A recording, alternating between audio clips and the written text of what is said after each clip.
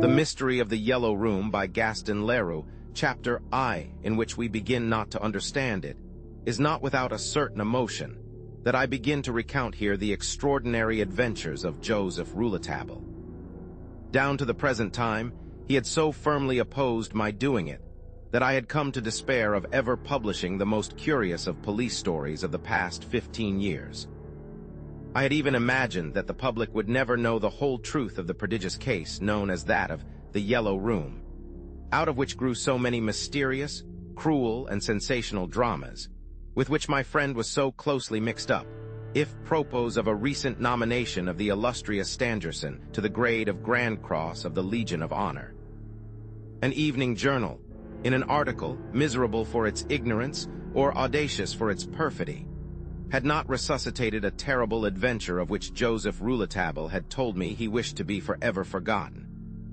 The Yellow Room, who now remembers this affair which caused so much ink to flow 15 years ago, events are so quickly forgotten in Paris. Has not the very name of the knave's trial and the tragic history of the death of little Menaldo passed out of mind? And yet the public attention was so deeply interested in the details of the trial that the occurrence of a ministerial crisis was completely unnoticed at the time. Now the Yellow Room trial, which preceded that of the knaves by some years, made far more noise. The entire world hung for months over this obscure problem, the most obscure, it seems to me, that has ever challenged the perspicacity of our police or taxed the conscience of our judges. The solution of the problem baffled everybody who tried to find it. It was like a dramatic rebus with which old Europe and new America alike became fascinated. That is, in truth, I am permitted to say because there cannot be any author's vanity in all this, since I do nothing more than transcribe facts on which an exceptional documentation enables me to throw a new light. That is because, in truth, I do not know that, in the domain of reality or imagination, one can discover or recall to mind anything comparable, in its mystery, with the natural mystery of the Yellow Room. That which nobody could find out, Joseph Rouletabille, aged 18, then a reporter engaged on a leading journal, succeeded in discovering. But when, at the assize court, he brought in the key to the whole case, he did not tell the whole truth. He only allowed so much of it to appear as suffice to ensure the acquittal of an innocent man. The reasons which he had for his reticence no longer exist. Better still, the time has come for my friend to speak out fully. You are going to know all, and without further preamble, I am going to place before your eyes the problem of the Yellow Room as it was placed before the eyes of the entire world on the day following the enactment of the drama at the Château du Glandier. On the 25th of October, 1892, the following note appeared in the latest edition of the Temps. A frightful crime has been committed at the Glandier, on the border of the forest of Saint Genevieve, above Épinay-sur-Orge, at the house of Professor Stangerson. On that night, while the master was working in his laboratory, an attempt was made to assassinate Mademoiselle Stangerson, who was sleeping in a chamber adjoining this laboratory. The doctors do not answer for the life of M. Deal, Stangerson. The impression made on Paris by this news may be easily imagined. Already, at that time, the learned world was deeply interested in the labors of Professor Stangerson and his daughter. These labors, the first that were attempted in radiography, served to open the way for Monsieur and Madame Curie to the discovery of radium. It was expected the professor would shortly read to the Academy of Sciences a sensational paper on his new theory, the dissociation of matter, a theory destined to overthrow from its base the whole of official science, which based itself on the principle of the conservation of energy. On the following day, the newspapers were full of the tragedy. The Matin, among others, published the following article entitled, "A Supernatural Crime? These are the only details," wrote the anonymous writer in the Matin, "we have been able to obtain concerning the crime of the Château du Glandier." The state of despair in which Professor Stangerson is plunged, and the impossibility of getting any information from the lips of the victim, have rendered our investigations and those of justice so difficult that, at present, we cannot form the least idea of what has passed in the Yellow Room in which M. Deal, Stangerson, in her nightdress, was found lying on the floor in the agonies of death. We have at least been able to interview Daddy Jacques, as he is called in the country, an old servant in the Stangerson family. Daddy Jacques entered the yellow room at the same time as the professor. This chamber adjoins the laboratory. Laboratory and yellow room are in a pavilion at the end of the park, about 300 meters, 1,000 feet from the chateau. It was 12:30 at night, this honest old man told us, and I was in the laboratory where Monsieur Stangerson was still working when the thing happened. I had been cleaning and putting instruments in order all the evening and was waiting for Monsieur Stangerson to go to bed. Mademoiselle Stangerson had worked with her father up to midnight. When the 12 strokes of midnight had sounded by the cuckoo clock in the laboratory, she rose, kissed Monsieur Stangerson, and bade him good night. To me she said, "Bonsoir, Daddy Jacques," as she passed into the yellow room. We heard her lock the door and shoot the bolt, so that I could not help laughing, and said to Monsieur, "There's Mademoiselle double-locking herself in. She must be afraid of the bête du bon Dieu." Monsieur did not even hear me. He was so deeply absorbed in what he was doing. Just then we heard the distant meowing of a cat. "Is that going to keep us awake all night?" I said to myself. For I must tell you, Monsieur, that, to the end of October, I live in an attic of the pavilion over the yellow room, so that Mademoiselle should not be left alone through the night in the lonely park. It was the fancy of Mademoiselle to spend the fine weather in the pavilion. No doubt, she found it more cheerful than the chateau, and for the 4 years it had been built, she had never failed to take up her lodging there in the spring. With the return of winter, Mademoiselle returns to the chateau, for there is no fireplace in the yellow room.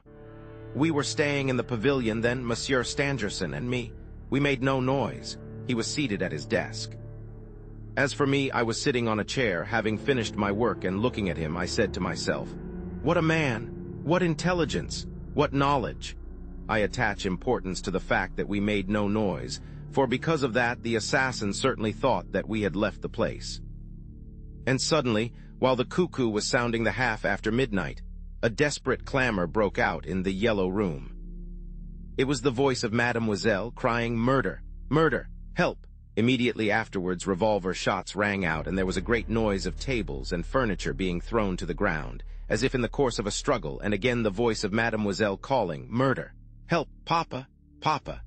You may be sure that we quickly sprang up, and that Monsieur Stangerson and I threw ourselves upon the door. But alas, it was locked, fast locked, on the inside, by the care of Mademoiselle, as I have told you, with key and bolt. We tried to force it open, but it remained firm. Monsieur Stangerson was like a madman, and truly it was enough to make him one, for we heard Mademoiselle still calling, "Help! Help!" Monsieur Stangerson showered terrible blows on the door, and wept with rage and sobbed with despair and helplessness. It was then that I had an inspiration. "The assassin must have entered by the window," I cried. "I will go to the window," and I rushed from the pavilion and ran like one out of his mind. The inspiration was that the window of the yellow room looks out in such a way that the park wall, which abuts on the pavilion, prevented my at once reaching the window. To get up to it, one has first to go out of the park. I ran towards the gate, and on my way met Bernier and his wife, the gatekeepers, who had been attracted by the pistol reports and by our cries.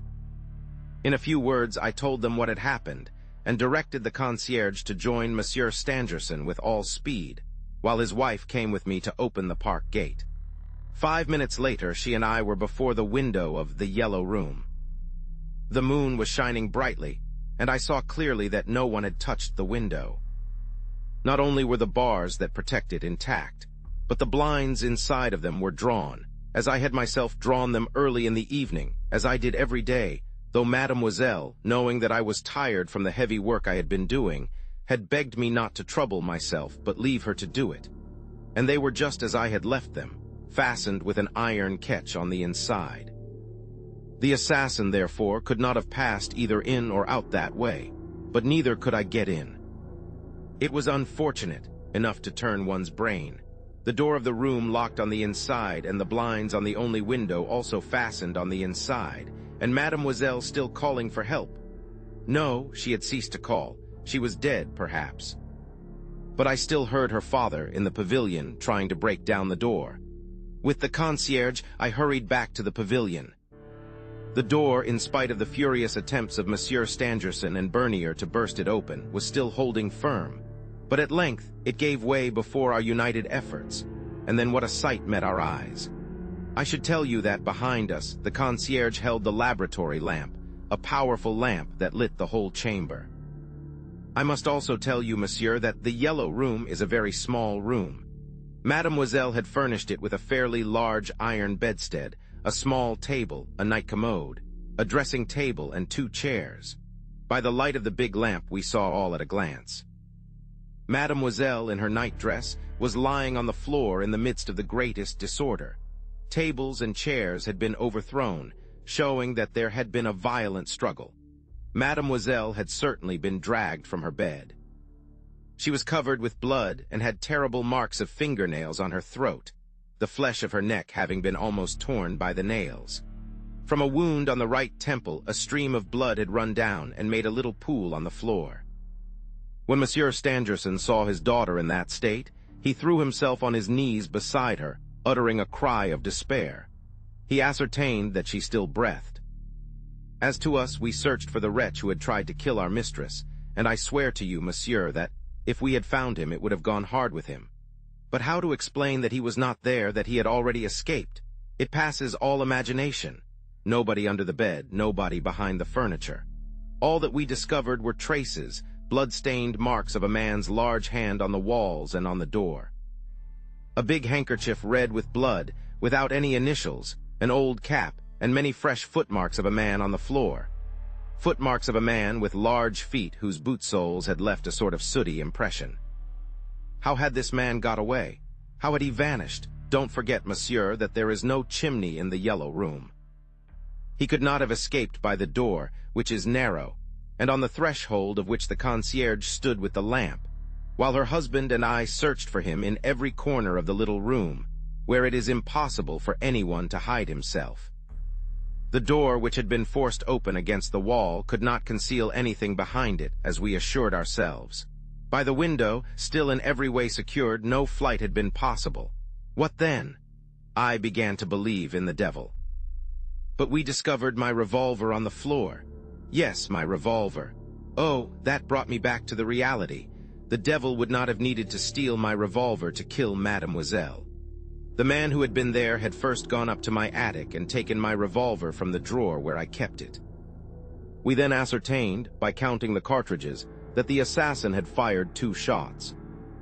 Ah, it was fortunate for me that Monsieur Stangerson was in the laboratory when the affair took place, and had seen with his own eyes that I was there with him. For otherwise, with this business of my revolver, I don't know where we should have been. I should now be under lock and bar. Justice wants no more to send a man to the scaffold. The editor of the Matin added to this interview the following lines. We have, without interrupting him, allowed Daddy Jacques to recount to us roughly all he knows about the crime of the Yellow Room. We have reproduced it in his own words, only sparing the reader the continual lamentations with which he garnished his narrative. It is quite understood, Daddy Jacques, quite understood that you are very fond of your masters, and you want them to know it and never cease repeating it, especially since the discovery of your revolver. It is your right, and we see no harm in it. We should have liked to put some further questions to Daddy Jacques, Louis Moustier, but the inquiry of the examining magistrate, which is being carried on at the chateau, makes it impossible for us to gain admission at the Glandier. And as to the oak wood, it is guarded by a wide circle of policemen, who are jealously watching all traces that can lead to the pavilion, and that may perhaps lead to the discovery of the assassin. We have also wished to question the concierges, but they are invisible. Finally, we have waited in a roadside inn, not far from the gate of the chateau, for the departure of Monsieur de Marquet, the magistrate of Corbeil. At 5:30 we saw him and his clerk, and before he was able to enter his carriage, had an opportunity to ask him the following question. Can you, Monsieur de Marquet, give us any information as to this affair without inconvenience to the course of your inquiry? It is impossible for us to do it, replied Monsieur de Marquet. I can only say that it is the strangest affair I have ever known. The more we think we know something, the further we are from knowing anything. We asked Monsieur de Marquet to be good enough to explain his last words, and this is what he said, the importance of which no one will fail to recognize. If nothing is added to the material facts so far established, I fear that the mystery which surrounds the abominable crime of which Mademoiselle Stangerson has been the victim will never be brought to light. But it is to be hoped, for the sake of our human reason, that the examination of the walls and of the ceiling of the Yellow Room, an examination which I shall tomorrow entrust to the builder who constructed the pavilion 4 years ago, will afford us the proof that may not discourage us. For the problem is this: we know by what way the assassin gained admission. He entered by the door and hid himself under the bed, awaiting Mademoiselle Stangerson. But how did he leave? How did he escape? If no trap, no secret door, no hiding place, no opening of any sort is found, if the examination of the walls, even to the demolition of the pavilion, does not reveal any passage practicable, not only for a human being, but for any being whatsoever, if the ceiling shows no crack, if the floor hides no underground passage, one must really believe in the devil, as Daddy Jacques says. And the anonymous writer in the Matin added in this article, which I have selected as the most interesting of all those that were published on the subject of this affair, that the examining magistrate appeared to place a peculiar significance to the last sentence. One must really believe in the devil, as Jacques says. The article concluded with these lines: we wanted to know what Daddy Jacques meant by the cry of the Bête du Bon Dieu. The landlord of the Donjon Inn explained to us that it is the particularly sinister cry which is uttered sometimes at night by the cat of an old woman, Mother Angenou, as she is called in the country. Mother Angenou is a sort of saint, who lives in a hut in the heart of the forest, not far from the grotto of Saint Genevieve. The Yellow Room, the Bête du Bon Dieu, Mother Angenou, the devil, Saint Genevieve, Daddy Jacques. Here is a well-entangled crime which the stroke of a pickaxe in the wall may disentangle for us tomorrow. Let us at least hope that, for the sake of our human reason, as the examining magistrate says. Meanwhile, it is expected that Mademoiselle Stangerson, who has not ceased to be delirious and only pronounces one word distinctly, "Murderer, murderer," will not live through the night. In conclusion, and at a late hour, the same journal announced that the chief of the Short had telegraphed to the famous detective, Frederick Larson, who had been sent to London for an affair of stolen securities, to return immediately to Paris. Chapter II, in which Joseph Rouletabille appears for the first time. I remember as well as if it had occurred yesterday, the entry of young Rouletabille into my bedroom that morning. It was about 8 o'clock, and I was still in bed reading the article in the Matin relative to the Glandier crime. But before going further, it is time that I present my friend to the reader. I first knew Joseph Rouletabille when he was a young reporter.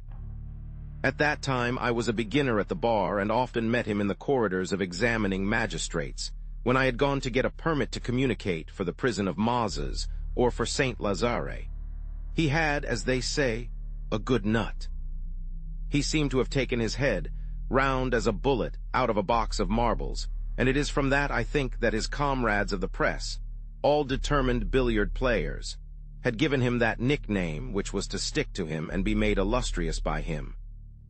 He was always as red as a tomato, now gay as a lark, now grave as a judge. How, while still so young, he was only 16.5 years old when I saw him for the first time, had he already won his way on the press? That was what everybody who came into contact with him might have asked if they had not known his history. At the time of the affair of the woman cut in pieces in the Rue Oberskampf, another forgotten story, he had taken to one of the editors of the Epoch, a paper then rivaling the Matin for information, the left foot, which was missing from the basket in which the gruesome remains were discovered. For this left foot, the police had been vainly searching for a week, and young Rouletabille had found it in a drain where nobody had thought of looking for it. To do that, he had dressed himself as an extra sewer man, one of a number engaged by the administration of the city of Paris, owing to an overflow of the Seine. When the editor-in-chief was in possession of the precious foot, and informed as to the train of intelligent deductions the boy had been led to make, He was divided between the admiration he felt for such detective cunning in a brain of a lad of 16 years, and delight at being able to exhibit, in the morgue window of his paper, the left foot of the Rue Oberskampf. "This foot," he cried, "will make a great headline." Then, when he had confided the gruesome packet to the medical lawyer attached to the journal, he asked the lad, who was shortly to become famous as Rouletabille, what he would expect to earn as a general reporter on the Epoch. 200 francs a month, the youngster replied modestly, hardly able to breathe from surprise at the proposal. "You shall have 250, said the editor-in-chief. "Only you must tell everybody that you have been engaged on the paper for a month. Let it be quite understood that it was not you but the Epoch that discovered the left foot of the Rue Oberskampf. Here, my young friend, the man is nothing, the paper everything." Having said this, he begged the new reporter to retire, but before the youth had reached the door, he called him back to ask his name. The other replied, "Joseph Josephine." "That's not a name," said the editor-in-chief, "but since you will not be required to sign what you write, it is of no consequence." The boy-faced reporter speedily made himself many friends, for he was serviceable and gifted with a good humor that enchanted the most severe-tempered and disarmed the most zealous of his companions. At the bar café, where the reporters assembled before going to any of the courts, or to the prefecture, in search of their news of crime, he began to win a reputation as an unraveler of intricate and obscure affairs which found its way to the office of the chief of the Short. When a case was worth the trouble and Rouletabille, he had already been given his nickname, had been started on the scent by his editor-in-chief. He often got the better of the most famous detective. It was at the bar café that I became intimately acquainted with him. Criminal lawyers and journalists are not enemies. The former need advertisement, the latter information. We chatted together, and I soon warmed towards him. His intelligence was so keen and so original, and he had a quality of thought such as I have never found in any other person. Some time after this, I was put in charge of the law news of the Cri du Boulevard. My entry into journalism could not but strengthen the ties which united me to Rouletabille. After a while, my new friend being allowed to carry out an idea of a judicial correspondence column, which he was allowed to sign business. In the Epoch, I was often able to furnish him with the legal information of which he stood in need. Nearly 2 years passed in this way, and the better I knew him, the more I learned to love him. For in spite of his careless extravagance, I had discovered in him what was, considering his age, an extraordinary seriousness of mind. Accustomed as I was to seeing him gay, and indeed, often too gay, I would many times find him plunged in the deepest melancholy. I tried then to question him as to the cause of this change of humor, but each time he laughed and made me no answer. One day, having questioned him about his parents, of whom he never spoke, he left me, pretending not to have heard what I said. While things were in this state between us, the famous case of the Yellow Room took place. It was this case which was to rank him as the leading newspaper reporter, and to obtain for him the reputation of being the greatest detective in the world. It should not surprise us to find in the one man the perfection of two such lines of activity, if we remember that the daily press was already beginning to transform itself, and to become what it is today, the Gazette of Crime. Morose-minded people may complain of this. For myself, I regard it a matter for congratulation. We can never have too many arms, public or private, against the criminal. To this some people may answer that, by continually publishing the details of crimes, the press ends by encouraging their commission. But then, with some people we can never do right. Rouletabille, as I have said, entered my room that morning of the 26th of October, 1892. He was looking redder than usual, and his eyes were bulging out of his head, as the phrase is, and altogether he appeared to be in a state of extreme excitement. He waved the Matin with a trembling hand and cried, "Well, my dear St. Clair, have you read it? The Glandier crime?" "Yes, the Yellow Room. What do you think of it?" "I think that it must have been the devil or the Bête du Bon Dieu that committed the crime." "Be serious." "Well, I don't much believe in murderers who make their escape through walls of solid brick." I think Daddy Jacques did wrong to leave behind him the weapon with which the crime was committed, and as he occupied the attic immediately above Mademoiselle Stangerson's room, the builder's job ordered by the examining magistrate will give us the key of the enigma, and it will not be long before we learn by what natural trap, or by what secret door, the old fellow was able to slip in and out, and return immediately to the laboratory to Monsieur Stangerson, without his absence being noticed. That, of course, is only an hypothesis. Although the original English translation often uses the words murder and murderer, the reader may substitute attack and attacker, since no murder is actually committed. Rouletabille sat down in an armchair, lit his pipe, which he was never without, smoked for a few minutes in silence, no doubt to calm the excitement which visibly dominated him, and then replied. "Young man," he said, in a tone the sad irony of which I will not attempt to render, "young man, you are a lawyer, and I doubt not your ability to save the guilty from conviction. But if you were a magistrate on the bench, how easy it would be for you to condemn innocent persons. You are really gifted, young man." He continued to smoke energetically and then went on. "No trap will be found, and the mystery of the Yellow Room will become more and more mysterious. That's why it interests me. The examining magistrate is right. Nothing stranger than this crime has ever been known." "Have you any idea of the way by which the murderer escaped?" I asked. "None," replied Rouletabille, "none for the present. But I have an idea as to the revolver. The murderer did not use it." "Good heavens, by whom then was it used?" "Why, by Mademoiselle Stangerson."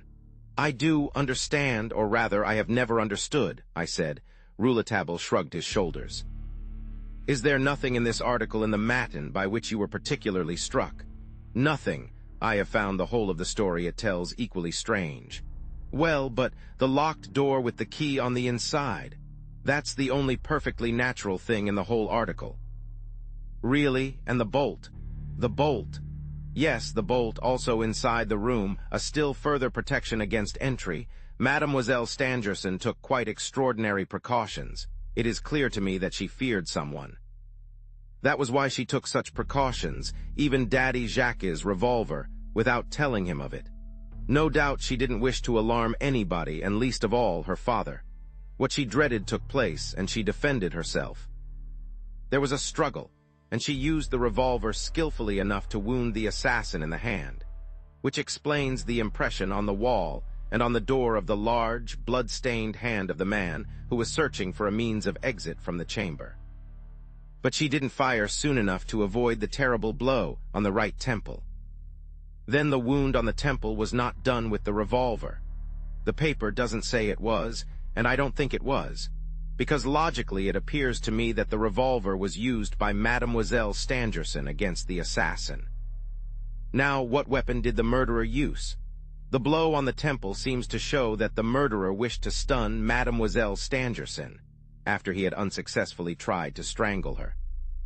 He must have known that the attic was inhabited by Daddy Jacques, and that was one of the reasons, I think, why he must have used a quiet weapon, a life-preserver or a hammer. All that doesn't explain how the murderer got out of the Yellow Room, I observed. Evidently, replied Rouletabille, rising, and that is what has to be explained. I am going to the Château du Glandier and have come to see whether you will go with me. Yes, my boy, I want you. The Epoque has definitely entrusted this case to me, and I must clear it up as quickly as possible. But in what way can I be of any use to you? Monsieur Robert Darzac is at the Château du Glandier. That's true. His despair must be boundless. I must have a talk with him. Rouletabille said it in a tone that surprised me. Is it because you think there is something to be got out of him? I asked. Yes. That was all he would say. He retired to my sitting room, begging me to dress quickly. I knew Monsieur Robert Darzac from having been of great service to him in a civil action, while I was acting as secretary to Maître Barbet de Latour. Monsieur Robert Darzac, who was at that time about 40 years of age, was a professor of physics at the Sorbonne. He was intimately acquainted with the Stangersons, and after an assiduous 7 years' courtship of the daughter, had been on the point of marrying her. In spite of the fact that she has become, as the phrase goes, a person of a certain age, she was still remarkably good-looking. While I was dressing, I called out to Rouletabille, who was impatiently moving about my sitting room. "Have you any idea as to the murderer's station in life?" "Yes," he replied. "I think if he isn't a man in society, he is, at least, a man belonging to the upper class. But that, again, is only an impression. What has led you to form it?" "Well, the greasy cap, the common handkerchief, and the marks of the rough boots on the floor," he replied. "I understand," I said. "Murderers don't leave traces behind them which tell the truth." "We shall make something out of you yet, my dear St. Clair," concluded Rouletabille. Chapter I. A man has passed like a shadow through the blinds. Half an hour later, Rouletabille and I were on the platform of the Orleans station, awaiting the departure of the train which was to take us to Épinay-sur-Orge. On the platform we found Monsieur de Marquet and his registrar, who represented the judicial court of Corbeil. Monsieur Marquet had spent the night in Paris, attending the final rehearsal at the Scala of a little play of which he was the unknown author, signing himself simply Castigat Ridendo. Monsieur de Marquet was beginning to be a noble old gentleman. Generally, he was extremely polite and full of gay humor, and in all his life had had but one passion, that of dramatic art.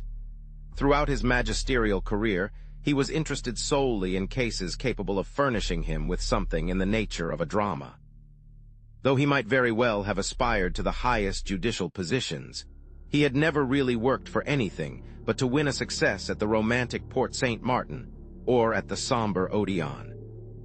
Because of the mystery which shrouded it, the case of the Yellow Room was certain to fascinate so theatrical a mind. It interested him enormously, and he threw himself into it, less as a magistrate eager to know the truth, than as an amateur of dramatic imbroglios, tending wholly to mystery and intrigue, who dreads nothing so much as the explanatory final act. So that at the moment of meeting him, I heard Monsieur de Marquet say to the registrar with a sigh, "I hope, my dear Monsieur Malling, this builder with his pickaxe will not destroy so fine a mystery." "Have no fear," replied Monsieur Malling. "His pickaxe may demolish the pavilion, perhaps, but it will leave our case intact. I have sounded the walls and examined the ceiling and floor, and I know all about it. I am not to be deceived." Having thus reassured his chief, Monsieur Malling, with a discreet movement of the head, drew Monsieur de Marquet's attention to us. The face of that gentleman clouded, and as he saw Rouletabille approaching, hat in hand, he sprang into one of the empty carriages, saying, half aloud to his registrar, as he did so, "Above all, no journalists." Monsieur Malling replied in the same tone, "I understand," and then tried to prevent Rouletabille from entering the same compartment with the examining magistrate. "Excuse me, gentlemen, this compartment is reserved." "I am a journalist, monsieur, engaged on the Epoque," said my young friend with a great show of gesture and politeness, "and I have a word or two to say to Monsieur de Marquet. Monsieur is very much engaged with the inquiry he has in hand." "Ah, his inquiry, pray believe me, is absolutely a matter of indifference to me. I am no scavenger of odds and ends," he went on, with infinite contempt in his lower lip. "I am a theatrical reporter, and this evening I shall have to give a little account of the play at the Scala." "Get in, sir, please," said the registrar. Rouletabille was already in the compartment. I went in after him and seated myself by his side. The registrar followed and closed the carriage door. Monsieur de Marquet looked at him. "Ah, sir," Rouletabille began, "you must not be angry with Monsieur de Malling. It is not with Monsieur de Marquet that I desire to have the honor of speaking, but with Monsieur Castigat Ridendo. Permit me to congratulate you personally, as well as the writer for the Epoque." And Rouletabille, having first introduced me, introduced himself. Monsieur de Marquet, with a nervous gesture, caressed his beard into a point, and explained to Rouletabille, in a few words, that he was too modest an author to desire that the veil of his pseudonym should be publicly raised, and that he hoped the enthusiasm of the journalist for the dramatist's work would not lead him to tell the public that Monsieur Castigat Ridendo and the examining magistrate of Corbeil were one and the same person. "The work of the dramatic author may interfere," he said after a slight hesitation, "with that of the magistrate, especially in a province where one's labors are little more than routine." "Oh, you may rely on my discretion," cried Rouletabille. The train was in motion. "We have started," said the examining magistrate, surprised at seeing us still in the carriage. "Yes, monsieur, truth has started," said Rouletabille, smiling amiably, "on its way to the Château du Glandier." "A fine case, Monsieur de Marquet, a fine case. An obscure, incredible, unfathomable, inexplicable affair, and there is only one thing I fear, Monsieur Rouletabille, that the journalists will be trying to explain it." My friend felt this a rap on his knuckles.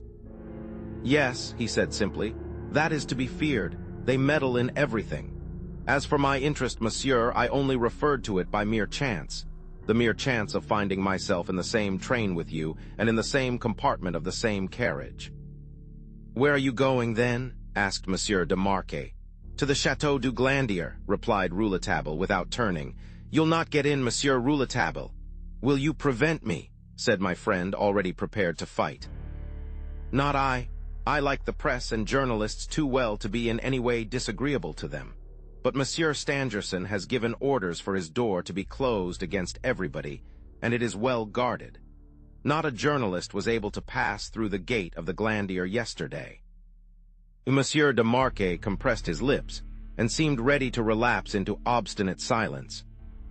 He only relaxed a little when Rouletabille no longer left him, in ignorance of the fact that we were going to the Glandier for the purpose of shaking hands with an old and intimate friend, Monsieur Robert Darzac, a man whom Rouletabille had perhaps seen once in his life. "Poor Robert," continued the young reporter, "this dreadful affair may be his death. He is so deeply in love with Mademoiselle Stangerson. His sufferings are truly painful to witness," escaped like a regret from the lips of Monsieur de Marquet. "But it is to be hoped that Mademoiselle Stangerson's life will be saved. Let us hope so. Her father told me yesterday that, if she does not recover, it will not be long before he joins her in the grave. What an incalculable loss to science his death would be. The wound on her temple is serious, is it not? Evidently, but by a wonderful chance it has not proved mortal. The blow was given with great force." "Then it was not with the revolver she was wounded," said Rouletabille, glancing at me in triumph. Monsieur de Marquet appeared greatly embarrassed. "I didn't say anything, I don't want to say anything, I will not say anything," he said. And he turned towards his registrar as if he no longer knew us. But Rouletabille was not to be so easily shaken off. He moved nearer to the examining magistrate, and drawing a copy of the Matin from his pocket, he showed it to him and said, "There is one thing, monsieur, which I may inquire of you without committing an indiscretion. You have, of course, seen the account given in the Matin. It is absurd, is it not? Not in the slightest, monsieur. What, the Yellow Room has but one barred window, the bars of which have not been moved, and only one door which had to be broken open, and the assassin was not found. That's so, monsieur, that's so. That's how the matter stands." Rouletabille said no more but plunged into thought. A quarter of an hour thus passed. Coming back to himself again, he said, addressing the magistrate, "How did Mademoiselle Stangerson wear her hair on that evening?" "I don't know," replied Monsieur de Marquet. "That's a very important point," said Rouletabille. "Her hair was done up in bands, wasn't it? I feel sure that on that evening, the evening of the crime, she had her hair arranged in bands." "Then you are mistaken, Monsieur Rouletabille," replied the magistrate. "Mademoiselle Stangerson that evening had her hair drawn up in a knot on the top of her head, her usual way of arranging it, her forehead completely uncovered. I can assure you, for we have carefully examined the wound. There was no blood on the hair, and the arrangement of it has not been disturbed since the crime was committed." You are sure that on the night of the crime she had not her hair in bands?" "Quite sure," the magistrate continued, smiling, "because I remember the doctor saying to me, while he was examining the wound, 'It is a great pity Mademoiselle Stangerson was in the habit of drawing her hair back from her forehead. If she had worn it in bands, the blow she received on the temple would have been weakened. It seems strange to me that you should attach so much importance to this point.'" "Oh, if she had not her hair in bands, I give it up," said Rouletabille with a despairing gesture.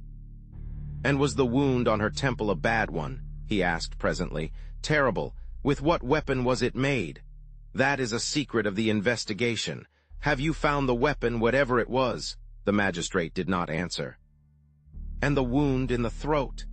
Here the examining magistrate readily confirmed the decision of the doctor that, if the murderer had pressed her throat a few seconds longer, Mademoiselle Stangerson would have died of strangulation.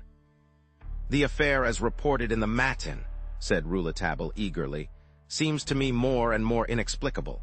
Can you tell me, monsieur, how many openings there are in the pavilion? I mean doors and windows. There are 5, replied Monsieur de Marquet, after having coughed once or twice. But no longer resisting the desire he felt to talk of the whole of the incredible mystery of the affair he was investigating. There are 5, of which the door of the vestibule is the only entrance to the pavilion, a door always automatically closed, which cannot be opened, either from the outer or inside, except with the 2 special keys which are never out of the possession of either Daddy Jacques or Monsieur Stangerson. Mademoiselle Stangerson had no need for one, since Daddy Jacques lodged in the pavilion, and because, during the daytime, she never left her father. When they all 4 rushed into the Yellow Room, after breaking open the door of the laboratory, the door in the vestibule remained closed as usual, and of the 2 keys for opening it, Daddy Jacques had one in his pocket and Monsieur Stangerson the other. As to the windows of the pavilion, there are 4. The one window of the Yellow Room and those of the laboratory looking out onto the country, the window in the vestibule looking into the park. It is by that window that he escaped from the pavilion, cried Rouletabille. How do you know that? Demanded Monsieur de Marquet, fixing a strange look on my young friend.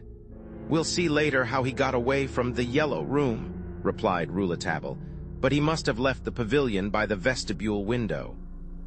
Once more, how do you know that? How? Oh, the thing is simple enough.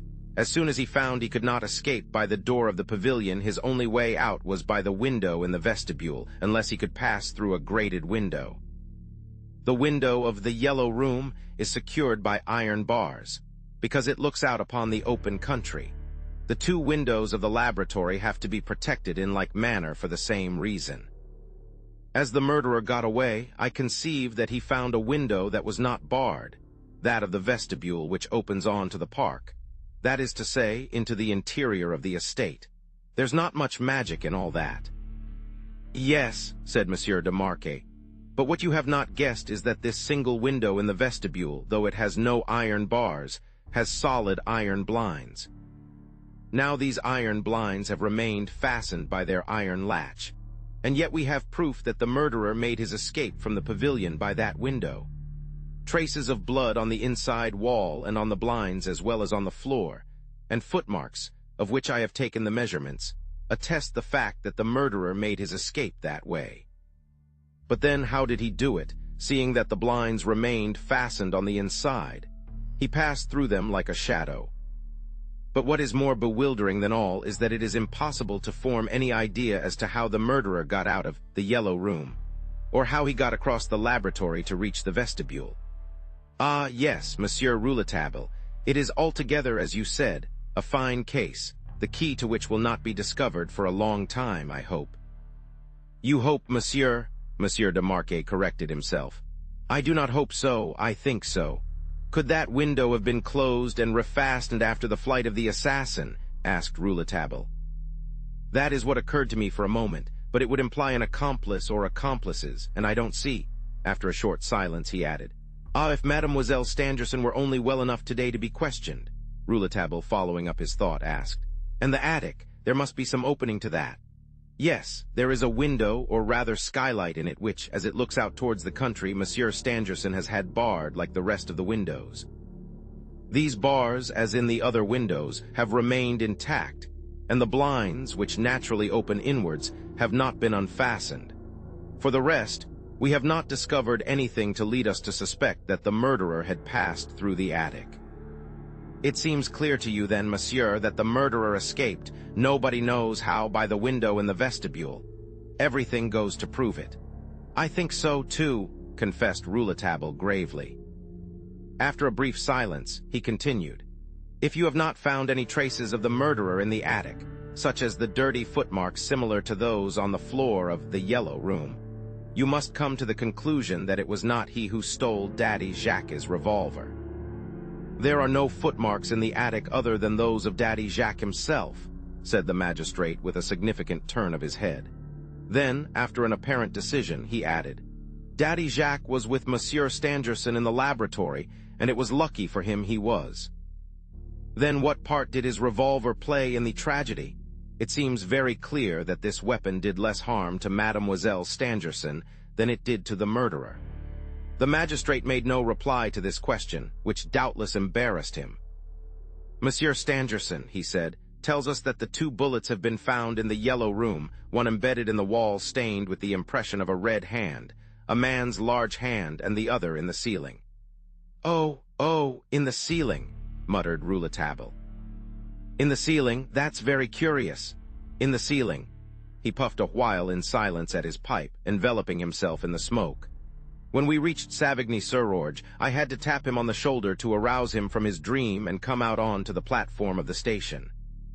There, the magistrate and his registrar bowed to us, and by rapidly getting into a cab that was awaiting them, made us understand that they had seen enough of us. How long will it take to walk to the Château du Glandier? Rouletabille asked one of the railway porters. An hour and a half or an hour and 3/4, easy walking, the man replied. Rouletabille looked up at the sky and, no doubt, finding its appearance satisfactory, took my arm and said, Come on, I need a walk. Are things getting less entangled? I asked. Not a bit of it, he said, more entangled than ever. It's true, I have an idea. What's that? I asked. I can't tell you what it is just at present. It's an idea involving the life or death of 2 persons at least. Do you think there were accomplices? I don't think it. We fell into silence. Presently he went on. It was a bit of luck, our falling in with that examining magistrate and his registrar, eh?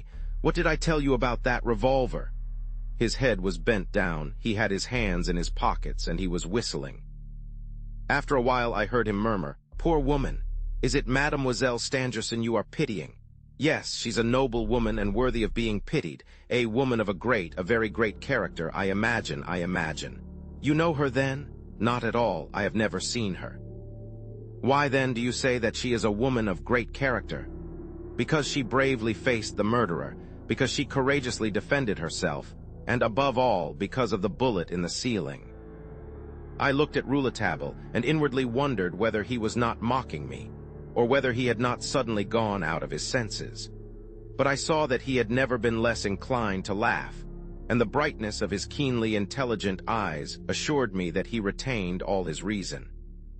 Then, too, I was used to his broken way of talking, which only left me puzzled as to his meaning, till, with a very few clear, rapidly uttered words, he would make the drift of his ideas clear to me, and I saw that what he had previously said, and which had appeared to me void of meaning, was so thoroughly logical that I could not understand how it was I had not understood him sooner.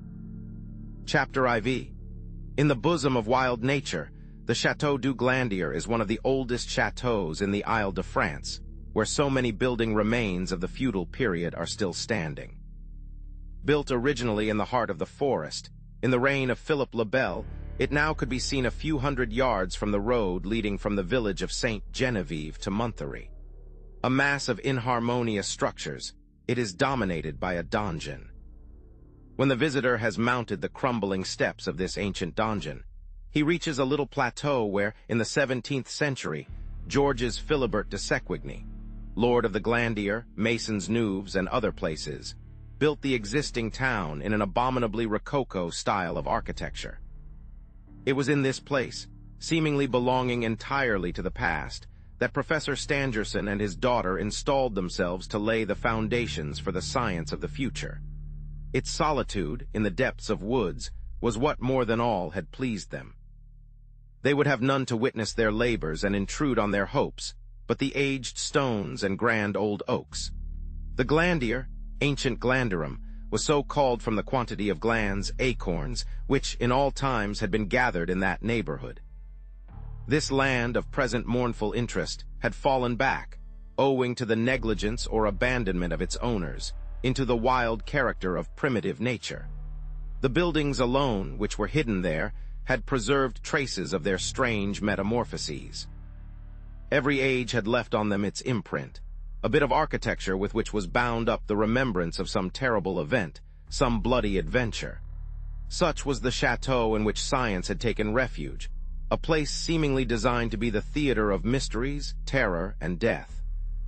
Having explained so far, I cannot refrain from making one further reflection.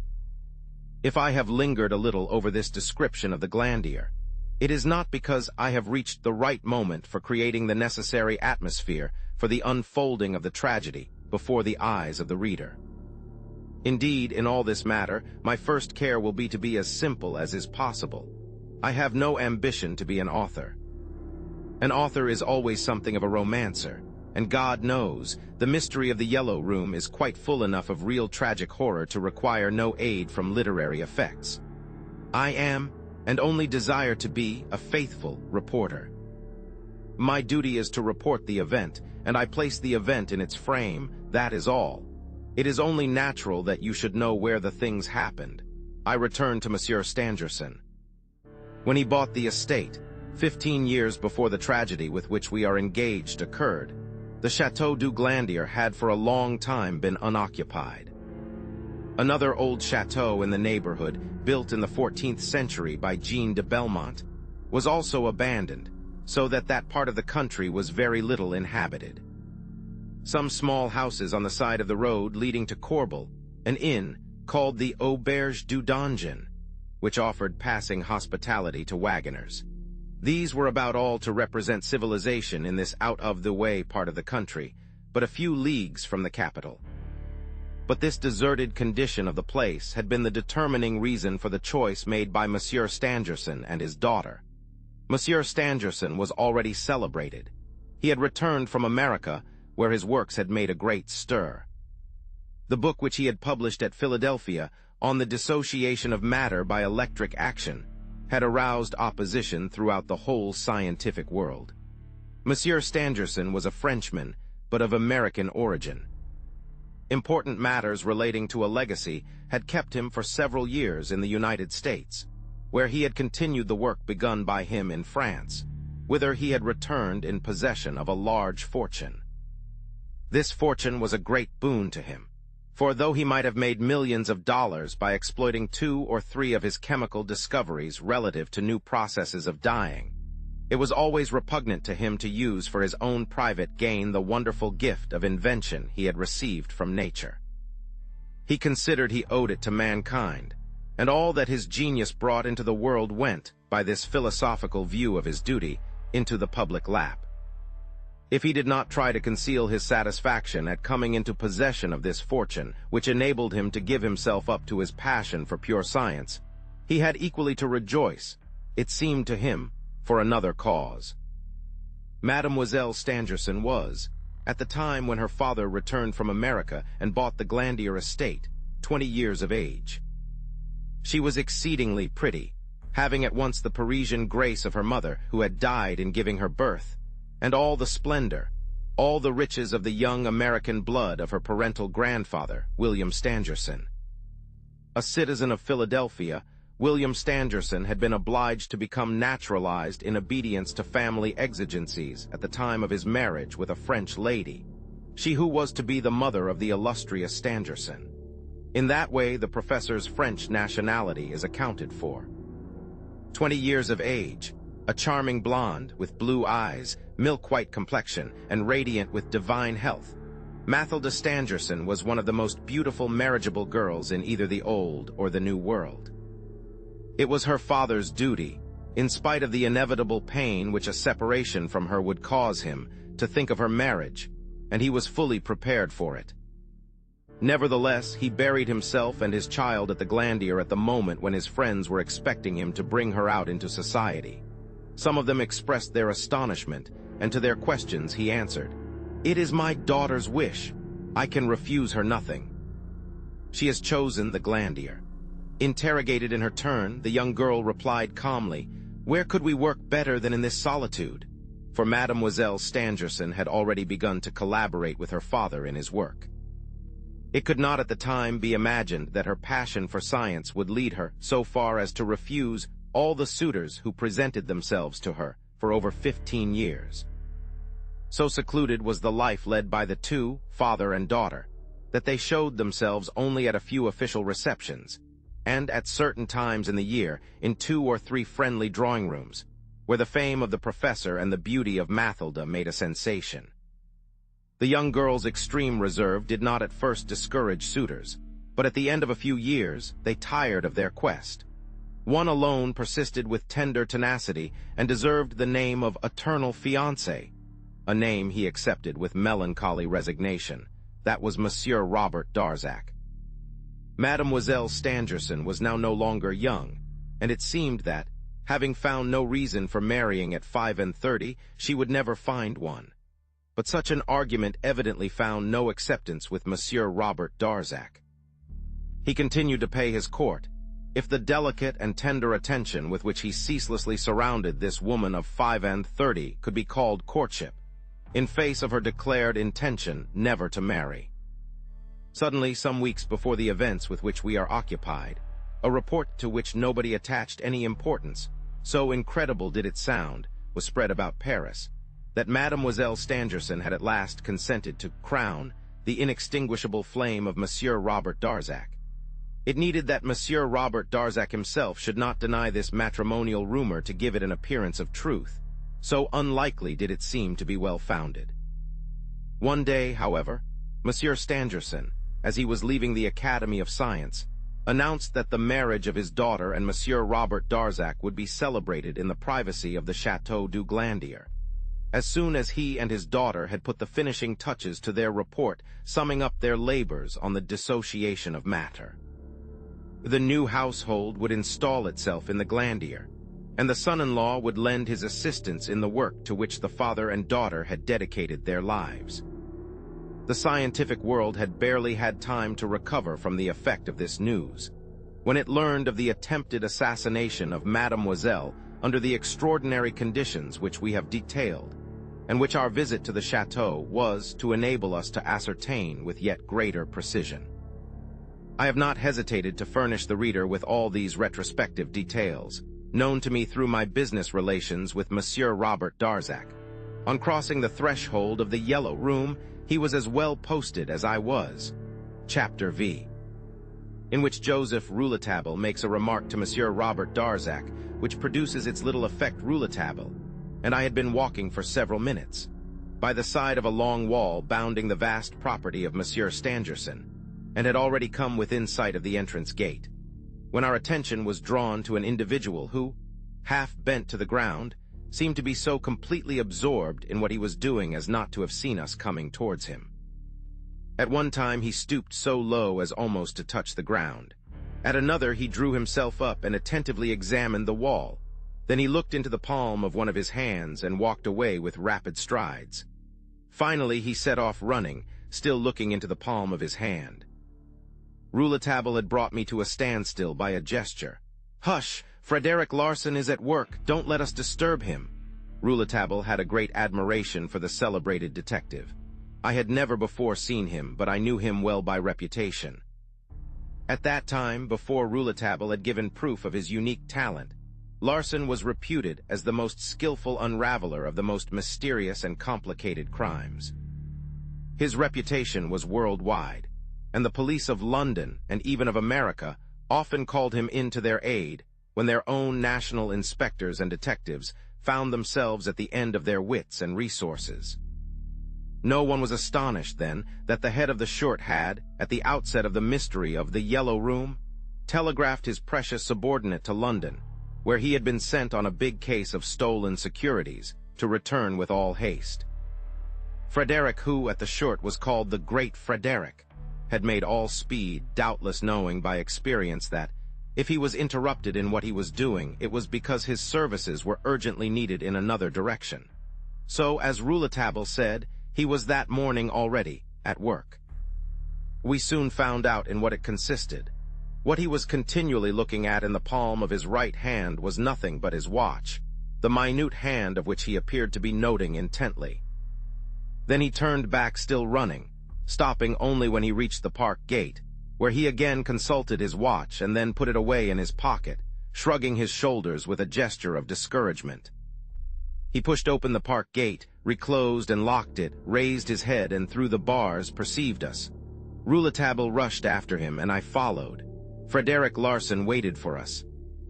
"Monsieur Fred," said Rouletabille, raising his hat and showing the profound respect, based on admiration, which the young reporter felt for the celebrated detective.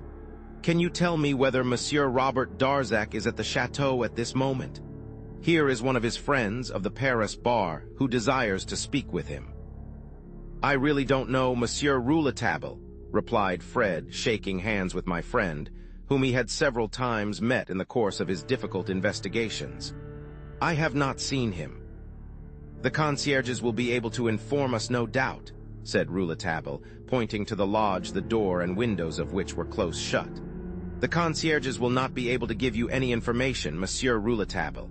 "Why not?" "Because they were arrested half an hour ago." "Arrested?" cried Rouletabille. "Then they are the murderers." Frederick Larsan shrugged his shoulders. "When you can't arrest the real murderer," he said with an air of supreme irony, "you can always indulge in the luxury of discovering accomplices." "Did you have them arrested, Monsieur Fred?" "Not I. I haven't had them arrested. In the first place, I am pretty sure that they have not had anything to do with the affair, and then because—" "Because of what?" asked Rouletabille eagerly. "Because of nothing," said Larsan, shaking his head. "Because there were no accomplices," said Rouletabille. "Aha! You have an idea, then, about this matter?" said Larsan, looking at Rouletabille intently. "Yet you have seen nothing, young man. You have not yet gained admission here." "I shall get admission." "I doubt it. The orders are strict." "I shall gain admission if you let me see Monsieur Robert Darzac. Do that for me. You know we are old friends. I beg of you, Monsieur Fred. Do you remember the article I wrote about you on the gold bar case?" The face of Rouletabille at the moment was really funny to look at. It showed such an irresistible desire to cross the threshold beyond which some prodigious mystery had occurred. It appealed with so much eloquence, not only of the mouth and eyes, but with all its features, that I could not refrain from bursting into laughter. Frederick Larsan, no more than myself, could retain his gravity. Meanwhile, standing on the other side of the gate, he calmly put the key in his pocket. I closely scrutinized him. He might be about 50 years of age. He had a fine head, his hair turning gray, a colorless complexion, and a firm profile. His forehead was prominent, his chin and cheeks clean-shaven. His upper lip, without mustache, was finely chiseled. His eyes were rather small and round, with a look in them that was at once searching and disquieting. He was of middle height and well built, with a general bearing elegant and gentlemanly. There was nothing about him of the vulgar policeman. In his way, he was an artist, and one felt that he had a high opinion of himself. The skeptical tone of his conversation was that of a man who had been taught by experience. His strange profession had brought him into contact with so many crimes and villainies that it would have been remarkable if his nature had not been a little hardened. Larsan turned his head at the sound of a vehicle which had come from the chateau and reached the gate behind him. We recognized the cab which had conveyed the examining magistrate and his registrar from the station at Epinay. "Ah," said Frederick Larsan, "if you want to speak with Monsieur Robert Darzac, he is here." The cab was already at the park gate, and Robert Darzac was begging Frederick Larsan to open it for him, explaining that he was pressed for time to catch the next train leaving Epinay for Paris. Then he recognized me. While Larsan was unlocking the gate, Monsieur Darzac inquired what had brought me to the Glandier at such a tragic moment. I noticed that he was frightfully pale, and that his face was lined as if from the effects of some terrible suffering. "Is Mademoiselle getting better?" I immediately asked. "Yes," he said. "She will be saved, perhaps. She must be saved." He did not add, "or it will be my death," but I felt that the phrase trembled on his pale lips. Rouletabille intervened. "You are in a hurry, monsieur, but I must speak with you. I have something of the greatest importance to tell you." Frederick Larsan interrupted. "May I leave you?" he asked of Robert Darzac. "Have you a key, or do you wish me to give you this one?" "Thank you. I have a key and will lock the gate." Larsan hurried off in the direction of the chateau, the imposing pile of which could be perceived a few hundred yards away. Robert Darzac, with knit brow, was beginning to show impatience. I presented Rouletabille as a good friend of mine, but as soon as he learnt that the young man was a journalist, he looked at me very reproachfully, excused himself, under the necessity of having to reach Epinay in 20 minutes, bowed, and whipped up his horse. But Rouletabille had seized the bridle and, to my utter astonishment, stopped the carriage with a vigorous hand. Then he gave utterance to a sentence which was utterly meaningless to me. "The presbytery has lost nothing of its charm, nor the garden its brightness." The words had no sooner left the lips of Rouletabille than I saw Robert Darzac quail. Pale as he was, he became paler. His eyes were fixed on the young man in terror, and he immediately descended from the vehicle in an inexpressible state of agitation. Come in," he stammered. Then suddenly, and with a sort of fury, he repeated, "Let us go, monsieur." He turned up by the road he had come from the chateau, Rouletabille still retaining his hold on the horse's bridle. I addressed a few words to Monsieur Darzac, but he made no answer. My looks questioned Rouletabille, but his gaze was elsewhere. Chapter VI. In the heart of the oak grove we reached the chateau, and as we approached it, saw 4 gendarmes pacing in front of a little door in the ground floor of the donjon. We soon learned that in this ground floor, which had formerly served as a prison, Monsieur and Madame Bernier, the concierges were confined. Monsieur Robert Darzac led us into the modern part of the chateau by a large door, protected by a projecting awning, a marquise, as it is called. Rouletabille, who had resigned the horse and the cab to the care of a servant, never took his eyes off Monsieur Darzac. I followed his look, and perceived that it was directed solely towards the gloved hands of the Sorbonne professor. When we were in a tiny sitting room fitted with old furniture, Monsieur Darzac turned to Rouletabille and said sharply, "What do you want?" The reporter answered in an equally sharp tone, "To shake you by the hand." Darzac shrank back. What does that mean? Evidently he understood, what I also understood, that my friend suspected him of the abominable attempt on the life of Mademoiselle Stangerson. The impression of the blood-stained hand on the walls of the Yellow Room was in his mind. I looked at the man closely. His haughty face, with its expression ordinarily so straightforward, was at this moment strangely troubled. He held out his right hand, and referring to me, said, "As you are a friend of Monsieur Saint-Clair, who has rendered me invaluable services in a just cause, monsieur, I see no reason for refusing you my hand." Rouletabille did not take the extended hand. Lying with the utmost audacity, he said, "Monsieur, I have lived several years in Russia, where I have acquired the habit of never taking any but an ungloved hand." I thought that the Sorbonne professor would express his anger openly, but on the contrary, by a visibly violent effort, he calmed himself, took off his gloves and showed his hands. They were unmarked by any cicatrix. "Are you satisfied?" "No," replied Rouletabille.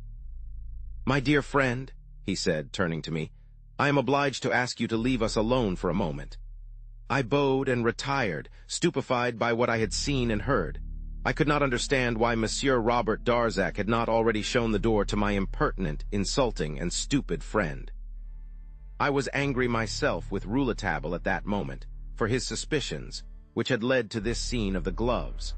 For some 20 minutes I walked about in front of the chateau, trying vainly to link together the different events of the day. What was in Rouletabille's mind? Was it possible that he thought Monsieur Robert Darzac to be the murderer? How could it be thought that this man, who was to have married Mademoiselle Stangerson in the course of a few days, had introduced himself into the Yellow Room to assassinate his fiancée? I could find no explanation as to how the murderer had been able to leave the Yellow Room.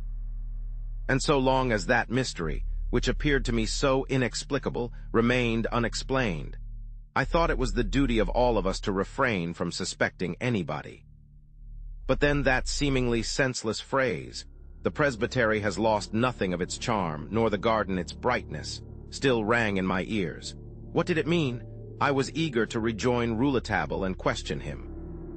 At that moment the young man came out of the chateau in the company of Monsieur Robert Darzac, and extraordinary to relate, I saw at a glance that they were the best of friends.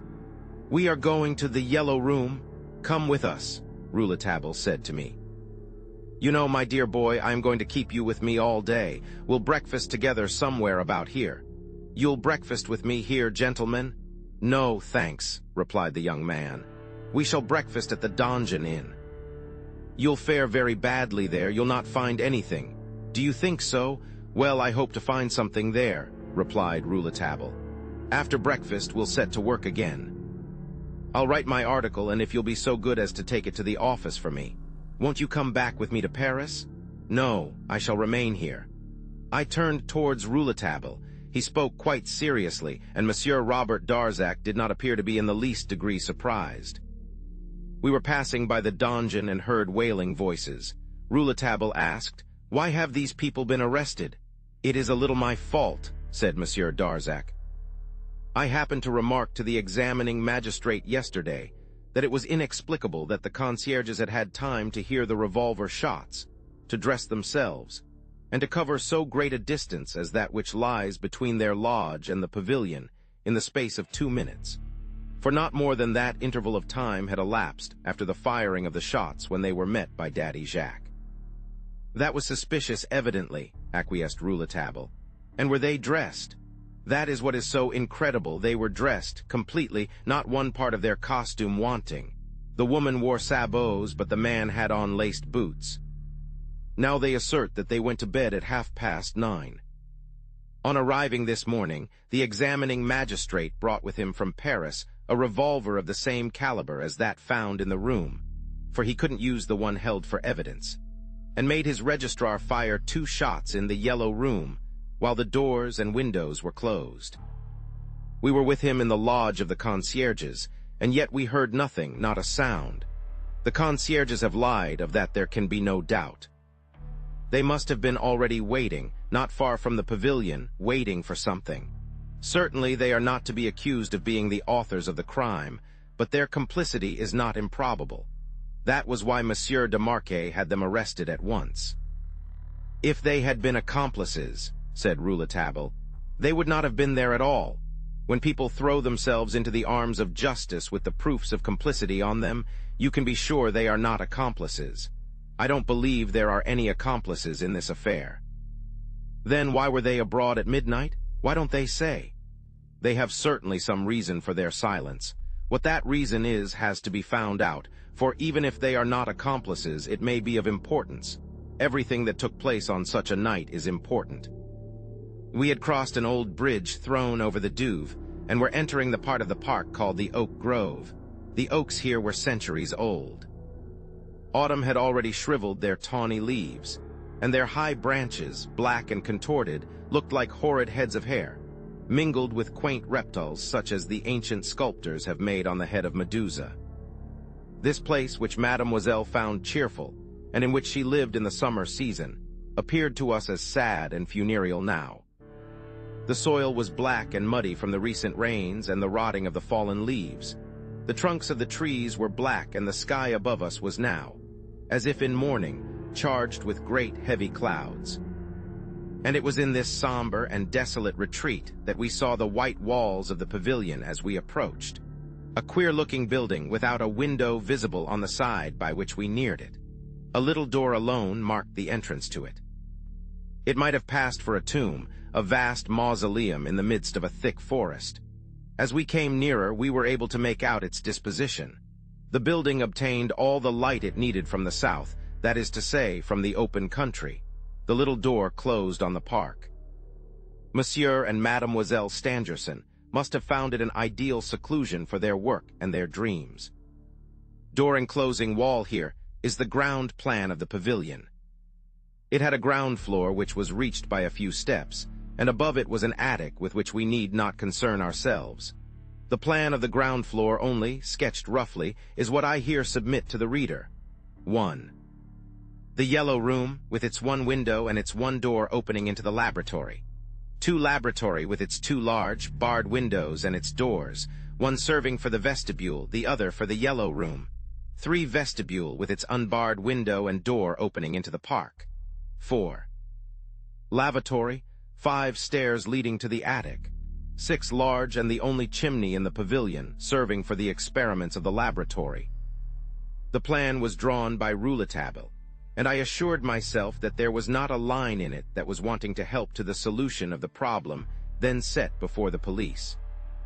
With the lines of this plan and the description of its parts before them, my readers will know as much as Rouletabille knew when he entered the pavilion for the first time. With him they may now ask, how did the murderer escape from the Yellow Room? Before mounting the 3 steps leading up to the door of the pavilion, Rouletabille stopped and asked Monsieur Darzac point blank, "What was the motive for the crime?" "Speaking for myself, monsieur, there can be no doubt on the matter," said Mademoiselle Stangerson's fiancé, greatly distressed. The nails of the fingers, the deep scratches on the chest and throat of Mademoiselle Stangerson show that the wretch who attacked her attempted to commit a frightful crime. The medical experts who examined these traces yesterday affirmed that they were made by the same hand as that which left its red imprint on the wall. An enormous hand, monsieur, much too large to go into my gloves, he added with an indefinable smile. Could not that blood-stained hand, I interrupted, have been the hand of Mademoiselle Stangerson who, in the moment of falling, had pressed it against the wall, and in slipping, enlarged the impression? There was not a drop of blood on either of her hands when she was lifted up, replied Monsieur Darzac. We are now sure, said I, that it was Mademoiselle Stangerson who was armed with Daddy Jacques' revolver since she wounded the hand of the murderer. She was in fear, then, of somebody or something. Probably. Do you suspect anybody? No, replied Monsieur Darzac, looking at Rouletabille. Rouletabille then said to me, You must know, my friend, that the inquiry is a little more advanced than Monsieur de Marquet has chosen to tell us. He not only knows that Mademoiselle Stangerson defended herself with the revolver, but he knows what the weapon was that was used to attack her. Monsieur Darzac tells me it was a mutton bone. Why is Monsieur de Marquet surrounding this mutton bone with so much mystery? No doubt for the purpose of facilitating the inquiries of the agents of the Short.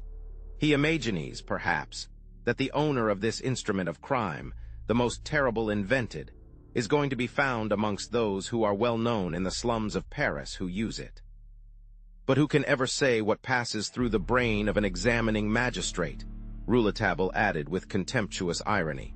Has a mutton bone been found in the Yellow Room? I asked him. Yes, monsieur, said Robert Darzac, at the foot of the bed, but I beg of you not to say anything about it. I made a gesture of assent. It was an enormous mutton bone, the top of which, or rather the joint, was still red with the blood of the frightful wound. It was an old bone, which may, according to appearances, have served in other crimes. That's what Monsieur de Marquet thinks. He has had it sent to the municipal laboratory at Paris to be analyzed. In fact, he thinks he has detected on it not only the blood of the last victim, but other stains of dried blood, evidences of previous crimes. A mutton bone in the hand of a skilled assassin is a frightful weapon, said Rouletabille, a more certain weapon than a heavy hammer. The scoundrel has proved it to be so, said Monsieur Robert Darzac sadly. The joint of the bone found exactly fits the wound inflicted. My belief is that the wound would have been mortal if the murderer's blow had not been arrested in the act by Mademoiselle Stangerson's revolver. Wounded in the hand, he dropped the mutton bone and fled. Unfortunately, the blow had been already given, and Mademoiselle was stunned after having been nearly strangled. If she had succeeded in wounding the man with the first shot of the revolver, she would doubtless have escaped the blow with the bone. But she had certainly employed her revolver too late. The first shot deviated and lodged in the ceiling. It was the second only that took effect. Having said this, Monsieur Darzac knocked at the door of the pavilion. I must confess to feeling a strong impatience to reach the spot where the crime had been committed. It was some time before the door was opened by a man whom I at once recognized as Daddy Jacques. He appeared to be well over 60 years of age. He had a long white beard and white hair on which he wore a flat Basque cap. He was dressed in a complete suit of chestnut-colored velveteen, worn at the sides. Sabots were on his feet. He had rather a waspish-looking face, the expression of which lightened, however, as soon as he saw Monsieur Darzac. "Friends," said our guide. "Nobody in the pavilion, Daddy Jacques?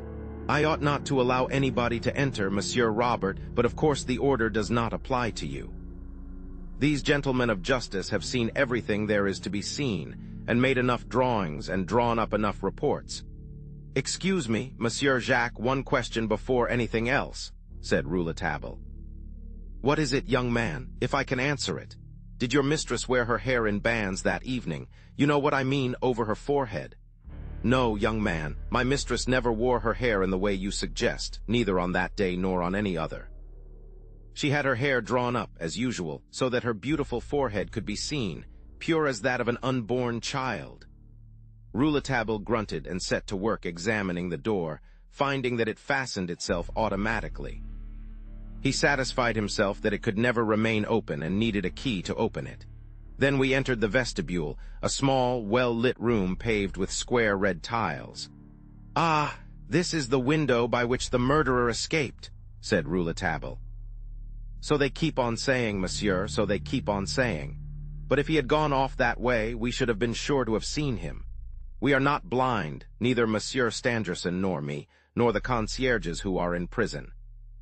Why have they not put me in prison, too, on account of my revolver?" Rouletabille had already opened the window and was examining the shutters. "Were these closed at the time of the crime, and fastened with the iron catch inside?" said Daddy Jacques, "and I am quite sure that the murderer did not get out that way."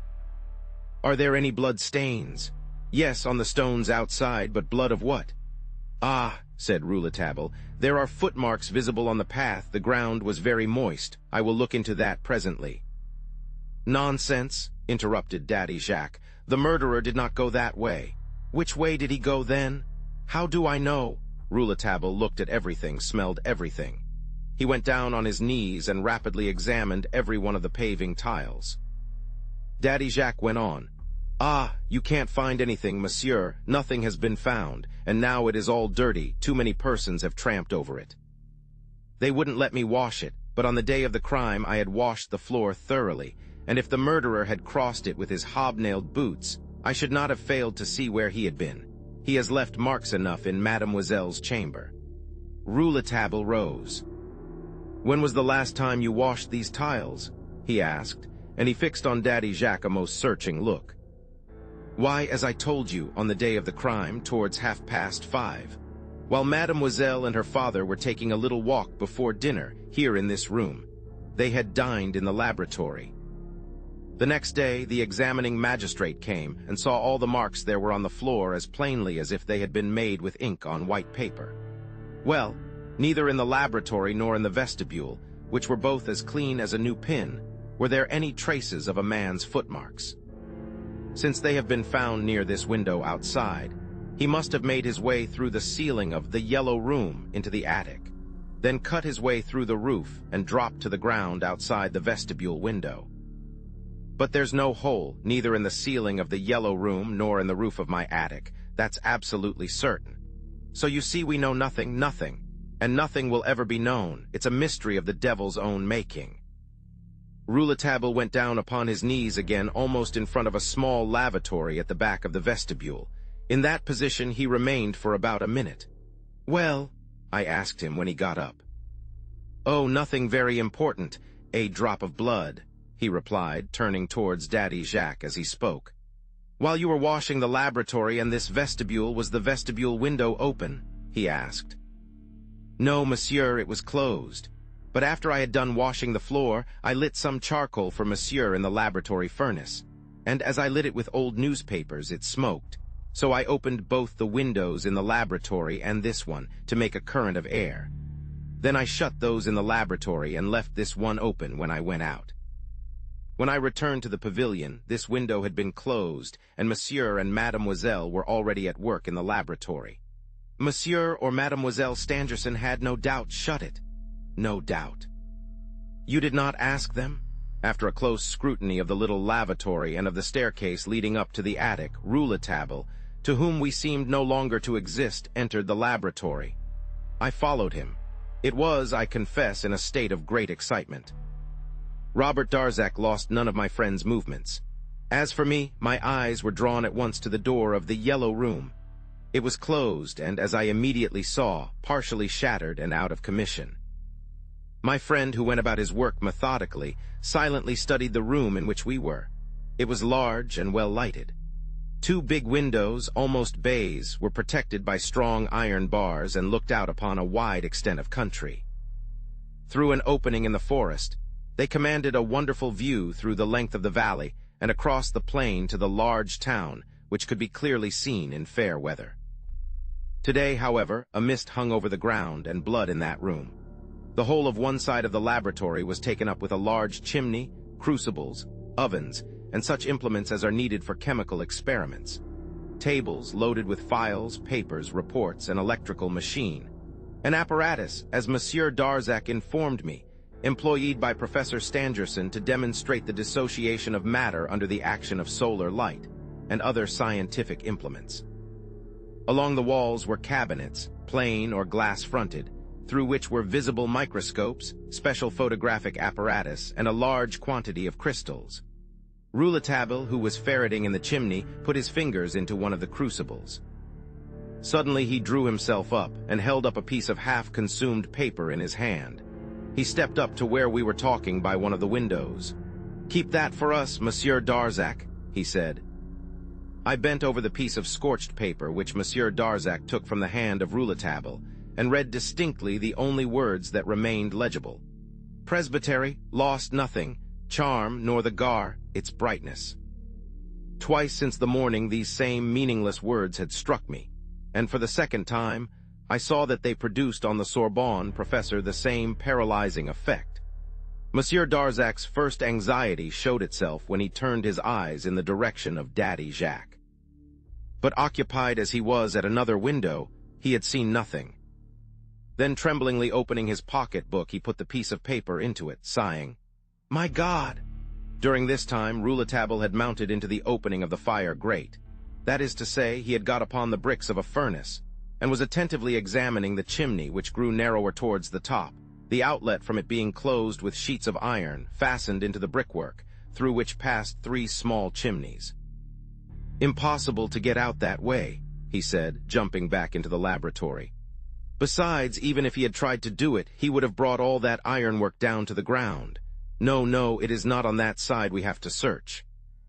Rouletabille next examined the furniture and opened the doors of the cabinet. Then he came to the windows, through which he declared no one could possibly have passed.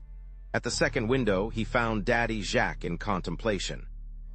"Well, Daddy Jacques," he said, "what are you looking at?" "That policeman who is always going round and round the lake." "Another of those fellows who think they can see better than anybody else.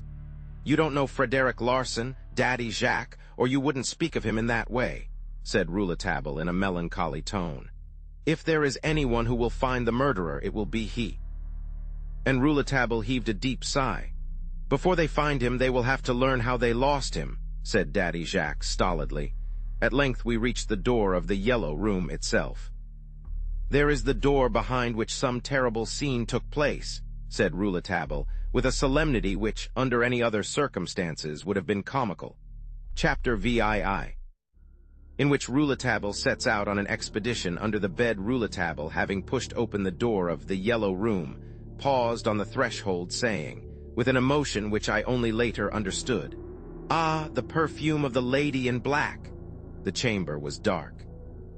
Daddy Jacques was about to open the blinds when Rouletabille stopped him. "Did not the tragedy take place in complete darkness?" he asked.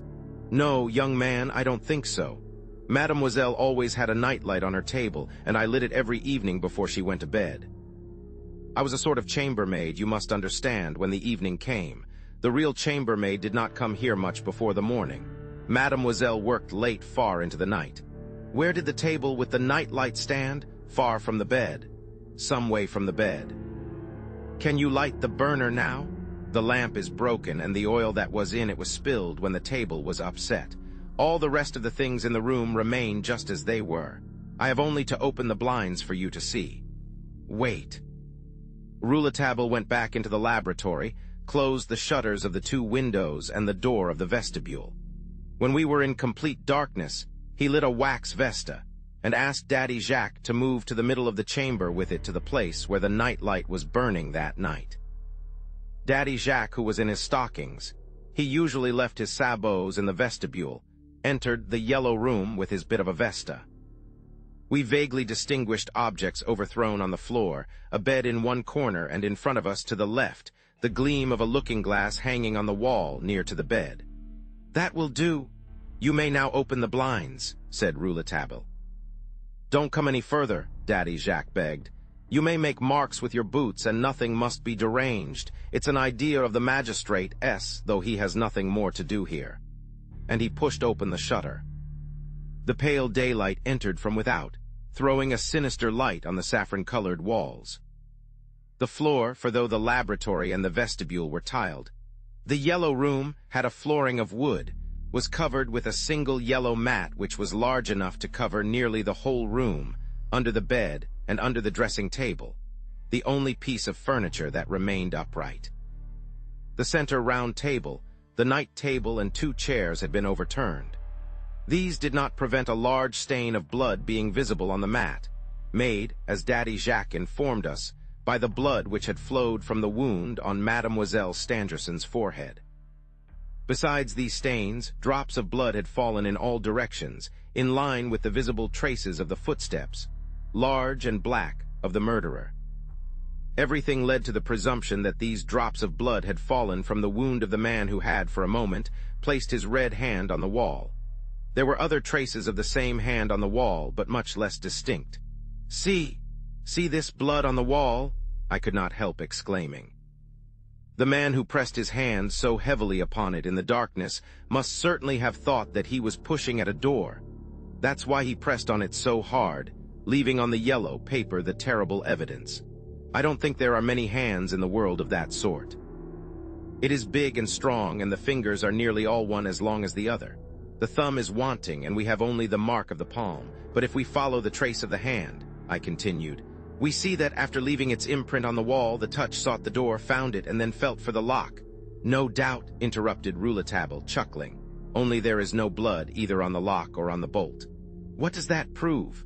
I rejoined with a good sense of which I was proud. "He might have opened the lock with his left hand, which would have been quite natural, his right hand being wounded." "He didn't open it at all," Daddy Jacques again exclaimed. "We are not fools, and there were 4 of us when we burst open the door." "What a queer hand! Look what a queer hand it is," I said. "It is a very natural hand," said Rouletabille, "of which the shape has been deformed by its having slipped on the wall. The man dried his hand on the wall. He must be a man about 5 feet 8 in height." "How do you come at that?" "By the height of the marks on the wall." My friend next occupied himself with the mark of the bullet in the wall. It was a round hole. "This ball was fired straight, not from above, and consequently not from below." Rouletabille went back to the door and carefully examined the lock and the bolt, satisfying himself that the door had certainly been burst open from the outside, and further, that the key had been found in the lock on the inside of the chamber. He finally satisfied himself that with the key in the lock, the door could not possibly be opened from without with another key. Having made sure of all these details, he let fall these words, "That's better." Then, sitting down on the ground, he hastily took off his boots and in his socks went into the room. The first thing he did was to examine minutely the overturned furniture. We watched him in silence. "Young fellow, you are giving yourself a great deal of trouble," said Daddy Jacques ironically. Rouletabille raised his head and said, "You have spoken the simple truth, Daddy Jacques. Your mistress did not have her hair in bands that evening. I was a donkey to have believed she did." Then, with the suppleness of a serpent, he slipped under the bed. Presently we heard him ask, "At what time, Monsieur Jacques, did Monsieur and Mademoiselle Stangerson arrive at the laboratory?" "At 6 o'clock." The voice of Rouletabille continued, "Yes, he's been under here, that's certain. In fact, there was nowhere else where he could have hidden himself. Here, too, are the marks of his hobnails." "When you entered, all 4 of you, did you look under the bed?" "At once. We drew it right out of its place. And between the mattresses, there was only one on the bed, and on that Mademoiselle was placed, and Monsieur Stangerson and the concierge immediately carried it into the laboratory. Under the mattress there was nothing but the metal netting, which could not conceal anything or anybody. Remember, monsieur, that there were 4 of us, and we couldn't fail to see everything. The chamber is so small and scantily furnished, and all was locked behind in the pavilion." I ventured on a hypothesis. Perhaps he got away with the mattress in the mattress. Anything is possible in the face of such a mystery. In their distress of mind, Monsieur Stangerson and the concierge may not have noticed they were bearing a double weight, especially if the concierge were an accomplice. I throw out this hypothesis for what it is worth. But it explains many things, and particularly the fact that neither the laboratory nor the vestibule bear any traces of the footmarks found in the room. If in carrying Mademoiselle on the mattress from the laboratory of the chateau they rested for a moment, there might have been an opportunity for the man in it to escape. "And then?" asked Rouletabille, deliberately laughing under the bed. I felt rather vexed and replied, "I do know, but anything appears possible." "The examining magistrate had the same idea, monsieur," said Daddy Jacques, and he carefully examined the mattress. "He was obliged to laugh at the idea, monsieur, as your friend is doing now, for whoever heard of a mattress having a double bottom?" I was myself obliged to laugh, on seeing that what I had said was absurd. But in an affair like this one hardly knows where an absurdity begins or ends. My friend alone seemed able to talk intelligently. He called out from under the bed, "The mat here has been moved out of place. Who did it?" "We did, monsieur," explained Daddy Jacques. "When we could not find the assassin, we asked ourselves whether there was not some hole in the floor." "There is not," replied Rouletabille. "Is there a cellar?" "No, there's no cellar." But that has not stopped our searching, and has not prevented the examining magistrate and his registrar from studying the floor plank by plank, as if there had been a cellar under it. The reporter then reappeared. His eyes were sparkling and his nostrils quivered. He remained on his hands and knees. He could not be better likened than to an admirable sporting dog on the scent of some unusual game. And indeed, he was scenting the steps of a man, the man whom he has sworn to report to his master, the manager of the Epoch. It must not be forgotten that Rouletabille was first and last a journalist. Thus, on his hands and knees, he made his way to the four corners of the room, so to speak, sniffing and going round everything. Everything that we could see, which was not much, and everything that we could not see, which must have been infinite. The toilette table was a simple table standing on 4 legs. There was nothing about it by which it could possibly be changed into a temporary hiding place. There was not a closet or cupboard. Mademoiselle Stangerson kept her wardrobe at the chateau. Rouletabille literally passed his nose and hands along the walls, constructed of solid brickwork. When he had finished with the walls and passed his agile fingers over every portion of the yellow paper covering them, he reached to the ceiling, which he was able to touch by mounting on a chair placed on the toilette table, and by moving this ingeniously constructed stage from place to place, he examined every foot of it. When he had finished his scrutiny of the ceiling, where he carefully examined the hole made by the second bullet, he approached the window, and once more examined the iron bars and blinds, all of which were solid and intact. At last he gave a grunt of satisfaction and declared, "Now I am at ease." "Well, do you believe that the poor dear young lady was shut up when she was being murdered, when she cried out for help?" wailed Daddy Jacques. "Yes," said the young reporter, drying his forehead. "The yellow room was as tightly shut as an iron safe." "That," I said, "is why this mystery is the most surprising I know. Edgar Allan Poe, in The Murders in the Rue Morgue, invented nothing like it. The place of that crime was sufficiently closed to prevent the escape of a man. But there was that window through which the monkey, the perpetrator of the murder, could slip away. But here, there can be no question of an opening of any sort. The door was fastened, and through the window blinds, secure as they were, not even a fly could enter or get out." "True, true," assented Rouletabille as he kept on drying his forehead, which seemed to be perspiring less from his recent bodily exertion than from his mental agitation. "Indeed, it's a great, a beautiful, and a very curious mystery." "The Bête du Bon Dieu," muttered Daddy Jacques. "The Bête du Bon Dieu herself, if she had committed the crime, could not have escaped." "Listen, do you hear it? Hush!" Daddy Jacques made us a sign to keep quiet, and stretching his arm towards the wall nearest the forest, listened to something which we could not hear. "It's answering," he said at length. "I must kill it. It is too wicked, but it's the Bête du Bon Dieu." and every night it goes to pray on the tomb of Saint Genevieve, and nobody dares to touch her, for fear that Mother Angenou should cast an evil spell on them. How big is the Bête du Bon Dieu? Nearly as big as a small retriever, a monster, I tell you. Ah, I have asked myself more than once whether it was not her that took our poor mademoiselle by the throat with her claws. But the Bête du Bon Dieu does not wear hobnailed boots, nor fire revolvers, nor has she a hand like that, exclaimed Daddy Jacques, again pointing out to us the red mark on the wall. Besides, we should have seen her as well as we would have seen a man. Evidently, I said. Before we had seen this yellow room, I had also asked myself whether the cat of Mother Angenou. You also, cried Rouletabille. Didn't you? I asked. Not for a moment. After reading the article in the Matin, I knew that a cat had nothing to do with the matter.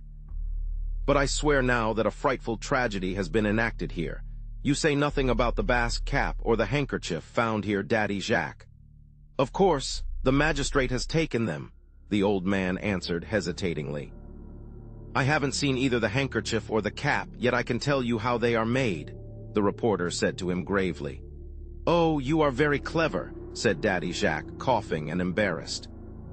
The handkerchief is a large one, blue with red stripes, and the cap is an old Basque cap, like the one you are wearing now. You are a wizard, said Daddy Jacques, trying to laugh and not quite succeeding. How do you know that the handkerchief is blue with red stripes?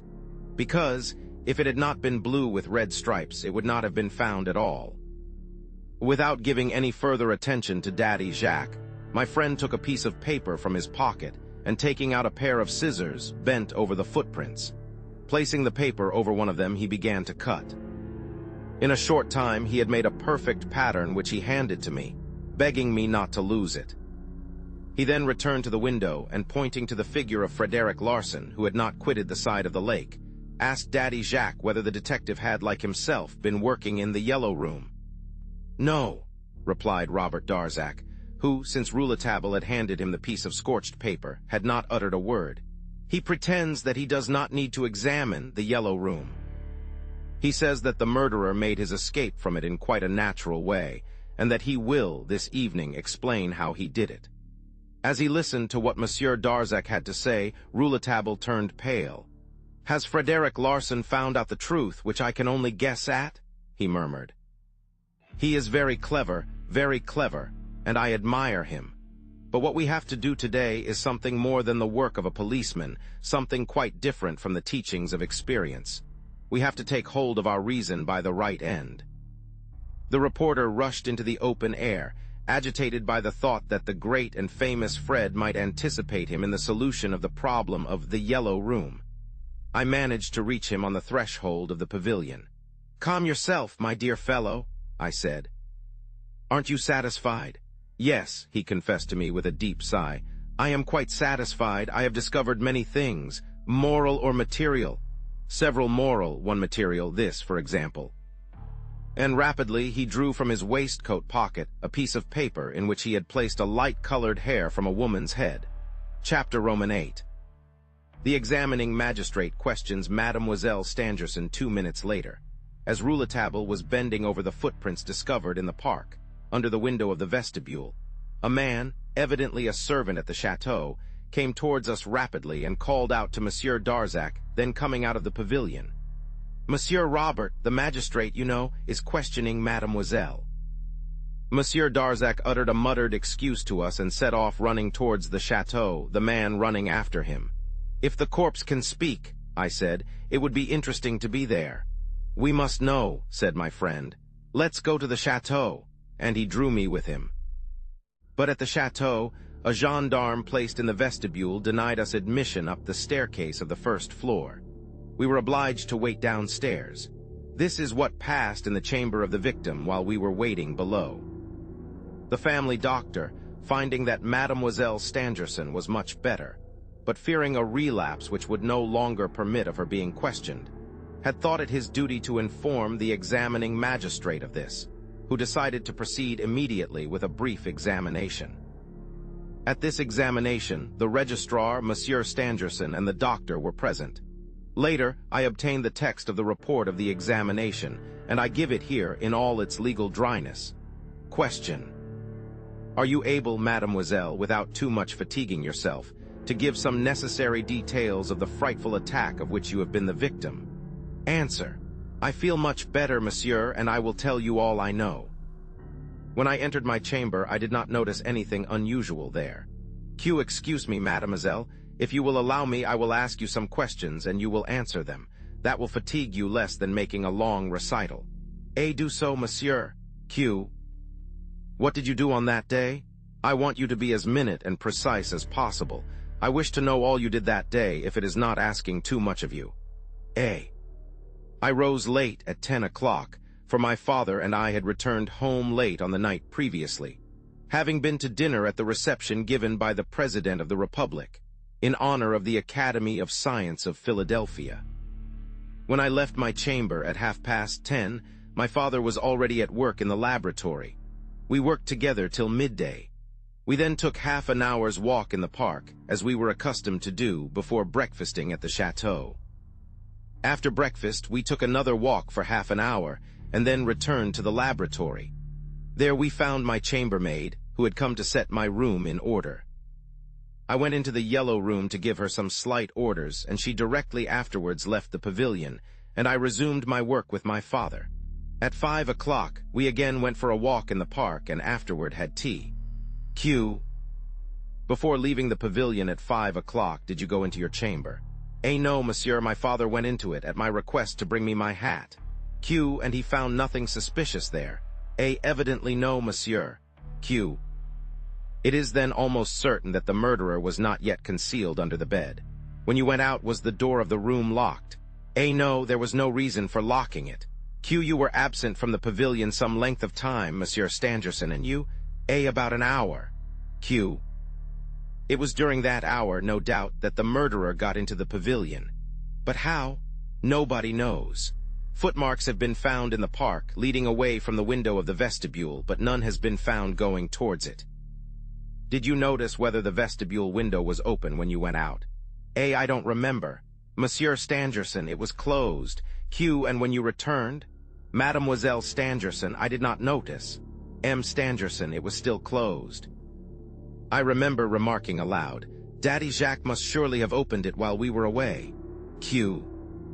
Strange, do you recollect, Monsieur Stangerson, if during your absence and before going out he had opened it? You returned to the laboratory at 6 o'clock and resumed work. Mademoiselle Stangerson, yes, monsieur. And you did not leave the laboratory from that hour up to the moment when you entered your chamber. Stangerson, neither my daughter nor I, monsieur. We were engaged on work that was pressing, and we lost not a moment, neglecting everything else on that account. Did you dine in the laboratory? For that reason. Are you accustomed to dine in the laboratory? We rarely dine there. Could the murderer have known that you would dine there that evening? Stangerson, good heavens, I think not. It was only when we returned to the pavilion at 6 o'clock that we decided, my daughter and I, to dine there.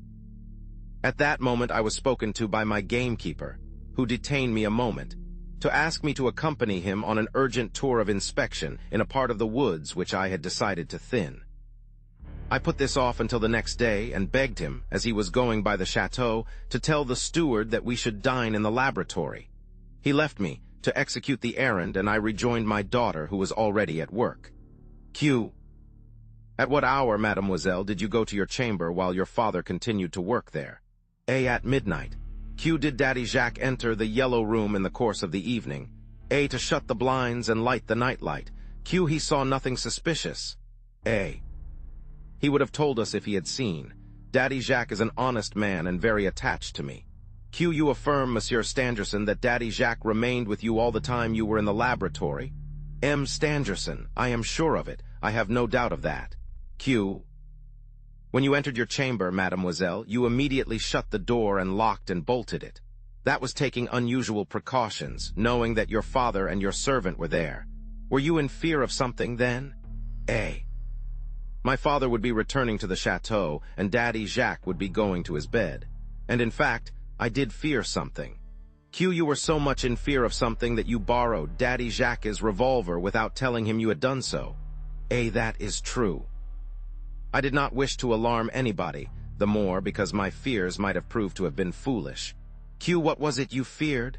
A, I hardly know how to tell you. For several nights I seemed to hear, both in the park and out of the park, round the pavilion, unusual sounds, sometimes footsteps, at other times the cracking of branches. The night before the attack on me, when I did not get to bed before 3 o'clock in the morning, on our return from the Elysee, I stood for a moment before my window, and I felt sure I saw shadows. Q, how many? A, 2. They moved round the lake. Then the moon became clouded, and I lost sight of them. At this time of the season, every year, I have generally returned to my apartment in the chateau for the winter. But this year I said to myself that I would not quit the pavilion before my father had finished the resume of his works on the dissociation of matter for the Academy. I did not wish that that important work, which was to have been finished in the course of a few days, should be delayed by a change in our daily habit. You can well understand that I did not wish to speak of my childish fears to my father, nor did I say anything to Daddy Jacques, who, I knew, would not have been able to hold his tongue. Knowing that he had a revolver in his room, I took advantage of his absence and borrowed it, placing it in the drawer of my night table. Q, you know of no enemies you have. A, none. Q, you understand, mademoiselle, that these precautions are calculated to cause surprise. M. Stangerson. Evidently, my child, such precautions are very surprising. A, no, because I have told you that I had been uneasy for 2 nights. M. Stangerson, you ought to have told me of that. This misfortune would have been avoided. Q, the door of the yellow room locked. Did you go to bed? A. Yes, and being very tired, I at once went to sleep. Q, the night light was still burning. A, yes, but it gave a very feeble light. Q, then, mademoiselle, tell us what happened. A, I do not know whether I had been long asleep, but suddenly I awoke and uttered a loud cry. M. Stangerson, yes, a horrible cry, murder. It still rings in my ears. Q, you uttered a loud cry? A man was in my chamber. He sprang at me and tried to strangle me. I was nearly stifled when suddenly I was able to reach the drawer of my night table and grasp the revolver which I had placed in it. At that moment, the man had forced me to the foot of my bed and brandished in over my head a sort of mace. But I had fired. He immediately struck a terrible blow at my head. All that, monsieur, passed more rapidly than I can tell it, and I know nothing more. Q, nothing. Have you no idea as to how the assassin could escape from your chamber? A, none whatever. I know nothing more. One does not know what is passing around one when one is unconscious. Q, was the man you saw tall or short, little or big? A, I only saw a shadow which appeared to me formidable. Q, you cannot give us any indication. A. I know nothing more, monsieur, than that a man threw himself upon me and that I fired at him. I know nothing more. Here the interrogation of Mademoiselle Stangerson concluded. Rouletabille waited patiently for Monsieur Robert Darzac, who soon appeared. From a room near the chamber of Mademoiselle Stangerson, he had heard the interrogatory and now came to recount it to my friend with great exactitude, aided by an excellent memory. His docility still surprised me. Thanks to hasty pencil notes, he was able to reproduce, almost textually, the questions and the answers given. It looked as if Monsieur Darzac were being employed as the secretary of my young friend and acted as if he could refuse him nothing, nay, more, as if under a compulsion to do so. The fact of the closed window struck the reporter as it had struck the magistrate. Rouletabille asked Darzac to repeat once more Mademoiselle Stangerson's account of how she and her father had spent their time on the day of the tragedy, as she had stated it to the magistrate. The circumstance of the dinner in the laboratory seemed to interest him in the highest degree, and he had it repeated to him 3 times. He also wanted to be sure that the forest keeper knew that the professor and his daughter were going to dine in the laboratory, and how he had come to know it. When Monsieur Darzac had finished, I said, "The examination has not advanced the problem much." "It has put it back," said Monsieur Darzac. "It has thrown light upon it," said Rouletabille thoughtfully. Chapter IX. Reporter and detective, the 3 of us went back towards the pavilion. At some distance from the building, the reporter made a stop, and pointing to a small clump of trees to the right of us, said, "That's where the murderer came from to get into the pavilion." As there were other patches of trees of the same sort between the great oaks, I asked why the murderer had chosen that one, rather than any of the others. Rouletabille answered me by pointing to the path which ran quite close to the thicket to the door of the pavilion. "That path is, as you see, topped with gravel," he said. "The man must have passed along it going to the pavilion, since no traces of his steps have been found on the soft ground. The man didn't have wings, he walked, but he walked on the gravel which left no impression of his tread. The gravel has, in fact, been trodden by many other feet, since the path is the most direct way between the pavilion and the chateau. As to the thicket, made of the sort of shrubs that don't flourish in the rough season, laurels and fuchsias, it offered the murderer a sufficient hiding place until it was time for him to make his way to the pavilion. It was while hiding in that clump of trees that he saw Monsieur and Mademoiselle Stangerson, and then Daddy Jacques, leave the pavilion. Gravel has been spread nearly, very nearly, up to the windows of the pavilion.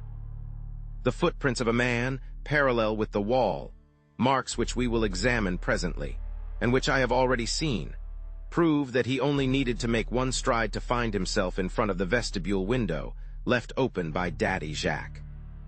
The man drew himself up by his hands and entered the vestibule. "After all, it is very possible," I said. "After all what? After all what?" cried Rouletabille. I begged of him not to be angry, but he was too much irritated to listen to me and declared, ironically, that he admired the prudent doubt with which certain people approach the most simple problems, risking nothing by saying, "That is so," or "That is not so." Their intelligence would have produced about the same result if nature had forgotten to furnish their brainpan with a little gray matter. As I appeared vexed, my young friend took me by the arm and admitted that he had not meant that for me. He thought more of me than that. "If I did not reason as I do in regard to this gravel," he went on, "I should have to assume a balloon. My dear fellow, the science of the aerostation of dirigible balloons is not yet developed enough for me to consider it and suppose that a murderer would drop from the clouds. So don't say a thing is possible when it could not be otherwise. We know now how the man entered by the window, and we also know the moment at which he entered, during the 5 o'clock walk of the professor and his daughter. The fact of the presence of the chambermaid, who had come to clean up the yellow room in the laboratory when Monsieur Stangerson and his daughter returned from their walk at 1:30, permits us to affirm that at 1:30 the murderer was not in the chamber under the bed, unless he was in collusion with the chambermaid. What do you say, Monsieur Darzac? Monsieur Darzac shook his head and said he was sure of the chambermaid's fidelity, and that she was a thoroughly honest and devoted servant. Besides, he added, at 5 o'clock Monsieur Stangerson went into the room to fetch his daughter's hat. There is that also, said Rouletabille. That the man entered by the window at the time you say, I admit, I said. But why did he shut the window? It was an act which would necessarily draw the attention of those who had left it open. It may be the window was not shut at once, replied the young reporter. But if he did shut the window, it was because of the bend in the gravel path, a dozen yards from the pavilion, and on account of the 3 oaks that are growing at that spot. What do you mean by that? Asked Monsieur Darzac, who had followed us and listened with almost breathless attention to all that Rouletabille had said. I'll explain all to you later on, monsieur, when I think the moment to be ripe for doing so. But I don't think I have anything of more importance to say on this affair if my hypothesis is justified. And what is your hypothesis? You will never know if it does not turn out to be the truth. It is of much too grave a nature to speak of it, so long as it continues to be only a hypothesis. Have you, at least, some idea as to who the murderer is? No, monsieur, I don't know who the murderer is, but don't be afraid, Monsieur Robert Darzac. I shall know. I could not but observe that Monsieur Darzac was deeply moved, and I suspected that Rouletabille's confident assertion was not pleasing to him. Why, I asked myself, if he was really afraid that the murderer should be discovered, was he helping the reporter to find him? My young friend seemed to have received the same impression, for he said bluntly, Monsieur Darzac, don't you want me to find out who the murderer was? Oh, I should like to kill him with my own hand, cried Mademoiselle Stangerson's fiancé with a vehemence that amazed me. I believe you, said Rouletabille gravely, but you have not answered my question. We were passing by the thicket of which the young reporter had spoken to us a minute before. I entered it and pointed out evident traces of a man who had been hidden there. Rouletabille, once more, was right. "Yes, yes," he said. "We have to do with a thing of flesh and blood who uses the same means that we do. It'll all come out on those lines." Having said this, he asked me for the paper pattern of the footprint which he had given me to take care of, and applied it to a very clear footmark behind the thicket. "Aha!" he said, rising. I thought he was now going to trace back the track of the murderer's footmarks to the vestibule window, but he led us instead far to the left, saying that it was useless ferreting in the mud, and that he was sure now of the road taken by the murderer. He went along the wall to the hedge and dry ditch, over which he jumped. See, just in front of the little path leading to the lake, that was his nearest way to get out. How do you know he went to the lake? Because Frederick Larsen has not quitted the borders of it since this morning. There must be some important marks there. A few minutes later, we reached the lake. It was a little sheet of marshy water, surrounded by reeds, on which floated some dead water-lily leaves. The great Fred may have seen us approaching, but we probably interested him very little, for he took hardly any notice of us and continued to be stirring with his cane something which we could not see. "Look," said Rouletabille, "here again are the footmarks of the escaping man. They skirt the lake here and finally disappear just before this path, which leads to the high road to Epinay." The man continued his flight to Paris. "What makes you think that?" I asked, "since these footmarks are not continued on the path? What makes me think that? Why, these footprints which I expected to find," he cried, pointing to the sharply outlined imprint of a neat boot. "See," and he called to Frederick Larsen. "Monsieur Fred, these neat footprints seem to have been made since the discovery of the crime." "Yes, young man, yes, they have been carefully made," replied Fred without raising his head. "You see, there are steps that come and steps that go back." "And the man had a bicycle," cried the reporter. Here, after looking at the marks of the bicycle, which followed, going and coming, the neat footprints, I thought I might intervene. "The bicycle explains the disappearance of the murderer's big footprints," I said. "The murderer, with his rough boots, mounted a bicycle. His accomplice, the wearer of the neat boots, had come to wait for him on the edge of the lake with the bicycle. It might be supposed that the murderer was working for the other." "No, no," replied Rouletabille with a strange smile. "I have expected to find these footmarks from the very beginning. These are not the footmarks of the murderer. Then there were two. No, there was but one, and he had no accomplice." very good," cried Frederick Larsen. "Look," continued the young reporter, showing us the ground where it had been disturbed by big and heavy heels. "The man seated himself there and took off his hobnailed boots, which he had worn only for the purpose of misleading detection. And then, no doubt, taking them away with him, he stood up in his own boots and quietly and slowly regained the high road, holding his bicycle in his hand, for he could not venture to ride it on this rough path. That accounts for the lightness of the impression made by the wheels along it, in spite of the softness of the ground. If there had been a man on the bicycle, the wheels would have sunk deeply into the soil. No, no, there was but one man there, the murderer on foot." "Bravo, bravo," cried Fred again, and coming suddenly towards us and planting himself in front of Monsieur Robert Darzac, he said to him, "If we had a bicycle here, we might demonstrate the correctness of the young man's reasoning, Monsieur Robert Darzac. Do you know whether there is one at the chateau?" "No," replied Monsieur Darzac, "there is not. I took mine 4 days ago to Paris the last time I came to the chateau before the crime." "That's a pity," replied Fred very coldly. Then turning to Rouletabille, he said, "If we go on at this rate, we'll both come to the same conclusion. Have you any idea as to how the murderer got away from the Yellow Room?" "Yes," said my young friend, "I have an idea." "So have I," said Fred, "and it must be the same as yours." There are no two ways of reasoning in this affair. I am waiting for the arrival of my chief before offering any explanation to the examining magistrate. "Ah, is the chief of the short coming?" "Yes, this afternoon. He is going to summon before the magistrate in the laboratory all those who have played any part in this tragedy. It will be very interesting.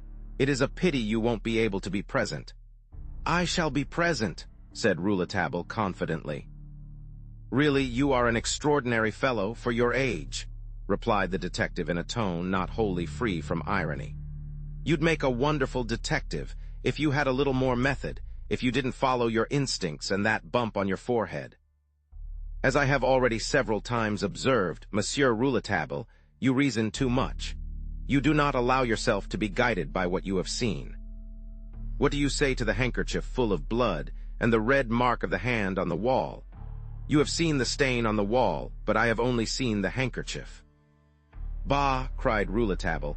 "The murderer was wounded in the hand by Mademoiselle Stangerson's revolver." "Ah, a simply instinctive observation. Take care. You are becoming too strictly logical, Monsieur Rouletabille. Logic will upset you if you use it indiscriminately. You are right when you say that Mademoiselle Stangerson fired her revolver, but you are wrong when you say that she wounded the murderer in the hand." "I am sure of it," cried Rouletabille. Fred, imperturbable, interrupted him. "Defective observation, defective observation. The examination of the handkerchief, the numberless little round scarlet stains, the impression of drops which I found in the tracks of the footprints at the moment when they were made on the floor, proved to me that the murderer was not wounded at all. Monsieur Rouletabille, the murderer bled at the nose." The great Fred spoke quite seriously. However, I could not refrain from uttering an exclamation. The reporter looked gravely at Fred, who looked gravely at him. And Fred immediately concluded. "The man allowed the blood to flow into his hand and handkerchief and dried his hand on the wall. The fact is highly important," he added, "because there is no need of his being wounded in the hand for him to be the murderer." Rouletabille seemed to be thinking deeply. After a moment he said, "There is something, Monsieur Frederick Larsan, much graver than the misuse of logic, the disposition of mind in some detectives which makes them, in perfect good faith, twist logic to the necessities of their preconceived ideas. You already have your idea about the murderer, Monsieur Fred. Don't deny it. And your theory demands that the murderer should not have been wounded in the hand, otherwise it comes to nothing. And you have searched and have found something else. It's dangerous, very dangerous, Monsieur Fred, to go from a preconceived idea to find the proofs to fit it. That method may lead you far astray. Beware of judicial error, Monsieur Fred. It will trip you up." And laughing a little, in a slightly bantering tone, his hands in his pockets, Rouletabille fixed his cunning eyes on the great Fred. Frederick Larsan silently contemplated the young reporter who pretended to be as wise as himself. Shrugging his shoulders, he bowed to us and moved quickly away, hitting the stones on his path with his stout cane. Rouletabille watched his retreat and then turned toward us, his face joyous and triumphant. "I shall beat him," he cried. "I shall beat the great Fred, clever as he is. I shall beat them all." And he danced a double shuffle. Suddenly he stopped. My eyes followed his gaze. They were fixed on Monsieur Robert Darzac, who was looking anxiously at the impression left by his feet side by side with the elegant footmarks. There was not a particle of difference between them. We thought he was about to faint. His eyes, bulging with terror, avoided us, while his right hand, with a spasmodic movement, twitched at the beard that covered his honest, gentle, and now despairing face. At length, regaining his self-possession, he bowed to us, and remarking in a changed voice that he was obliged to return to the chateau, left us. "The deuce!" exclaimed Rouletabille. He also appeared to be deeply concerned. From his pocketbook he took a piece of white paper, as I had seen him do before, and with his scissors cut out the shape of the neat boot marks that were on the ground. Then he fitted the new paper pattern with the one he had previously made. The two were exactly alike. Rising, Rouletabille exclaimed again, "The deuce!" Presently he added, "Yet I believe Monsieur Robert Darzac to be an honest man." He then led me on the road to the Donjon Inn, which we could see on the highway by the side of a small clump of trees. Chapter X. We shall have to eat red meat. Now, the Donjon Inn was of no imposing appearance, but I liked these buildings with their rafters blackened with age and the smoke of their hearths. These inns of the coaching days, crumbling erections that will soon exist in the memory only. They belong to the bygone days. They are linked with history. They make us think of the road, of those days when highwaymen rode. I saw at once that the Donjon Inn was at least 2 centuries old, perhaps older.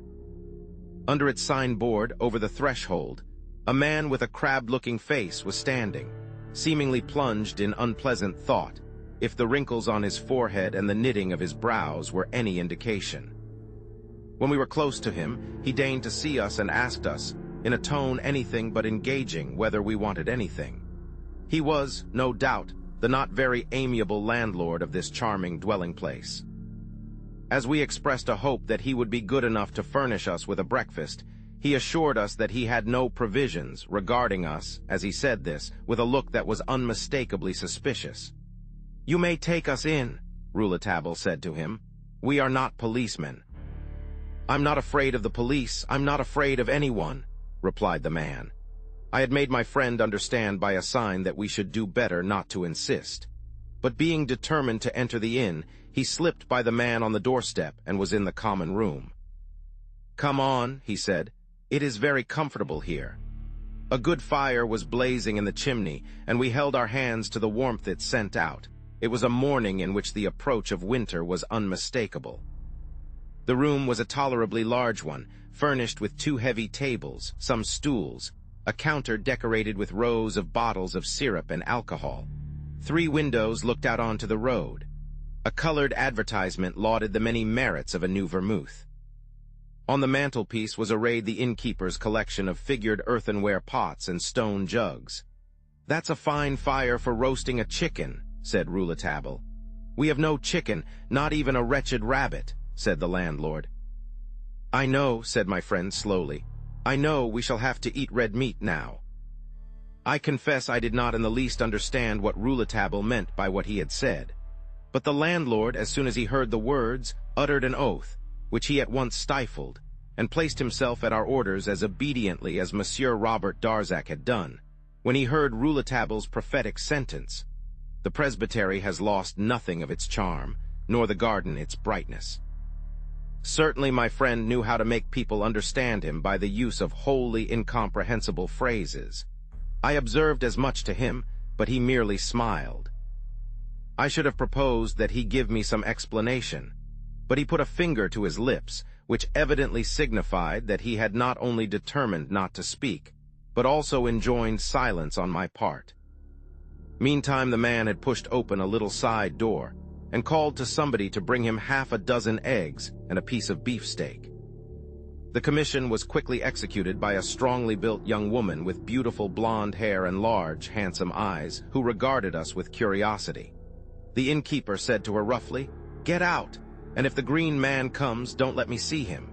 She disappeared. Rouletabille took the eggs, which had been brought to him in a bowl, and the meat which was on a dish, placed all carefully beside him in the chimney, unhooked a frying pan and a gridiron, and began to beat up our omelet before proceeding to grill our beefsteak. He then ordered 2 bottles of cider, and seemed to take as little notice of our host as our host did of him. The landlord let us do our own cooking and set our table near one of the windows. Suddenly I heard him mutter, "Ah, there he is." His face had changed, expressing fierce hatred. He went and glued himself to one of the windows, watching the road.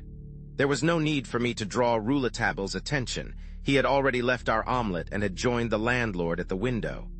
I went with him. A man dressed entirely in green velvet, his head covered with a huntsman's cap of the same color, was advancing leisurely, lighting a pipe as he walked.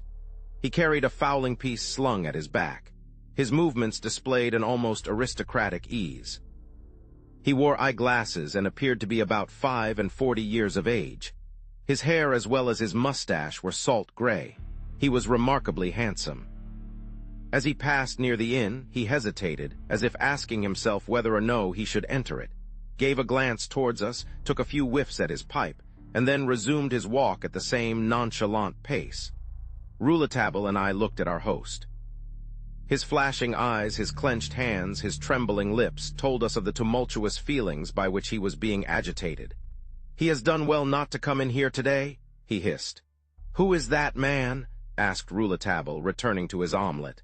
"The green man," growled the innkeeper. "Don't you know him? Then all the better for you. He is not an acquaintance to make. Well, he is Monsieur Stangerson's forest keeper. "You don't appear to like him very much," asked the reporter, pouring his omelet into the frying pan. "Nobody likes him, monsieur. He's an upstart who must once have had a fortune of his own, and he forgives nobody because, in order to live, he has been compelled to become a servant. A keeper is as much a servant as any other, isn't he? Upon my word, one would say that he is the master of the Glandier, and that all the land and woods belong to him. He'll not let a poor creature eat a morsel of bread on the grass, his grass. Does he often come here? Too often. But I've made him understand that his face doesn't please me, and for a month past he hasn't been here. The Donjon Inn has never existed for him. He hasn't had time. Been too much engaged in paying court to the landlady of the Three Lilies at St. Mitchell. A bad fellow, there isn't an honest man who can bear him. Why, the concierges of the chateau would turn their eyes away from a picture of him. The concierges of the chateau are honest people, then? Yes, they are, as true as my name's Matthew, monsieur. I believe them to be honest. Yet they've been arrested. What does that prove? But I don't want to mix myself up in other people's affairs. And what do you think of the murder? Of the murder of poor Mademoiselle Stangerson, a good girl much loved everywhere in the country. That's what I think of it, and many things besides, but that's nobody's business. Not even mine, insisted Rouletabille. The innkeeper looked at him sideways and said gruffly, "Not even yours." The omelet ready, we sat down at table and were silently eating, when the door was pushed open, and an old woman, dressed in rags, leaning on a stick, her head doddering, her white hair hanging loosely over her wrinkled forehead, appeared on the threshold. "Ah, there you are, Mother Angenou. It's long since we saw you last," said our host. "I have been very ill, very nearly dying," said the old woman. "If ever you should have any scraps for the Bête du Bon Dieu," and she entered, followed by a cat, larger than any I had ever believed could exist. The beast looked at us and gave so hopeless a miaou that I shuddered. I had never heard so lugubrious a cry. As if drawn by the cat's cry, a man followed the old woman in. It was the Green Man. He saluted by raising his hand to his cap and seated himself at a table near to ours. "A glass of cider, Daddy Matthew," he said. As the Green Man entered, Daddy Matthew had started violently, but visibly mastering himself, he said, "I've no more cider. I served the last bottles to these gentlemen." "Then give me a glass of white wine," said the Green Man without showing the least surprise. "I've no more white wine, no more anything," said Daddy Matthew surlily. "How is Madame Matthew?" "Quite well, thank you." So the young woman with the large, tender eyes, whom we had just seen, was the wife of this repugnant and brutal rustic, whose jealousy seemed to emphasize his physical ugliness. Slamming the door behind him, the innkeeper left the room. Mother Angenou was still standing, leaning on her stick, the cat at her feet. "You've been ill, Mother Angenou. Is that why we have not seen you for the last week?" asked the Green Man. "Yes, Monsieur Keeper.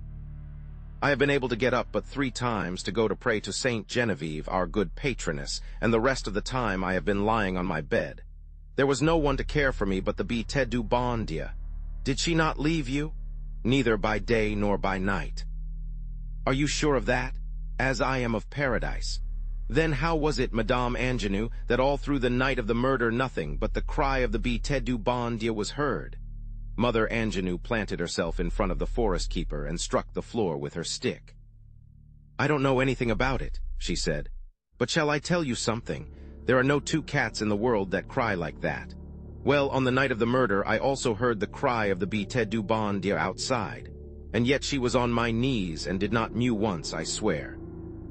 I crossed myself when I heard that, as if I had heard the devil. I looked at the keeper when he put the last question, and I am much mistaken if I did not detect an evil smile on his lips. At that moment, the noise of loud quarreling reached us. We even thought we heard a dull sound of blows, as if someone was being beaten. The Green Man quickly rose and hurried to the door by the side of the fireplace, but it was opened by the landlord, who appeared and said to the keeper, "Don't alarm yourself, monsieur, it is my wife. She has the toothache." And he laughed. "Here, Mother Angenou, here are some scraps for your cat." He held out a packet to the old woman, who took it eagerly and went out by the door, closely followed by her cat. "Then you won't serve me?" asked the Green Man. Daddy Matthew's face was placid and no longer retained its expression of hatred. "I've nothing for you, nothing for you. Take yourself off." The green man quietly refilled his pipe, lit it, bowed to us, and went out. No sooner was he over the threshold than Daddy Matthew slammed the door after him, and turning towards us with eyes bloodshot and frothing at the mouth, he hissed to us, shaking his clenched fist at the door he had just shut on the man he evidently hated. "I don't know who you are who tell me we shall have to eat red meat now, but if it will interest you to know it, that man is the murderer." With which words Daddy Matthew immediately left us. Rouletabille returned towards the fireplace and said, "Now we'll grill our steak. How do you like the cider? It's a little tart, but I like it." We saw no more of Daddy Matthew that day, and absolute silence reigned in the inn when we left it, after placing 5 francs on the table in payment for our feast. Rouletabille at once set off on a 3-mile walk round Professor Stangerson's estate. He halted for some 10 minutes at the corner of a narrow road black with soot, near to some charcoal burners' huts in the forest of Saint Genevieve, which touches on the road from Epinay to Corbel, to tell me that the murderer had certainly passed that way, before entering the grounds and concealing himself in the little clump of trees. "You don't think, then, that the keeper knows anything of it?" I asked. "We shall see that later," he replied. "For the present I'm not interested in what the landlord said about the man. The landlord hates him. I didn't take you to breakfast at the Donjon Inn for the sake of the green man." Then Rouletabille, with great precaution, glided, followed by me, towards the little building which, standing near the park gate, served for the home of the concierges, who had been arrested that morning. With the skill of an acrobat, he got into the lodge by an upper window which had been left open, and returned 10 minutes later. He said only, "Ah," a word which, in his mouth, signified many things. We were about to take the road leading to the chateau, when a considerable stir at the park gate attracted our attention. A carriage had arrived, and some people had come from the chateau to meet it. Rouletabille pointed out to me a gentleman who descended from it. "That's the chief of the short," he said. "Now we shall see what Frederick Larsen has up his sleeve, and whether he is so much cleverer than anybody else." The carriage of the chief of the short was followed by 3 other vehicles containing reporters, who were also desirous of entering the park. But 2 gendarmes stationed at the gate had evidently received orders to refuse admission to anybody. The chief of the short calmed their impatience by undertaking to furnish to the press, that evening, all the information he could give that would not interfere with the judicial inquiry.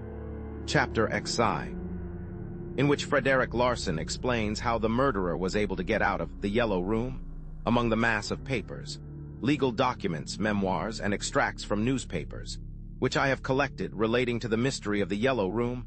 There is one very interesting piece. It is a detail of the famous examination which took place that afternoon in the laboratory of Professor Stangerson before the chief of the short. This narrative is from the pen of Monsieur Malling, the registrar, who, like the examining magistrate, had spent some of his leisure time in the pursuit of literature. The piece was to have made part of a book which, however, has never been published, and which was to have been entitled, "My Examinations." It was given to me by the registrar himself, some time after the astonishing denouement to this case, and is unique in judicial chronicles. Here it is. It is not a mere dry transcription of questions and answers, because the registrar often intersperses his story with his own personal comments. The registrar's narrative, the examining magistrate, and I, the writer, relates, found ourselves in the Yellow Room in the company of the builder who had constructed the pavilion after Professor Stangerson's designs. He had a workman with him.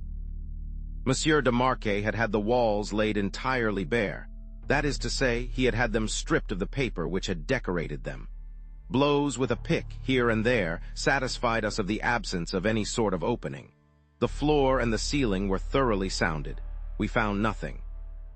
There was nothing to be found. Monsieur de Marquet appeared to be delighted and never ceased repeating, "What a case! What a case! We shall never know, you'll see, how the murderer was able to get out of this room."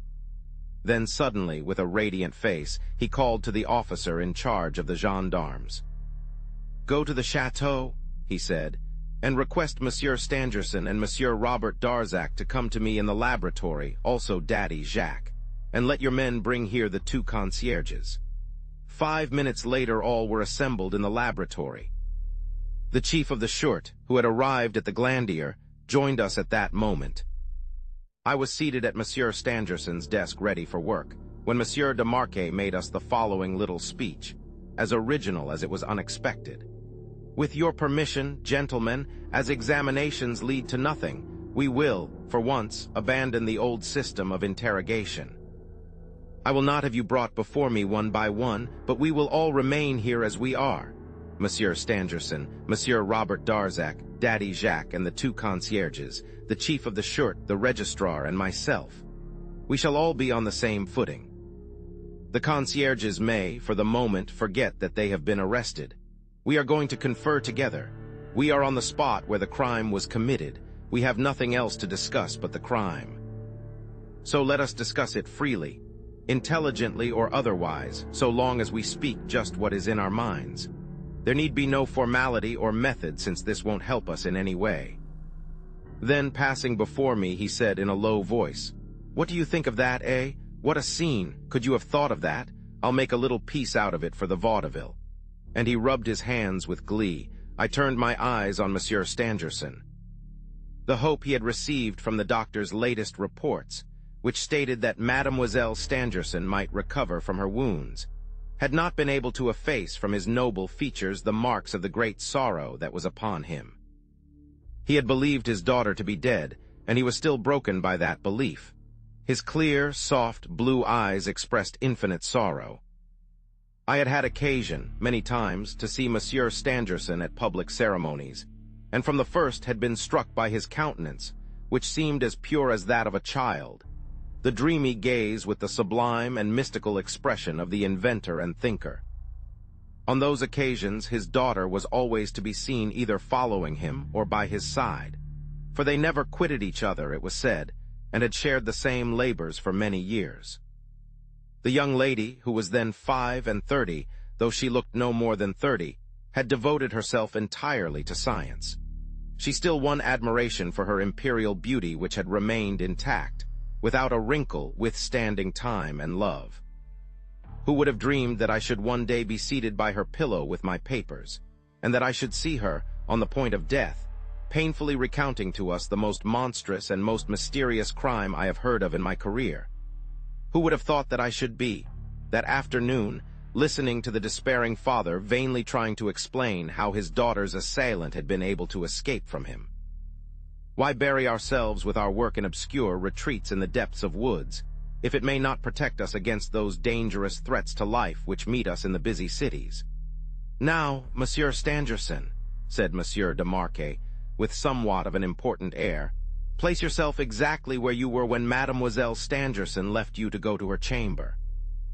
Monsieur Stangerson rose and, standing at a certain distance from the door of the yellow room, said, in an even voice and without the least trace of emphasis, a voice which I can only describe as a dead voice, "I was here."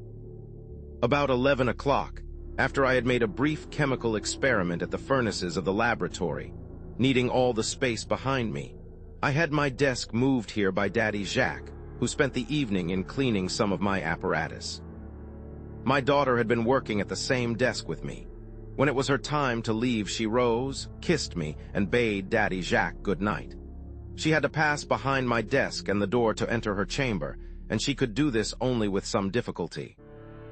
That is to say, I was very near the place where the crime occurred later. "And the desk?" I asked, obeying, in thus mixing myself in the conversation, the express orders of my chief.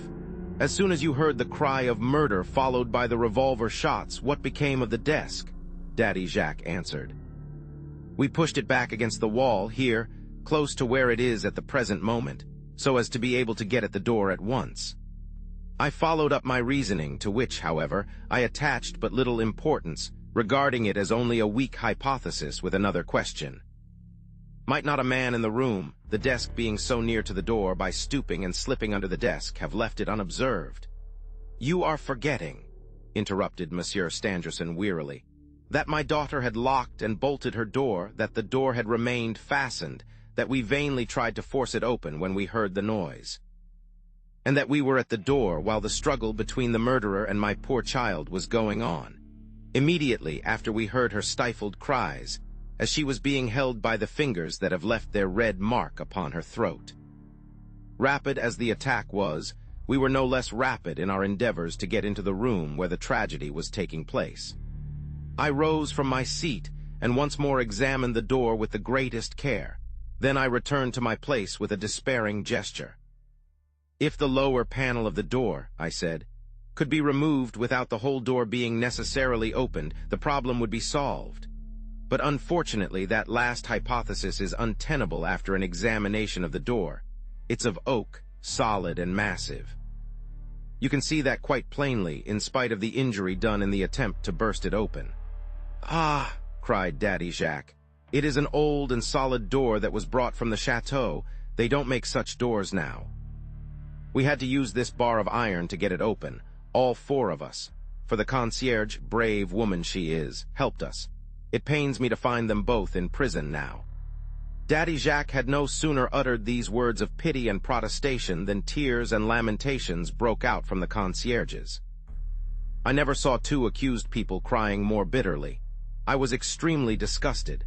Even if they were innocent, I could not understand how they could behave like that in the face of misfortune. A dignified bearing at such times is better than tears and groans, which most often are feigned. "Now then, enough of that sniveling," cried Monsieur de Marquet. "And in your interest, tell us what you were doing under the windows of the pavilion at the time your mistress was being attacked, for you were close to the pavilion when Daddy Jacques met you." "We were coming to help," they whined. "If we could only lay hands on the murderer, he'd never taste bread again." The woman gurgled between her sobs. As before, we were unable to get two connecting thoughts out of them. They persisted in their denials and swore, by heaven and all the saints, that they were in bed when they heard the sound of the revolver shot. "It was not one, but two shots that were fired." "You see, you are lying. If you had heard one, you would have heard the other." "Mon Dieu, monsieur, it was the second shot we heard. We were asleep when the first shot was fired." "Two shots were fired," said Daddy Jacques. "I am certain that all the cartridges were in my revolver. We found afterward that two had been exploded, and we heard two shots behind the door. Was not that so, Monsieur Stangerson?" "Yes," replied the professor. "There were two shots, one dull and the other sharp and ringing." "Why do you persist in lying?" cried Monsieur de Marquet, turning to the concierges. "Do you think the police are the fools you are? Everything points to the fact that you were out of doors and near the pavilion at the time of the tragedy. What were you doing there? So far as I am concerned," he said, turning to Monsieur Stangerson, "I can only explain the escape of the murderer on the assumption of help from these two accomplices. As soon as the door was forced open, and while you, Monsieur Stangerson, were occupied with your unfortunate child, the concierge and his wife facilitated the flight of the murderer, who, screening himself behind them, reached the window in the vestibule and sprang out of it into the park. The concierge closed the window after him and fastened the blinds, which certainly could not have closed and fastened of themselves. That is the conclusion I have arrived at. If anyone here has any other idea, let him state it." Monsieur Stangerson intervened. "What you say was impossible. I do not believe either in the guilt or in the connivance of my concierges, though I cannot understand what they were doing in the park at that late hour of the night. I say it was impossible because Madame Bernier held the lamp and did not move from the threshold of the room. Because I, as soon as the door was forced open, threw myself on my knees beside my daughter, and no one could have left or entered the room by the door without passing over her body and forcing his way by me. Daddy Jacques and the concierge had but to cast a glance round the chamber and under the bed, as I had done on entering, to see that there was nobody in it but my daughter lying on the floor. "What do you think, Monsieur Darzac?" asked the magistrate. Monsieur Darzac replied that he had no opinion to express.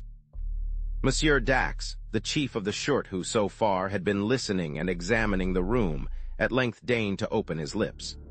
"While search is being made for the criminal, we had better try to find out the motive for the crime. That will advance us a little," he said. Turning towards Monsieur Stangerson, He continued, in the even, intelligent tone indicative of a strong character. "I understand that Mademoiselle was shortly to have been married." The professor looked sadly at Monsieur Robert Darzac. "To my friend here, whom I should have been happy to call my son, to Monsieur Robert Darzac. Mademoiselle Stangerson is much better and is rapidly recovering from her wounds. The marriage is simply delayed, is it not, monsieur?" insisted the chief of the short. "I hope so." "What, is there any doubt about that?" Monsieur Stangerson did not answer. Monsieur Robert Darzac seemed agitated. I saw that his hand trembled as it fingered his watch chain. Monsieur Dax coughed, as did Monsieur de Marquet. Both were evidently embarrassed. "You understand, Monsieur Stangerson," he said, "that in an affair so perplexing as this, we cannot neglect anything. We must know all, even the smallest and seemingly most futile thing concerning the victim, information apparently the most insignificant. Why do you doubt that this marriage will take place? You expressed a hope, but the hope implies a doubt. Why do you doubt?"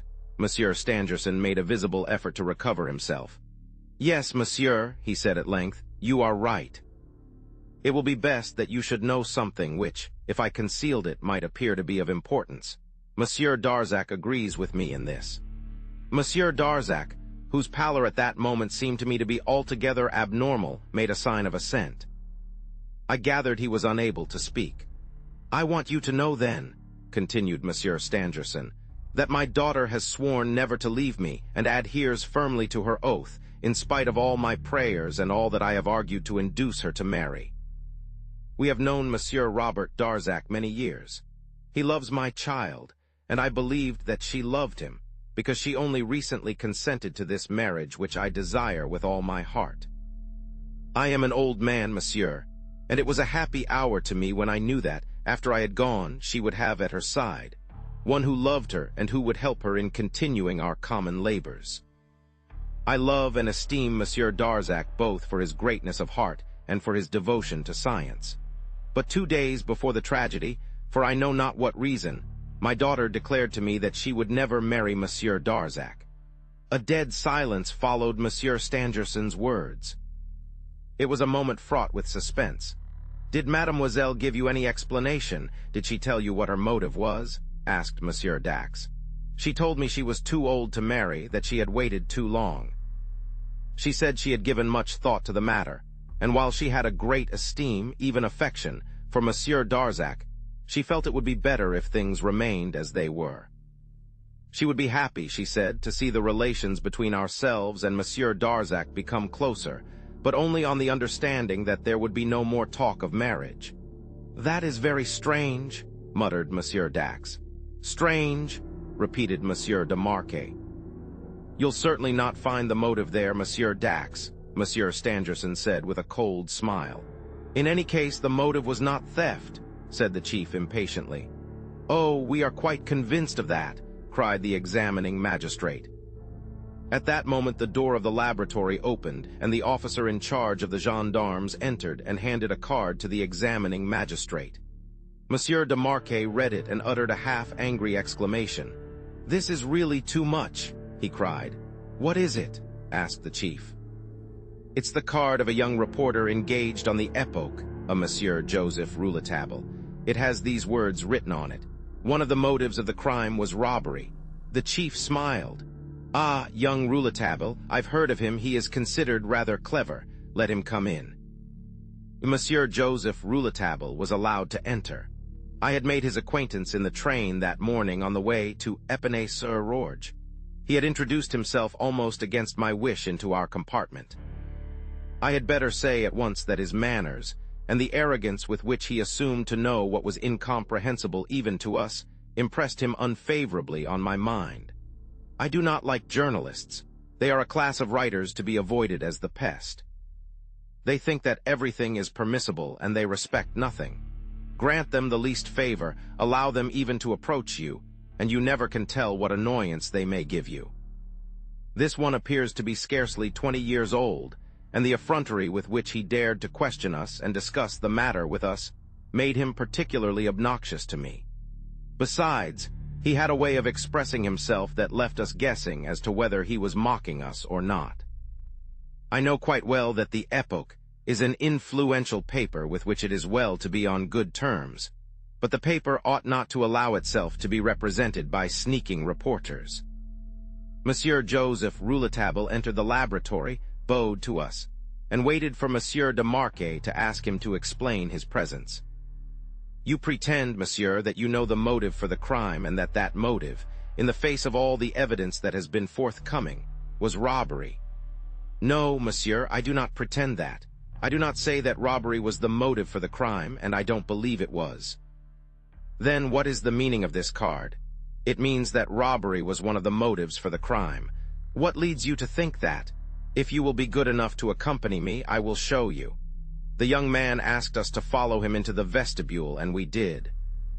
He led us towards the lavatory and begged Monsieur de Marquet to kneel beside him. This lavatory is lit by the glass door, and when the door was open, the light which penetrated was sufficient to light it perfectly. Monsieur de Marquet and Monsieur Joseph Rouletabille knelt down on the threshold, and the young man pointed to a spot on the pavement. The stones of the lavatory have not been washed by Daddy Jacques for some time, he said. That can be seen by the layer of dust that covers them. Now notice here the marks of 2 large footprints and the black ash they left where they have been. That ash is nothing else than the charcoal dust that covers the path along which you must pass through the forest in order to get directly from Epinay to the Glandier. You know there is a little village of charcoal burners at that place, who make large quantities of charcoal. What the murderer did was to come here at midday, when there was nobody at the pavilion, and attempt his robbery. But what robbery? Where do you see any signs of robbery? What proves to you that a robbery has been committed? We all cried at once. What put me on the trace of it? Continued the journalist. Was this? Interrupted Monsieur de Marquet, still on his knees. Evidently, said Rouletabille. And Monsieur de Marquet explained that there were on the dust of the pavement marks of 2 footsteps, as well as the impression, freshly made, of a heavy rectangular parcel, the marks of the cord with which it had been fastened being easily distinguished. You have been here then, Monsieur Rouletabille? I thought I had given orders to Daddy Jacques, who was left in charge of the pavilion, not to allow anybody to enter. Don't scold Daddy Jacques. I came here with Monsieur Robert Darzac. Ah, indeed, exclaimed Monsieur de Marquet disagreeably, casting a side glance at Monsieur Darzac, who remained perfectly silent. When I saw the mark of the parcel by the side of the footprints, I had no doubt as to the robbery, replied Monsieur Rouletabille. The thief had not brought a parcel with him. He had made one here, a parcel with the stolen objects, no doubt, and he put it in this corner intending to take it away when the moment came for him to make his escape. He had also placed his heavy boots beside the parcel, for see, there are no marks of steps leading to the marks left by the boots, which were placed side by side.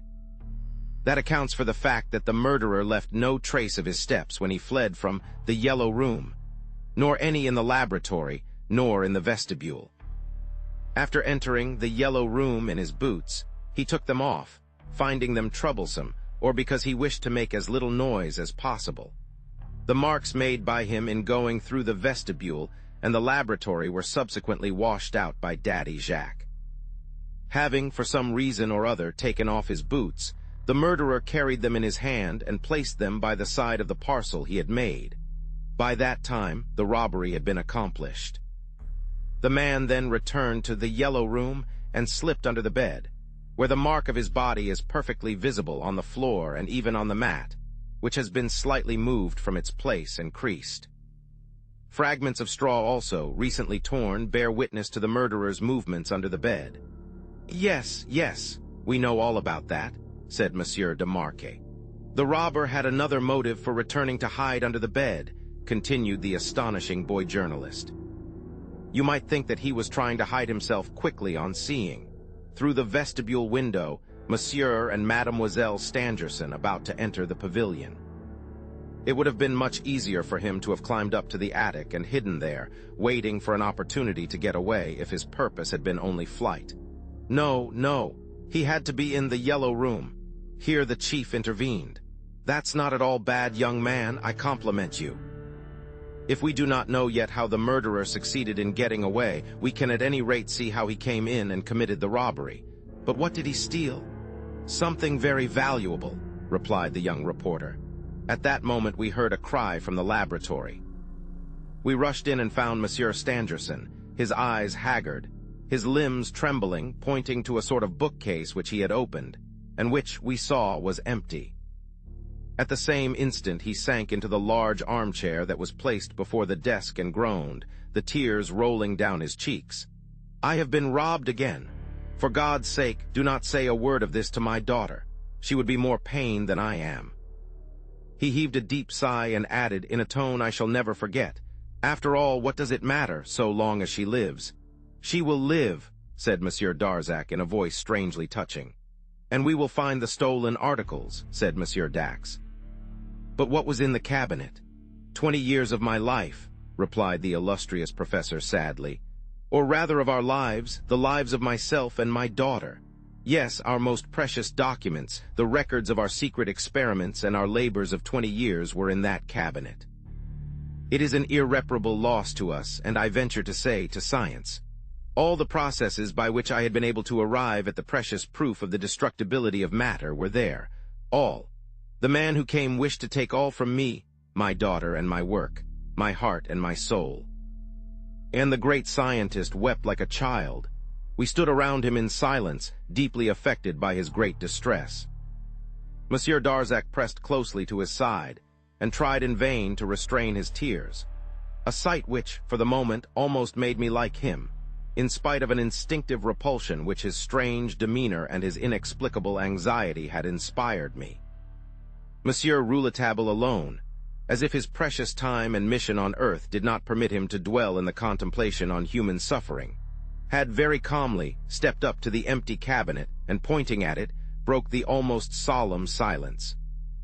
He entered into explanations, for which there was no need, as to why he had been led to believe that a robbery had been committed, which included the simultaneous discovery he had made in the lavatory and the empty precious cabinet in the laboratory.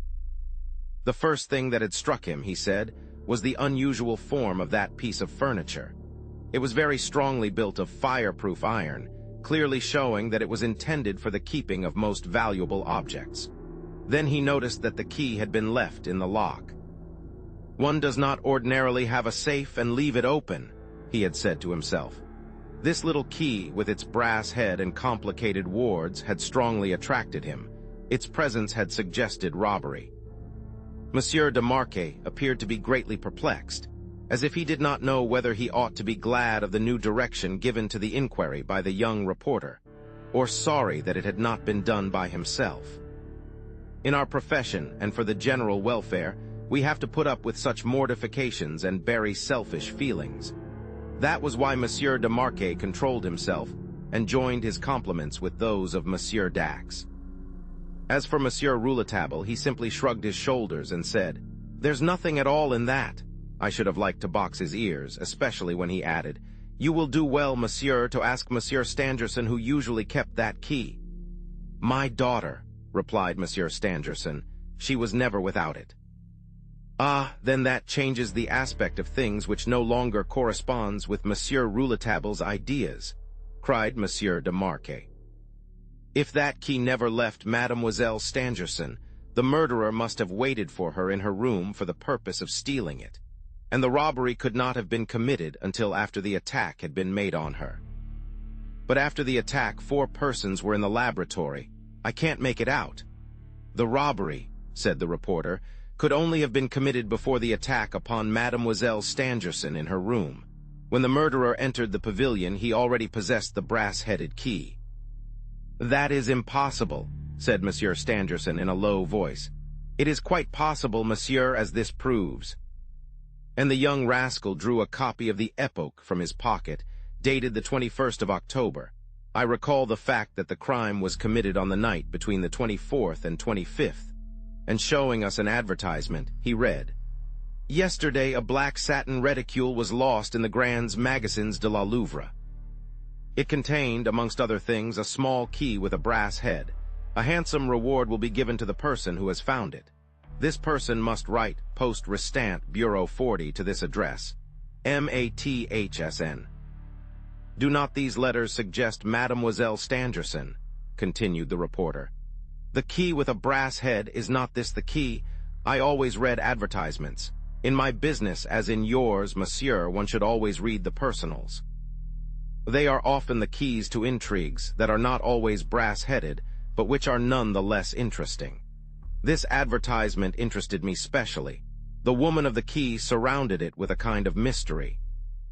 Evidently she valued the key, since she promised a big reward for its restoration. And I thought on these 6 letters. MATHSN, the first 4 at once pointed to a Christian name. Evidently I said Math is Mathilda, but I could make nothing of the 2 last letters. So I threw the journal aside and occupied myself with other matters. 4 days later, when the evening paper appeared with enormous headlines announcing the murder of Mademoiselle Stangerson, the letters in the advertisement mechanically recurred to me. I had forgotten the 2 last letters, S. And when I saw them again, I could not help exclaiming, Stangerson! I jumped into a cab and rushed into the bureau number 40, asking, Have you a letter addressed to MATHSN? The clerk replied that he had not. I insisted, begged, and entreated him to search. He wanted to know if I were playing a joke on him, and then told me that he had had a letter with the initials MATHSN, but he had given it up 3 days ago to a lady who came for it. You come today to claim the letter, and the day before yesterday another gentleman claimed it. I've had enough of this, he concluded angrily. I tried to question him as to the 2 persons who had already claimed the letter, but whether he wished to entrench himself behind professional secrecy, he may have thought that he had already said too much, or whether he was disgusted at the joke that had been played on him, he would not answer any of my questions. Rouletabille paused. We all remained silent. Each drew his own conclusions from the strange story of the Poste Restante letter. It seemed, indeed, that we now had a thread by means of which we should be able to follow up this extraordinary mystery. Then it is almost certain, said Monsieur Stangerson, that my daughter did lose the key, and that she did not tell me of it, wishing to spare any anxiety, and that she begged whoever had found it to write to the Poste Restante. She evidently feared that, by giving our address, inquiries would have resulted that would have apprised me of the loss of the key. It was quite logical, quite natural for her to have taken that course, for I have been robbed once before. Where was that, and when? Asked the chief of the shirt. Oh, many years ago, in America, in Philadelphia. There were stolen from my laboratory the drawings of 2 inventions that might have made the fortune of a man. Not only have I never learnt who the thief was, but I have never heard even a word of the object of the robbery, doubtless because, in order to defeat the plans of the person who had robbed me, I myself brought these 2 inventions before the public, and so rendered the robbery of no avail. From that time on I have been very careful to shut myself in when I am at work. The bars to these windows, the lonely situation of this pavilion, this cabinet which I had specially constructed, this special lock, this unique key, all are precautions against fears inspired by a sad experience. Most interesting, remarked Monsieur Dax. Monsieur Rouletabille asked about the reticule. Neither Monsieur Stangerson nor Daddy Jacques had seen it for several days, but a few hours later we learned from Mademoiselle Stangerson herself that the reticule had either been stolen from her, or she had lost it. She further corroborated all that had passed, just as her father had stated. She had gone to the Poste Restante, and on the 23rd of October had received a letter which, she affirmed, contained nothing but a vulgar pleasantry, which she had immediately burned. To return to our examination, or rather to our conversation. I must state that the chief of the shirt, having inquired of Monsieur Stangerson under what conditions his daughter had gone to Paris on the 20th of October, we learned that Monsieur Robert Darzac had accompanied her, and Darzac had not been again seen at the chateau from that time to the day after the crime had been committed. The fact that Monsieur Darzac was with her in the Grands Magasins de la Louvre when the reticule disappeared could not pass unnoticed, and it must be said, strongly awakened our interest. This conversation between magistrates, accused, victim, witnesses, and journalist was coming to a close when quite a theatrical sensation, an incident of a kind displeasing to Monsieur de Marquet, was produced. The officer of the gendarmes came to announce that Frederick Larsan requested to be admitted, a request that was at once complied with. He held in his hand a heavy pair of muddy boots, which he threw on the pavement of the laboratory. "Here," he said, "are the boots worn by the murderer. Do you recognize them, Daddy Jacques?" Daddy Jacques bent over them and, stupefied, recognized a pair of old boots which he had, some time back, thrown into a corner of his attic. He was so taken aback that he could not hide his agitation. Then, pointing to the handkerchief in the old man's hand, Frederick Larsan said, "That's a handkerchief astonishingly like the one found in the Yellow Room." "I know," said Daddy Jacques, trembling, "they are almost alike." "And then," continued Frederick Larsan, "the old Basque cap also found in the Yellow Room might at one time have been worn by Daddy Jacques himself.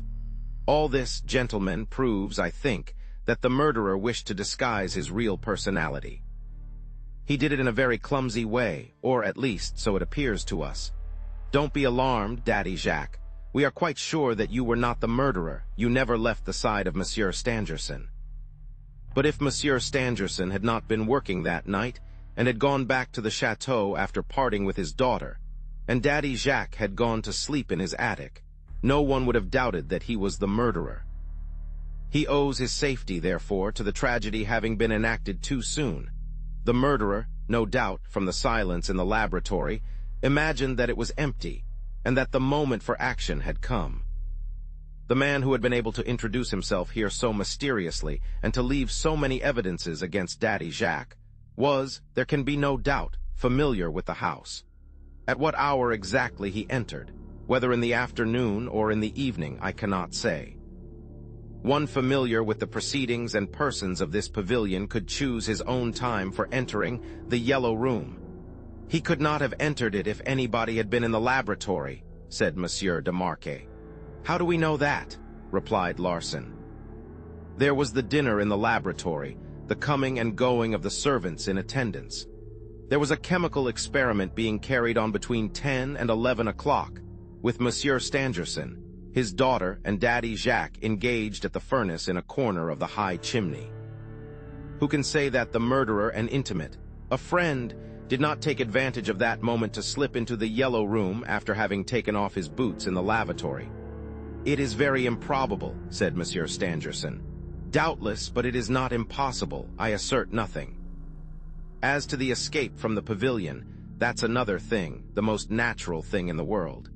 For a moment, Frederick Larsan paused, a moment that appeared to us a very long time.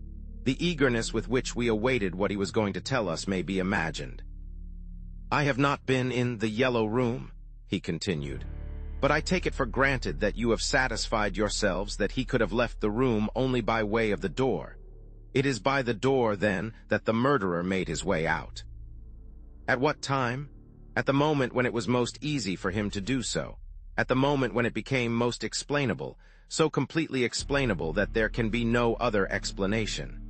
Let us go over the moments which followed after the crime had been committed. There was the first moment, when Monsieur Stangerson and Daddy Jacques were close to the door, ready to bar the way. There was the second moment, during which Daddy Jacques was absent and Monsieur Stangerson was left alone before the door. There was a third moment, when Monsieur Stangerson was joined by the concierge. There was a fourth moment, during which Monsieur Stangerson, the concierge, and his wife and Daddy Jacques were before the door.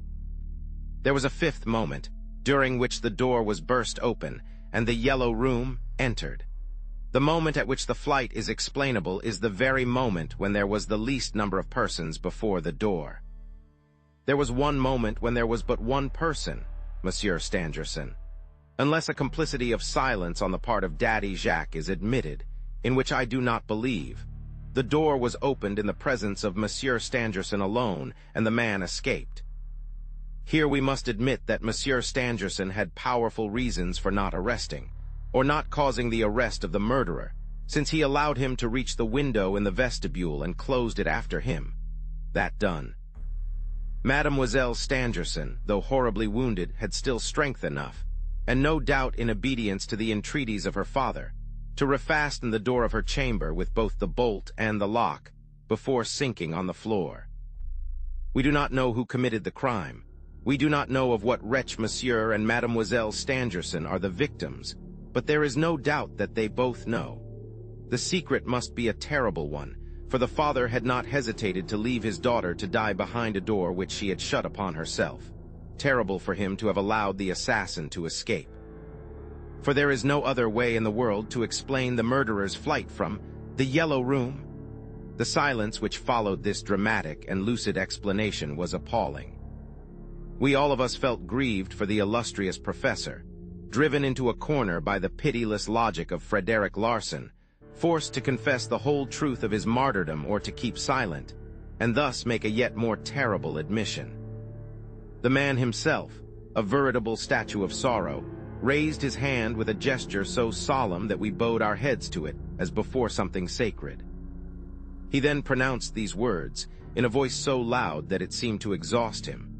"I swear by the head of my suffering child that I never for an instant left the door of her chamber after hearing her cries for help, that that door was not opened while I was alone in the laboratory, and that, finally, when we entered the Yellow Room.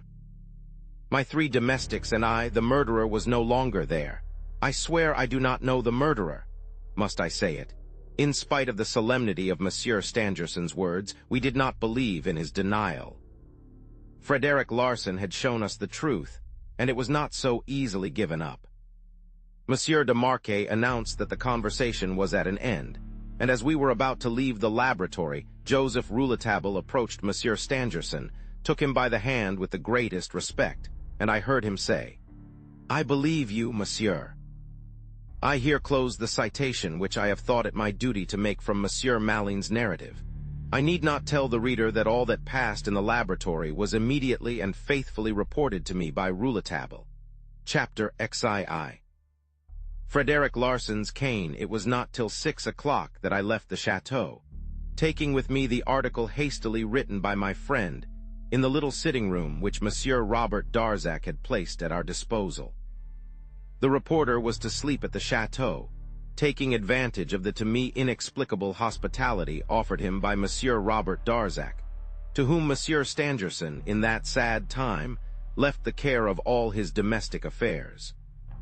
Nevertheless, he insisted on accompanying me to the station at Epinay. In crossing the park, he said to me, "Frederick is really very clever and has not belied his reputation. Do you know how he came to find Daddy Jacques' boots? Near the spot where we noticed the traces of the neat boots and the disappearance of the rough ones, there was a square hole, freshly made in the moist ground, where a stone had evidently been removed. Larsan searched for that stone without finding it, and at once imagined that it had been used by the murderer with which to sink the boots in the lake. Fred's calculation was an excellent one, as the success of his search proves. That escaped me, but my mind was turned in another direction by the large number of false indications of his track which the murderer left, and by the measure of the black footmarks corresponding with that of Daddy Jacques' boots, which I had established without his suspecting it, on the floor of the Yellow Room. All which was a proof, in my eyes, that the murderer had sought to turn suspicion on to the old servant. Up to that point, Larsan and I are in accord, but no further. It is going to be a terrible matter, for I tell you he is working on wrong lines, and I must fight him with nothing." I was surprised at the profoundly grave accent with which my young friend pronounced the last words. He repeated, "Yes, terrible, terrible, for it is fighting with nothing when you have only an idea to fight with." At that moment we passed by the back of the chateau. Night had come. A window on the first floor was partly open. A feeble light came from it, as well as some sounds which drew our attention. We approached until we had reached the side of a door that was situated just under the window. Rouletabille, in a low tone, made me understand that this was the window of Mademoiselle Stangerson's chamber. The sounds which had attracted our attention ceased, then were renewed for a moment, and then we heard stifled sobs. We were only able to catch these words, which reached us distinctly. "My poor Robert," Rouletabille whispered in my ear, "if we only knew what was being said in that chamber, my inquiry would soon be finished." He looked about him. The darkness of the evening enveloped us. We could not see much beyond the narrow path bordered by trees which ran behind the chateau. The sobs had ceased. "If we can't hear, we may at least try to see," said Rouletabille. And making a sign to me to deaden the sound of my steps, he led me across the path to the trunk of a tall beech tree, the white bole of which was visible in the darkness. This tree grew exactly in front of the window in which we were so much interested, its lower branches being on a level with the first floor of the chateau. From the height of those branches, one might certainly see what was passing in Mademoiselle Stangerson's chamber. Evidently that was what Rouletabille thought, for, enjoining me to remain hidden, he clasped the trunk with his vigorous arms and climbed up. I soon lost sight of him amid the branches, and then followed a deep silence. In front of me the open window remained lighted, and I saw no shadow move across it. I listened, and presently from above me these words reached my ears. "After you! After you, pray!" Somebody was overhead speaking, exchanging courtesies. What was my astonishment to see on the slippery column of the tree 2 human forms appear and quietly slip down to the ground. Rouletabille had mounted alone, and had returned with another. "Good evening, Monsieur St. Clair." It was Frederick Larsan. The detective had already occupied the post of observation when my young friend had thought to reach it alone. Neither noticed my astonishment. I explained that to myself by the fact that they must have been witnesses of some tender and despairing scene between Mademoiselle Stangerson, lying in her bed, and Monsieur Darzac on his knees by her pillow. I guessed that each had drawn different conclusions from what they had seen. It was easy to see that the scene had strongly impressed Rouletabille in favor of Monsieur Robert Darzac, while to Larsan it showed nothing but consummate hypocrisy, acted with finished art by Mademoiselle Stangerson's fiancé. As we reached the park gate, Larsan stopped us. "My cane," he cried. "I left it near the tree." He left us, saying he would rejoin us presently. "Have you noticed Frederick Larsan's cane?" asked the young reporter as soon as we were alone. "It is quite a new one which I have never seen him use before. He seems to take great care of it. It never leaves him. One would think he was afraid it might fall into the hands of strangers. I never saw it before today." "Where did he find it?" "It isn't natural that a man who had never before used a walking stick should, the day after the Glandier crime, never move a step without one. On the day of our arrival at the chateau, as soon as he saw us, he put his watch in his pocket and picked up his cane from the ground, a proceeding to which I was perhaps wrong not to attach some importance. We were now out of the park. Rouletabille had dropped into silence. His thoughts were certainly still occupied with Frederick Larsan's new cane. I had proof of that when, as we came near to Epinay, he said, "Frederick Larsan arrived at the Glandier before me. He began his inquiry before me. He has had time to find out things about which I know nothing." "Where did he find that cane?" Then he added, "It is probable that his suspicion, more than that, his reasoning, has led him to lay his hand on something tangible." "Has this cane anything to do with it? Where the deuce could he have found it?" As I had to wait 20 minutes for the train at Epinay, we entered a wine shop. Almost immediately the door opened, and Frederick Larsan made his appearance, brandishing his famous cane. "I found it," he said laughingly. The three of us seated ourselves at a table. Rouletabille never took his eyes off the cane. He was so absorbed that he did not notice a sign Larsan made to a railway employee, a young man with a chin decorated by a tiny blonde and ill-kept beard. On the sign he rose, paid for his drink, bowed, and went out. I should not myself have attached any importance to the circumstance if it had not been recalled to my mind, some months later, by the reappearance of the man with the beard at one of the most tragic moments of this case. I then learned that the youth was one of Larsan's assistants, and had been charged by him to watch the going and coming of travelers at the station of Epinay-sur-Orge. Larsan neglected nothing in any case on which he was engaged. I turned my eyes again on Rouletabille. "Ah, Monsieur Fred," he said, "when did you begin to use a walking stick? I have always seen you walking with your hands in your pockets." "It is a present," replied the detective. "Recent?" insisted Rouletabille. "No, it was given to me in London." "Ah, yes, I remember. You have just come from London. May I look at it?" "Oh, certainly." Fred passed the cane to Rouletabille. It was a large yellow bamboo with a crutch handle and ornamented with a gold ring. Rouletabille, after examining it minutely, returned it to Larsan with a bantering expression on his face, saying, "You were given a French cane in London." "Possibly," said Fred imperturbably. "Read the mark there in tiny letters, Cassette 6A Opera." "Cannot English people buy canes in Paris?" When Rouletabille had seen me into the train, he said, "You'll remember the address?" "Yes, Cassette 6A Opera. Rely on me, you shall have word tomorrow morning."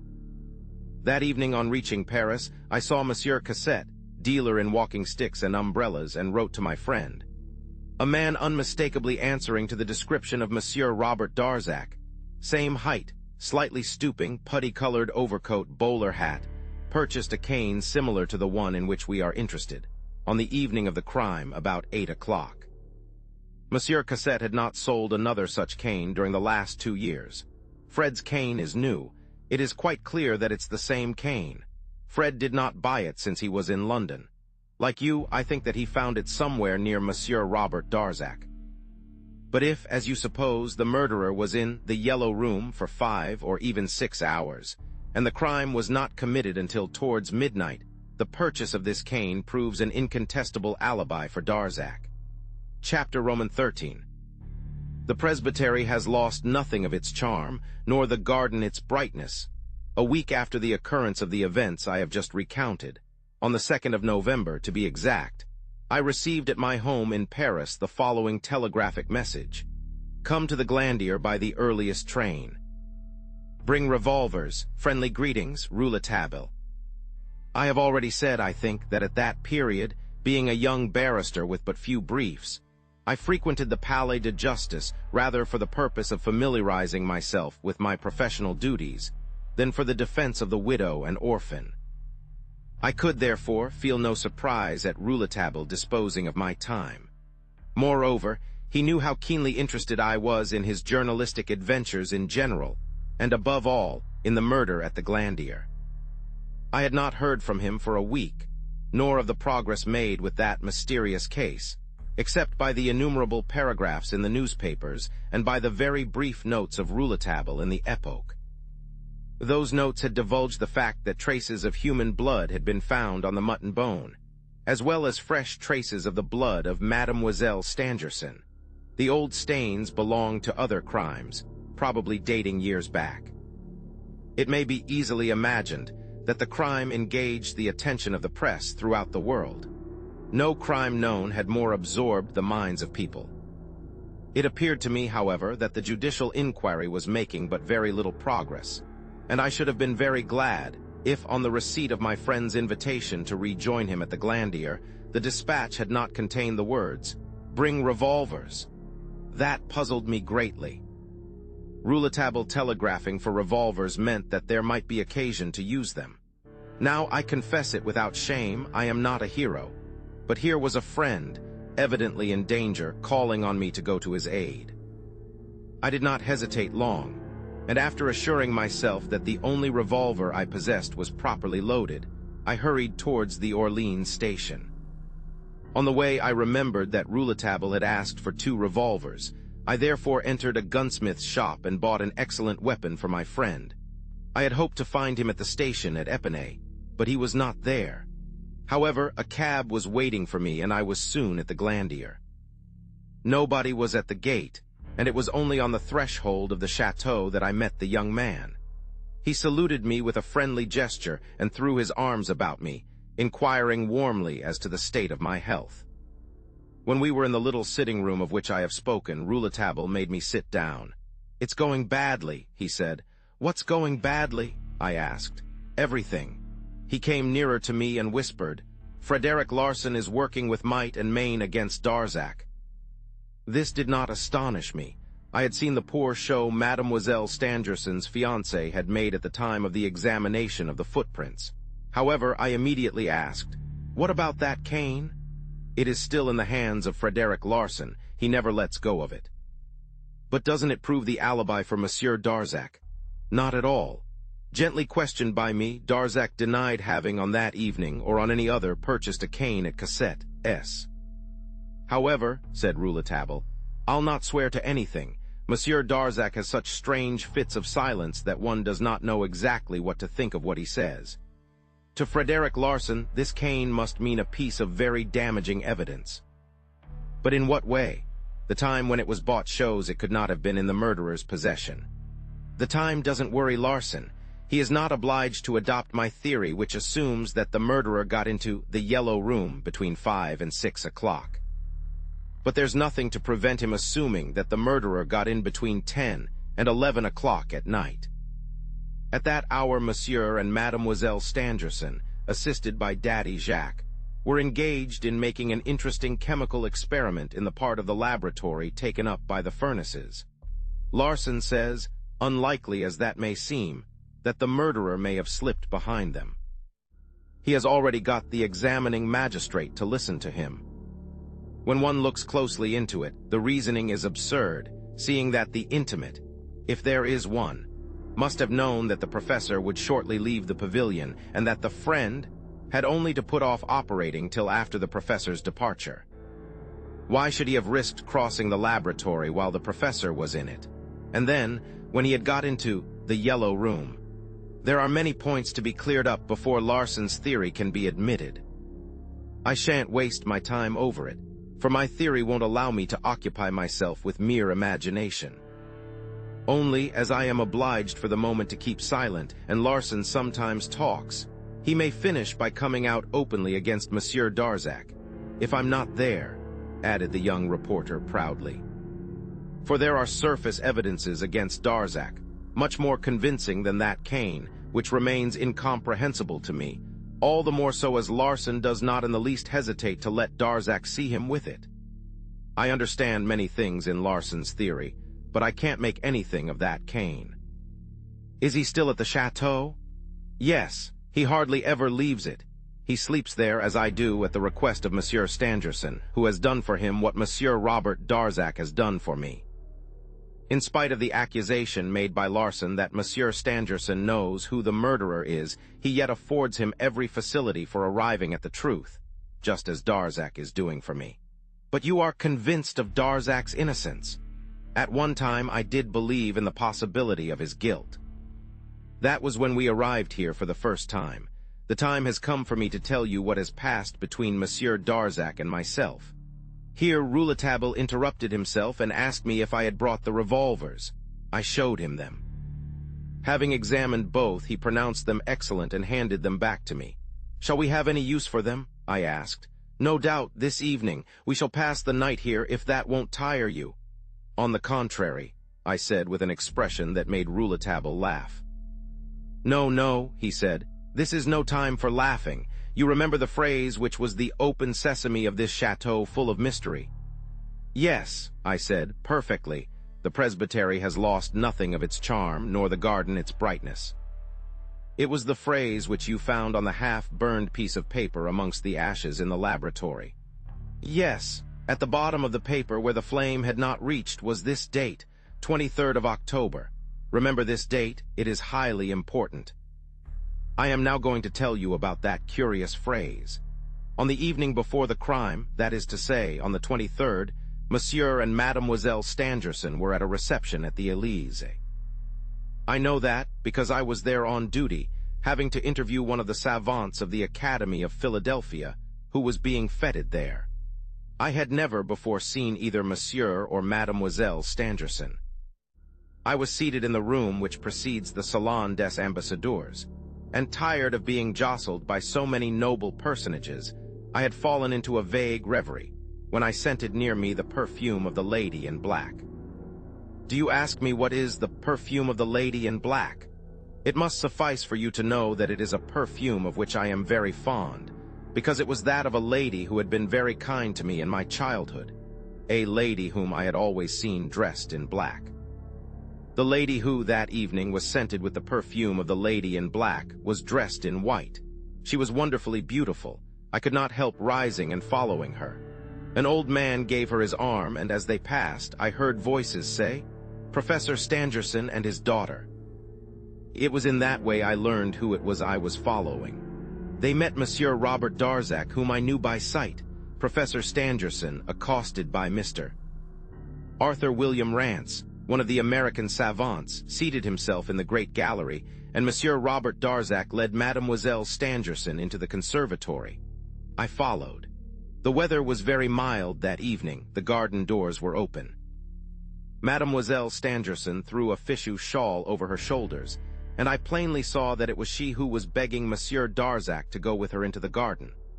I continued to follow, interested by the agitation plainly exhibited by the bearing of Monsieur Darzac. They slowly passed along the wall abutting on the Avenue Marigny. I took the central alley, walking parallel with them, and then crossed over for the purpose of getting nearer to them. The night was dark, and the grass deadened the sound of my steps. They had stopped under the vacillating light of a gas jet, and appeared to be both bending over a paper held by Mademoiselle Stangerson, reading something which deeply interested them. I stopped in the darkness and silence. Neither of them saw me, and I distinctly heard Mademoiselle Stangerson repeat, as she was refolding the paper, "The presbytery has lost nothing of its charm, nor the garden its brightness." It was said in a tone at once mocking and despairing, and was followed by a burst of such nervous laughter that I think her words will never cease to sound in my ears. But another phrase was uttered by Monsieur Robert Darzac. "Must I commit a crime, then, to win you?" He was in an extraordinarily agitated state. He took the hand of Mademoiselle Stangerson and held it for a long time to his lips, and I thought, from the movement of his shoulders, that he was crying. Then they went away.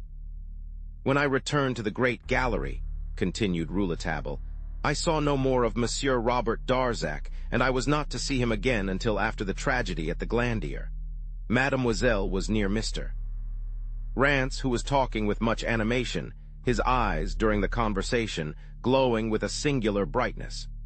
Mademoiselle Stangerson, I thought, was not even listening to what he was saying, her face expressing perfect indifference. His face was the red face of a drunkard. When Monsieur and Mademoiselle Stangerson left, he went to the bar and remained there. I joined him and rendered him some little service in the midst of the pressing crowd. He thanked me and told me he was returning to America 3 days later, that is to say, on the 26th, the day after the crime. I talked with him about Philadelphia. He told me he had lived there for 25 years, and that it was there he had met the illustrious Professor Stangerson and his daughter. He drank a great deal of champagne, and when I left him he was very nearly drunk. Such were my experiences on that evening, and I leave you to imagine what effect the news of the attempted murder of Mademoiselle Stangerson produced on me. With what force those words pronounced by Monsieur Robert Darzac, "Must I commit a crime, then, to win you?" recurred to me. It was not this phrase, however, that I repeated to him when we met here at Glandier. The sentence of the presbytery and the bright garden sufficed to open the gate of the chateau. If you ask me if I believe now that Monsieur Darzac is the murderer, I must say I do not. I do not think I ever quite thought that. At the time I could not really think seriously of anything. I had so little evidence to go on, but I needed to have at once the proof that he had not been wounded in the hand. When we were alone together, I told him how I had chanced to overhear a part of his conversation with Mademoiselle Stangerson in the garden of the Élysées. And when I repeated to him the words, "Must I commit a crime, then, to win you?"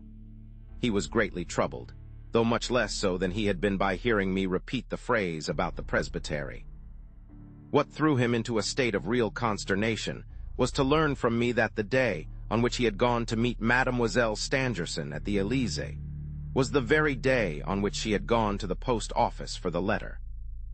It was that letter, perhaps, which ended with the words, "The presbytery has lost nothing of its charm, nor the garden its brightness." My surmise was confirmed by my finding, if you remember in the ashes of the laboratory, the fragment of paper dated October the 23rd. The letter had been written and withdrawn from the post office on the same day. There can be no doubt that, on returning from the Élysées that night, Mademoiselle Stangerson had tried to destroy that compromising paper. It was in vain that Monsieur Darzac denied that that letter had anything whatever to do with the crime. I told him that in an affair so filled with mystery as this, he had no right to hide this letter, that I was persuaded it was of considerable importance, that the desperate tone in which Mademoiselle Stangerson had pronounced the prophetic phrase, that his own tears, and the threat of a crime which he had professed after the letter was read, all these facts tended to leave no room for me to doubt. Monsieur Darzac became more and more agitated, and I determined to take advantage of the effect I had produced on him. "You were on the point of being married, monsieur," I said negligently and without looking at him, "and suddenly your marriage becomes impossible because of the writer of that letter. Because as soon as his letter was read, you spoke of the necessity for a crime to win Mademoiselle Stangerson.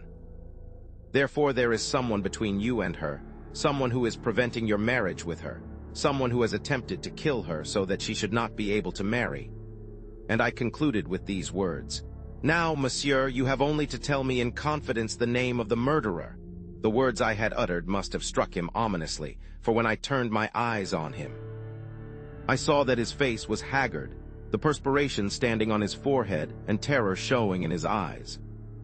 "Monsieur," he said to me, "I am going to ask of you something which may appear insane, but in exchange for which I place my life in your hands. You must not tell the magistrates of what you saw and heard in the garden of the Élysée, neither to them nor to anybody. I swear to you that I am innocent, and I feel that you believe me.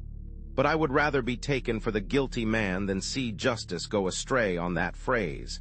The presbytery has lost nothing of its charm, nor the garden its brightness. The judges must know nothing about that phrase. All this matter is in your hands. Monsieur, I leave it there, but forget the evening at the Élysée. 100 other roads are open to you in your search for the criminal. I will open them for you myself. I will help you. Will you take up your quarters here? You may remain here to do as you please. Eat, sleep here, watch my actions, the actions of all here. You shall be master of the Glandier, monsieur, but forget the evening at the Élysée." Rouletabille here paused to take breath. I now understood what had appeared so unexplainable in the demeanor of Monsieur Robert Darzac towards my friend, and the facility with which the young reporter had been able to install himself on the scene of the crime. My curiosity could not fail to be excited by all I had heard. I asked Rouletabille to satisfy it still further. What had happened at the Glandier during the past week? Had he not told me that there were surface indications against Monsieur Darzac much more terrible than that of the cane found by Larsan? "Everything seems to be pointing against him," replied my friend, "and the situation is becoming exceedingly grave. Monsieur Darzac appears not to mind it much, but in that he is wrong. I was interested only in the health of Mademoiselle Stangerson, which was daily improving, when something occurred that is even more mysterious than the mystery of the Yellow Room." "Impossible!" I cried. "What could be more mysterious than that?" "Let us first go back to Monsieur Robert Darzac," said Rouletabille, calming me. "I have said that everything seems to be pointing against him. The marks of the neat boots found by Frederick Larsan appear to be really the footprints of Mademoiselle Stangerson's fiancé. The marks made by the bicycle may have been made by his bicycle. He had usually left it at the chateau. Why did he take it to Paris on that particular occasion? Was it because he was not going to return again to the chateau? Was it because, owing to the breaking off of his marriage, his relations with the Stangersons were to cease? All who are interested in the matter affirm that those relations were to continue unchanged. Frederick Larsan, however, believes that all relations were at an end. From the day when Monsieur Darzac accompanied Mademoiselle Stangerson to the Grands Magasins de la Louvre until the day after the crime, he had not been at the Glandier. Remember that Mademoiselle Stangerson lost her reticule containing the key with the brass head while she was in his company. From that day to the evening at the Élysée, the Sorbonne professor and Mademoiselle Stangerson did not see one another, but they may have written to each other. Mademoiselle Stangerson went to the post office to get a letter, which Larsan says was written by Robert Darzac. For knowing nothing of what had passed at the Élysée, Larsan believes that it was Monsieur Darzac himself who stole the reticule with the key, with the design of forcing her consent, by getting possession of the precious papers of her father, papers which he would have restored to him on condition that the marriage engagement was to be fulfilled. All that would have been a very doubtful and almost absurd hypothesis, as Larsen admitted to me, but for another and much graver circumstance. In the first place, here is something which I have not been able to explain.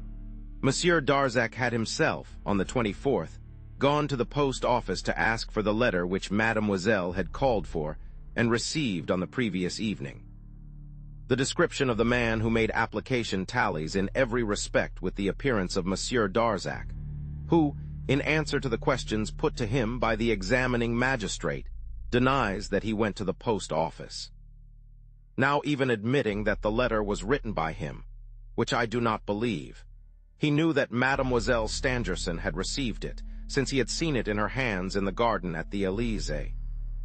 It could not have been he, then, who had gone to the post office, the day after the 24th, to ask for a letter which he knew was no longer there.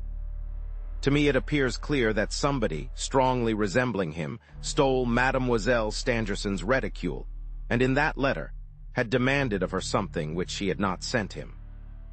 He must have been surprised at the failure of his demand, hence his application at the post office, to learn whether his letter had been delivered to the person to whom it had been addressed. Finding that it had been claimed, he had become furious. What had he demanded? Nobody but Mademoiselle Stangerson knows. Then, on the day following, it is reported that she had been attacked during the night, and the next day I discovered that the professor had, at the same time, been robbed by means of the key referred to in the post restant letter. It would seem, then, that the man who went to the post office to inquire for the letter must have been the murderer. All these arguments Larsen applies as against Monsieur Darzac. You may be sure that the examining magistrate, Larsen, and myself have done our best to get from the post office precise details relative to the singular personage who applied there on the 24th of October, but nothing has been learned. We don't know where he came from or where he went. Beyond the description which makes him resemble Monsieur Darzac, we know nothing. I have announced in the leading journals that a handsome reward will be given to a driver of any public conveyance who drove a fare to know. 40 Post Office, about 10 o'clock on the morning of the 24th of October. Information to be addressed to M.R. at the office of the Epoch, but no answer has resulted. The man may have walked, but as he was most likely in a hurry, there was a chance that he might have gone in a cab. Who, I keep asking myself night and day, is the man who so strongly resembles Monsieur Robert Darzac, and who is also known to have bought the cane which has fallen into Larsen's hands? The most serious fact is that Monsieur Darzac was, at the very same time that his double presented himself at the post office, scheduled for a lecture at the Sorbonne. He had not delivered that lecture, and one of his friends took his place. When I questioned him as to how he had employed the time, he told me that he had gone for a stroll in the Bois de Boulogne. What do you think of a professor who, instead of giving his lecture, obtains a substitute to go for a stroll in the Bois de Boulogne? When Frederick Larsen asked him for information on this point, he quietly replied that it was no business of his how he spent his time in Paris. On which Fred swore aloud that he would find out, without anybody's help. All this seems to fit in with Fred's hypothesis, namely, that Monsieur Stangerson allowed the murderer to escape in order to avoid a scandal. The hypothesis is further substantiated by the fact that Darzac was in the Yellow Room and was permitted to get away. That hypothesis I believe to be a false one. Larsen is being misled by it, though that would not displease me did it not affect an innocent person. Now, does that hypothesis really mislead Frederick Larsen? That is the question, that is the question. Perhaps he is right, I cried, interrupting Rouletabille. Are you sure that Monsieur Darzac is innocent? It seems to me that these are extraordinary coincidences. Coincidences, replied my friend, are the worst enemies to truth. What does the examining magistrate think now of the matter? Monsieur de Marquet hesitates to accuse Monsieur Darzac, in the absence of absolute proofs. Not only would he have public opinion wholly against him, to say nothing of the Sorbonne, but Monsieur and Mademoiselle Stangerson. She adores Monsieur Robert Darzac. Indistinctly as she saw the murderer, it would be hard to make the public believe that she could not have recognized him if Darzac had been the criminal. No doubt the yellow room was very dimly lit, but a night light, however small, gives some light. Here, my boy, is how things stood when, 3 days, or rather 3 nights ago, an extraordinarily strange incident occurred. Chapter XIV. I expect the assassin this evening. I must take you, said Rouletabille, so as to enable you to understand to the various scenes. I myself believe that I have discovered what everybody else is searching for, namely, how the murderer escaped from the yellow room, without any accomplice, and without Mademoiselle Stangerson having had anything to do with it. But so long as I am not sure of the real murderer, I cannot state the theory on which I am working.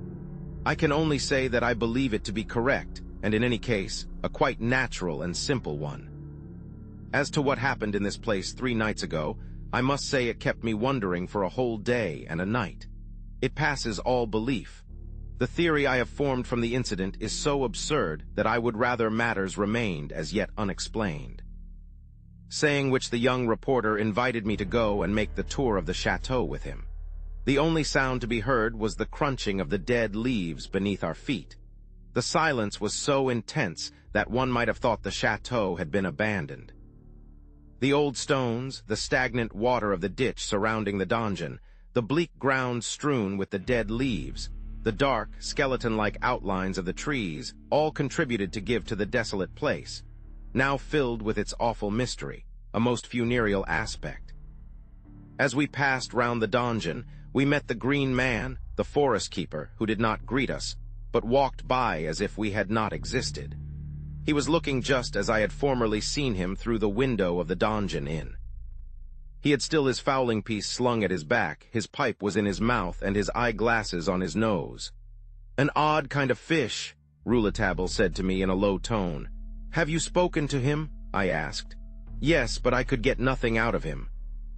His only answers are grunts and shrugs of the shoulders. He generally lives on the first floor of the donjon, a big room that once served for an oratory. He lives like a bear, never goes out without his gun, and is only pleasant with the girls. The women, for 12 miles round, are all setting their caps for him. For the present, he is paying attention to Madame Mathieu, whose husband is keeping a lynx eye upon her in consequence. After passing the donjon, which is situated at the extreme end of the left wing, we went to the back of the chateau. Rouletabille, pointing to a window which I recognized as the only one belonging to Mademoiselle Stangerson's apartment, said to me, "If you had been here 2 nights ago, you would have seen your humble servant at the top of a ladder, about to enter the chateau by that window." As I expressed some surprise at this piece of nocturnal gymnastics, he begged me to notice carefully the exterior disposition of the chateau. We then went back into the building. "I must now show you the first floor of the chateau where I am living," said my friend. Rouletabille motioned me to follow him up a magnificent flight of stairs, ending in a landing on the first floor. From this landing, one could pass to the right or left wing of the chateau by a gallery opening from it. This gallery, high and wide, extended along the whole length of the building and was lit from the front of the chateau facing the north. The rooms, the windows of which looked to the south, opened out of the gallery. Professor Stangerson inhabited the left wing of the building. Mademoiselle Stangerson had her apartment in the right wing. We entered the gallery to the right. A narrow carpet, laid on the waxed oaken floor, which shone like glass, deadened the sound of our footsteps. Rouletabille asked me in a low tone to walk carefully, as we were passing the door of Mademoiselle Stangerson's apartment. This consisted of a bedroom, an anteroom, a small bathroom, a boudoir, and a drawing room. One could pass from one to another of these rooms without having to go by way of the gallery. The gallery continued straight to the western end of the building, where it was lit by a high window, window 2 on the plan. At about 2/3 of its length, this gallery, at a right angle, joined another gallery following the course of the right wing.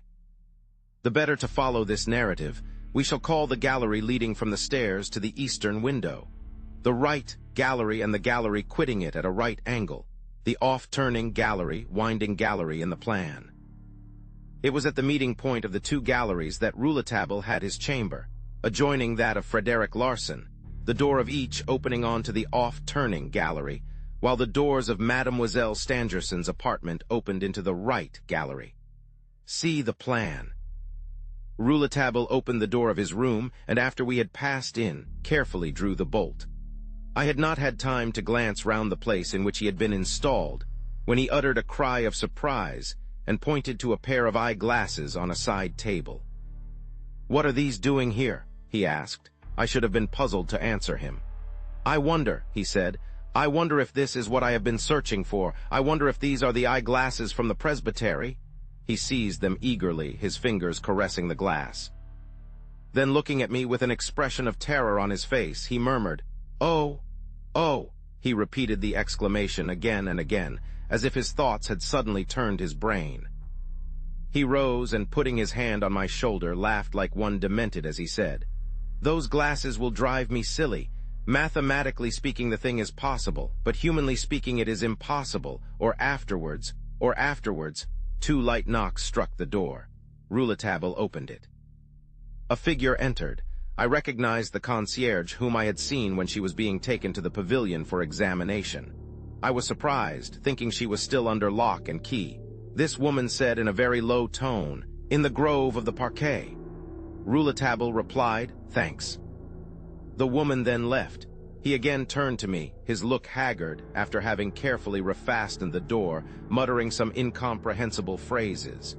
If the thing is mathematically possible, why should it not be humanly?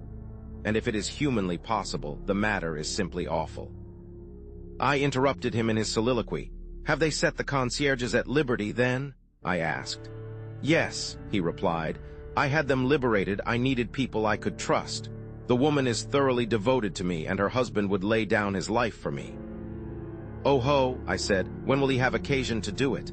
"This evening. For this evening I expect the murderer." "You expect the murderer this evening? Then you know him." "I shall know him, but I should be mad to affirm categorically at this moment that I do know him. The mathematical idea I have of the murderer gives results so frightful, so monstrous, that I hope it is still possible that I am mistaken. I hope so with all my heart. 5 minutes ago you did not know the murderer. How can you say that you expect him this evening? Because I know that he must come." Rouletabille very slowly filled his pipe and lit it. That meant an interesting story. At that moment we heard someone walking in the gallery and passing before our door. Rouletabille listened. The sound of the footstep died away in the distance. "Is Frederick Larsan in his room?" I asked, pointing to the partition. "No," my friend answered. "He went to Paris this morning, still on the scent of Darzac, who also left for Paris. That matter will turn out badly. I expect that Monsieur Darzac will be arrested in the course of the next week. The worst of it is that everything seems to be in league against him. Circumstances, things, people. Not an hour passes without bringing some new evidence against him. The examining magistrate is overwhelmed by it and blind. Frederick Larsan, however, is not a novice," I said. "I thought so," said Rouletabille, with a slightly contemptuous turn of his lips. "I fancied he was a much abler man. I had indeed a great admiration for him before I got to know his method of working. It's deplorable. He owes his reputation solely to his ability, but he lacks reasoning power. The mathematics of his ideas are very poor." I looked closely at Rouletabille and could not help smiling. On hearing this boy of 18 talking of a man who had proved to the world that he was the finest police sleuth in Europe. "You smile," he said. "You are wrong. I swear I will outwit him, and in a striking way. But I must make haste about it, for he has an enormous start on me, given him by Monsieur Robert Darzac, who is this evening going to increase it still more. Think of it, every time the murderer comes to the chateau, Monsieur Darzac, by a strange fatality, absents himself and refuses to give any account of how he employs his time." "Every time the assassin comes to the chateau?" I cried. "Has he returned then?" "Yes, during that famous night when the strange phenomenon occurred." I was now going to learn about the astonishing phenomenon to which Rouletabille had made allusion half an hour earlier without giving me any explanation of it. But I had learned never to press Rouletabille in his narratives. He spoke when the fancy took him, and when he judged it to be right. He was less concerned about my curiosity than he was for making a complete summing up for himself of any important matter in which he was interested. At last, in short, rapid phrases, he acquainted me with things which plunged me into a state bordering on complete bewilderment. Indeed, the results of that still unknown science known as hypnotism, for example, were not more inexplicable than the disappearance of the matter of the murderer at the moment when 4 persons were within touch of him. I speak of hypnotism as I would of electricity, for of the nature of both we are ignorant and we know little of their laws. I cite these examples because, at the time, the case appeared to me to be only explicable by the inexplicable, that is to say, by an event outside of known natural laws. And yet, if I had had Rouletabille's brain, I should, like him, have had a presentiment of the natural explanation. For the most curious thing about all the mysteries of the Glandier case was the natural manner in which he explained them. I have among the papers that were sent me by the young man, after the affair was over, a notebook of his, in which a complete account is given of the phenomenon of the disappearance of the matter of the assassin, and the thoughts to which it gave rise in the mind of my young friend. It is preferable, I think, to give the reader this account, rather than continue to reproduce my conversation with Rouletabille, for I should be afraid, in a history of this nature, to add a word that was not in accordance with the strictest truth. Chapter XV. The trap extract from the notebook of Joseph Rouletabille. Last night, the night between the 29th and 30th of October, wrote Joseph Rouletabille, I woke up towards 1 o'clock in the morning. Was it sleeplessness or noise without? The cry of the Bête du Bon Dieu rang out with sinister loudness from the end of the park. I rose and opened the window. Cold wind and rain, opaque darkness, silence. I reclosed my window. Again the sound of the cat's weird cry in the distance. I partly dressed in haste. The weather was too bad for even a cat to be turned out in it. What did it mean, then, that imitating of the mewing of Mother Angenoux, cat so near the chateau? I seized a good-sized stick, the only weapon I had, and without making any noise, opened the door. The gallery into which I went was well lit by a lamp with a reflector. I felt a keen current of air, and on turning, found the window open at the extreme end of the gallery, which I call the off-turning gallery, to distinguish it from the right gallery, onto which the apartment of Mademoiselle Stangerson opened. These 2 galleries cross each other at right angles. Who had left that window open, or who had come to open it? I went to the window and leaned out. 5 feet below me, there was a sort of terrace over the semicircular projection of a room on the ground floor. One could, if one wanted, jump from the window onto the terrace, and allow oneself to drop from it into the court of the chateau.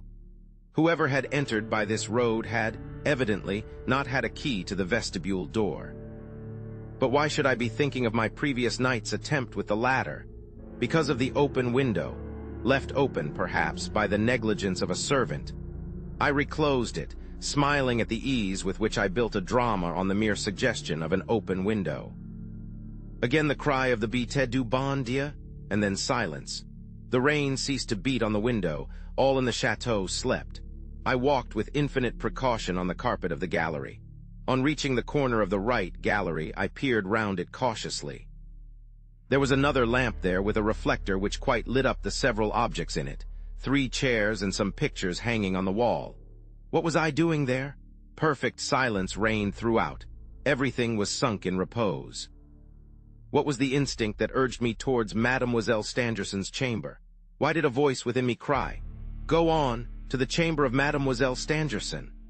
I cast my eyes down upon the carpet on which I was treading, and saw that my steps were being directed towards Mademoiselle Stangerson's chamber by the marks of steps that had already been made there. Yes, on the carpet were traces of footsteps stained with mud leading to the chamber of Mademoiselle Stangerson. Horror!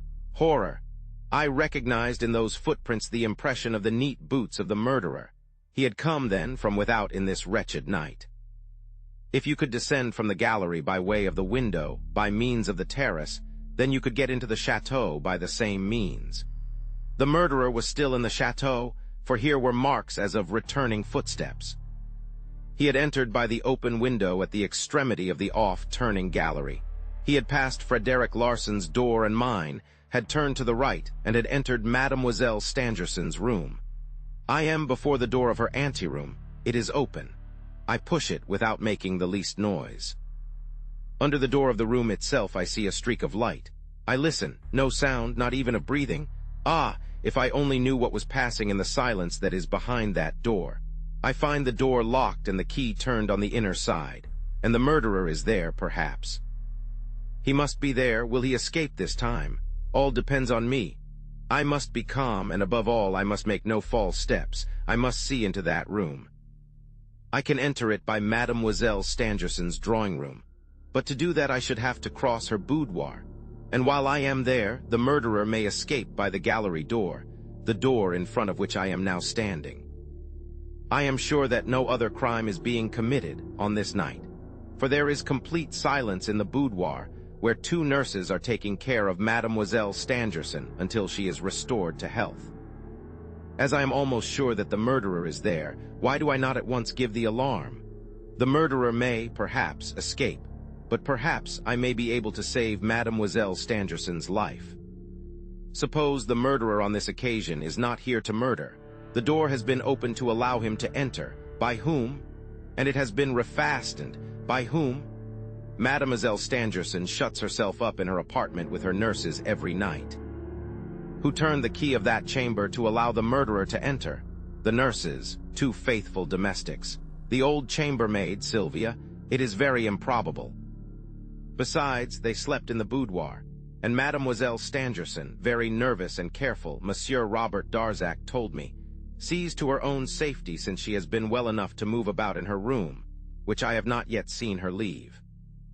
This nervousness and sudden care on her part which had struck Monsieur Darzac had given me also food for thought. At the time of the crime in the yellow room, there can be no doubt that she expected the murderer. Was he expected this night? Was it she herself who had opened her door to him? Had she some reason for doing so? Was she obliged to do it? Was it a meeting for purposes of crime? Certainly it was not a lover's meeting, for I believe Mademoiselle Stangerson adores Monsieur Darzac. All these reflections ran through my brain like a flash of lightning. What would I not give to know? It is possible that there was some reason for the awful silence. My intervention might do more harm than good.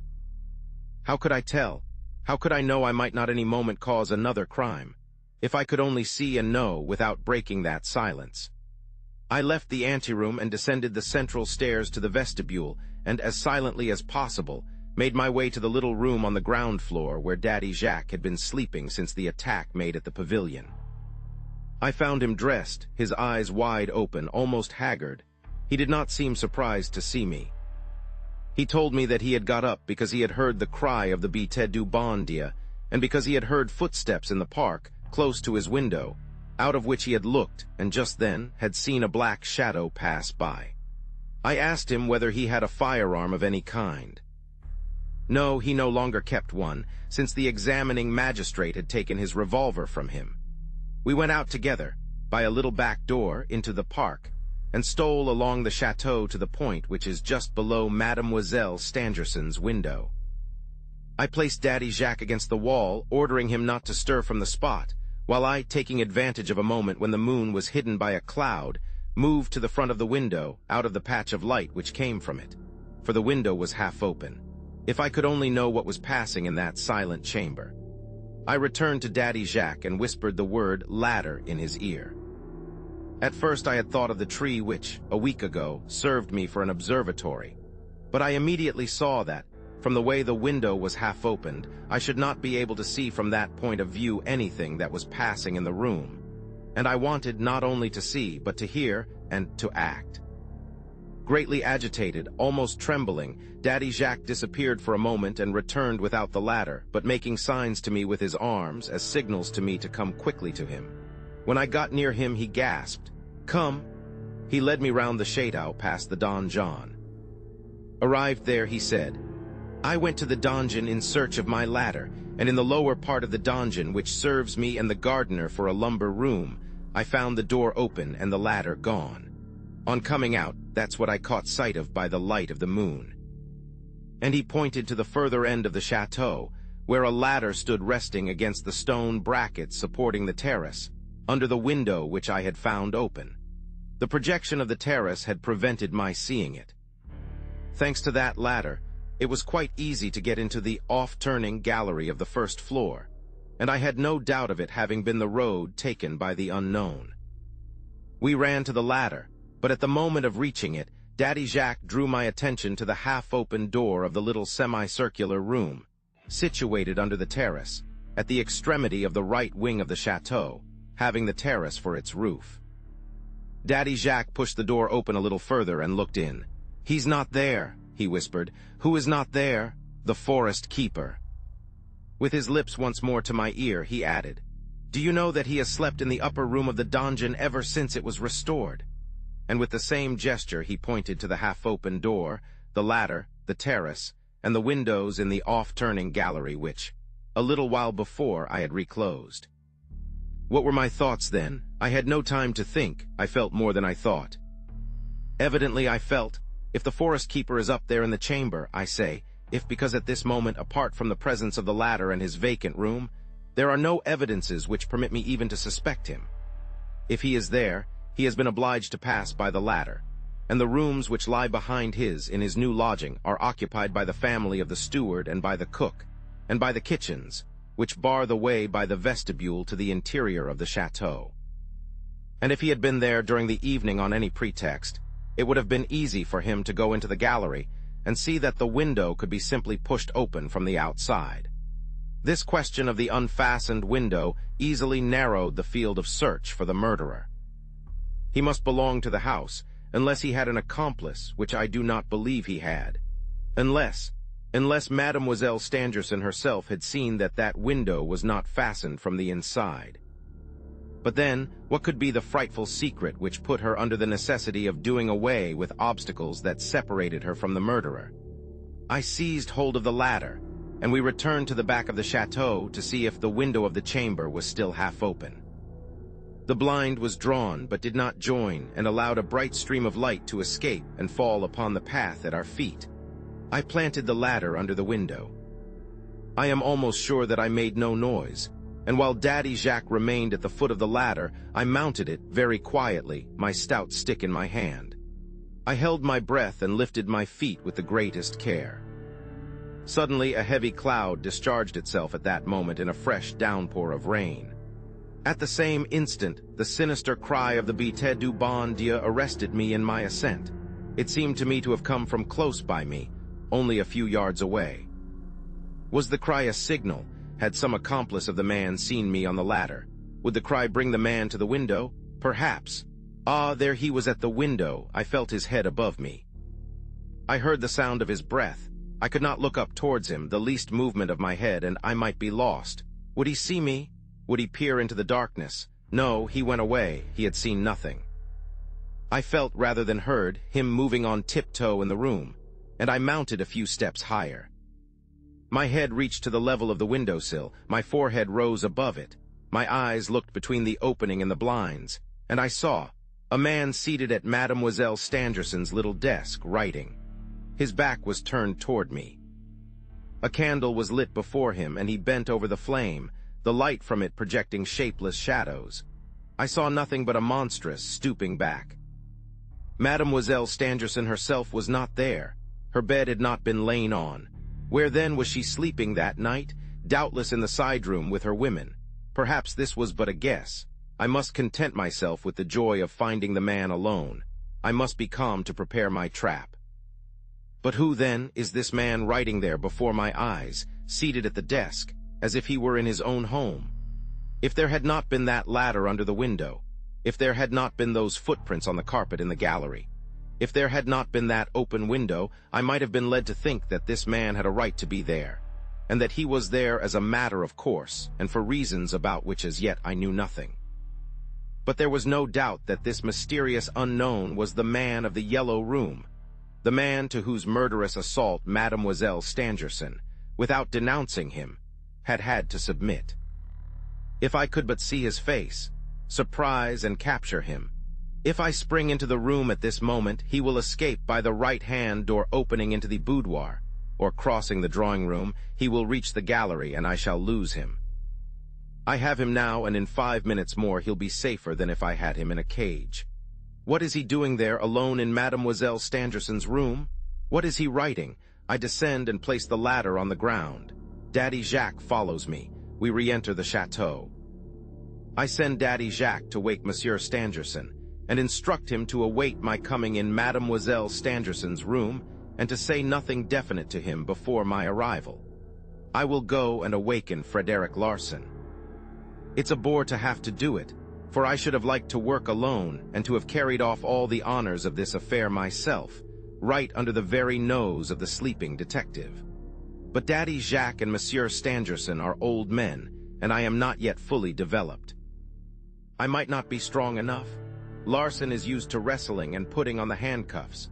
He opened his eyes swollen with sleep, ready to send me flying without in the least believing in my reporter's fancies. I had to assure him that the man was there. "That's strange," he said. "I thought I left him this afternoon in Paris."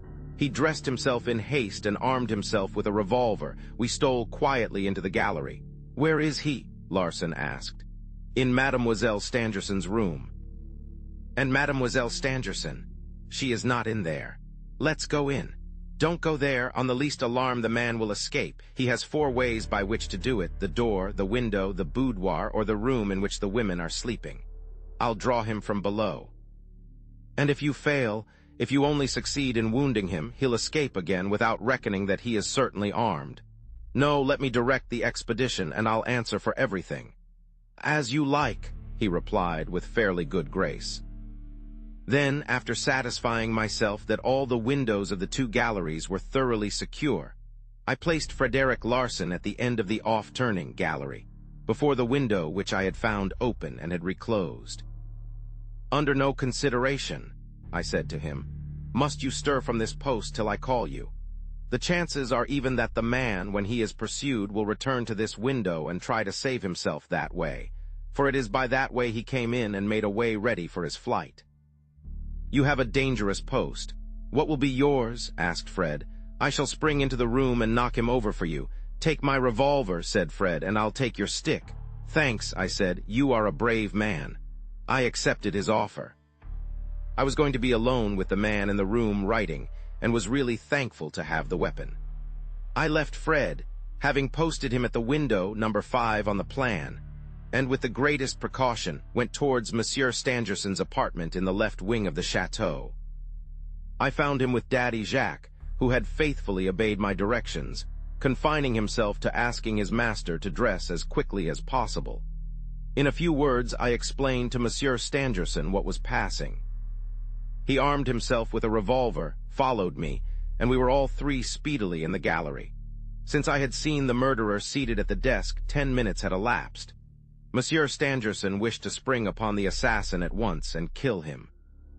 I made him understand that, above all, he must not, in his desire to kill him, miss him. When I had sworn to him that his daughter was not in the room, and in no danger, he conquered his impatience and left me to direct the operations.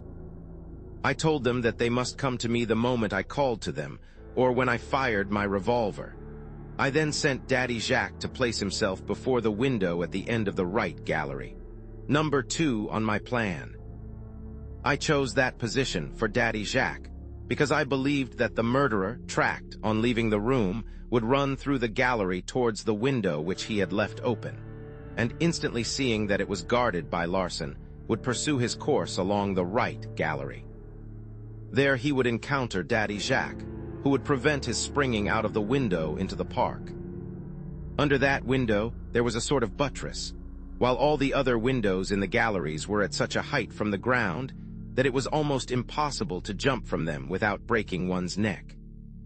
All the doors and windows, including those of the lumber room at the end of the right gallery, as I had rapidly assured myself, were strongly secured. Having indicated to Daddy Jacques the post he was to occupy, and having seen him take up his position, I placed Monsieur Stangerson on the landing at the head of the stairs, not far from the door of his daughter's anteroom, rather than the boudoir, where the women were, and the door of which must have been locked by Mademoiselle Stangerson herself, if, as I thought, She had taken refuge in the boudoir for the purpose of avoiding the murderer who was coming to see her. In any case, he must return to the gallery, where my people were awaiting him at every possible exit. On coming there, he would see on his left Monsieur Stangerson. He would turn to the right, towards the off-turning gallery. The way he had pre-arranged for flight, where at the intersection of the two galleries, he would see at once, as I have explained, on his left, Frederick Larsan at the end of the off-turning gallery, and in front, Daddy Jacques at the end of the right gallery. Monsieur Stangerson and myself would arrive by way of the back of the chateau. He is ours. He can no longer escape us. I was sure of that. The plan I had formed seemed to me the best, the surest, and the most simple. It would, no doubt, have been simpler still, if we had been able to place someone directly behind the door of Mademoiselle's boudoir, which opened out of her bedchamber, and in that way had been in a position to besiege the two doors of the room in which the man was. But we could not penetrate the boudoir except by way of the drawing-room, the door of which had been locked on the inside by Mademoiselle Stangerson.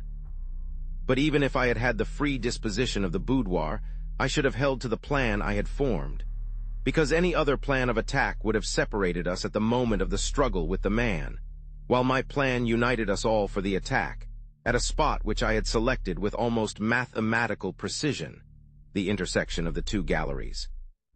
Having so placed my people, I again left the chateau, hurried to my ladder, and replacing it, climbed up, revolver in hand.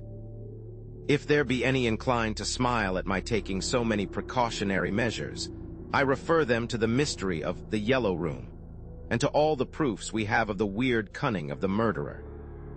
Further, if there be some who think my observations needlessly minute at a moment when they ought to be completely held by rapidity of movement and decision of action, I reply that I have wished to report here, at length and completely, all the details of a plan of attack conceived so rapidly that it is only the slowness of my pen that gives an appearance of slowness to the execution.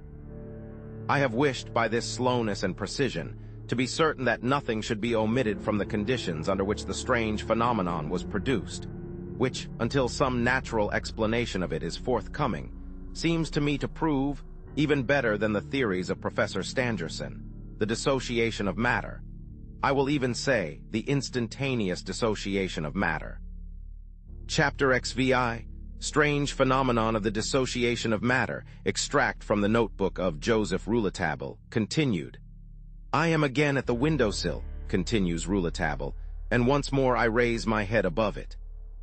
Through an opening in the curtains, the arrangement of which has not been changed, I am ready to look, anxious to note the position in which I am going to find the murderer, whether his back will still be turned towards me, whether he is still seated at the desk writing.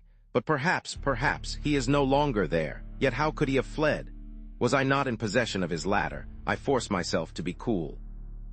I raise my head yet higher. I look, he is still there. I see his monstrous back, deformed by the shadow thrown by the candle.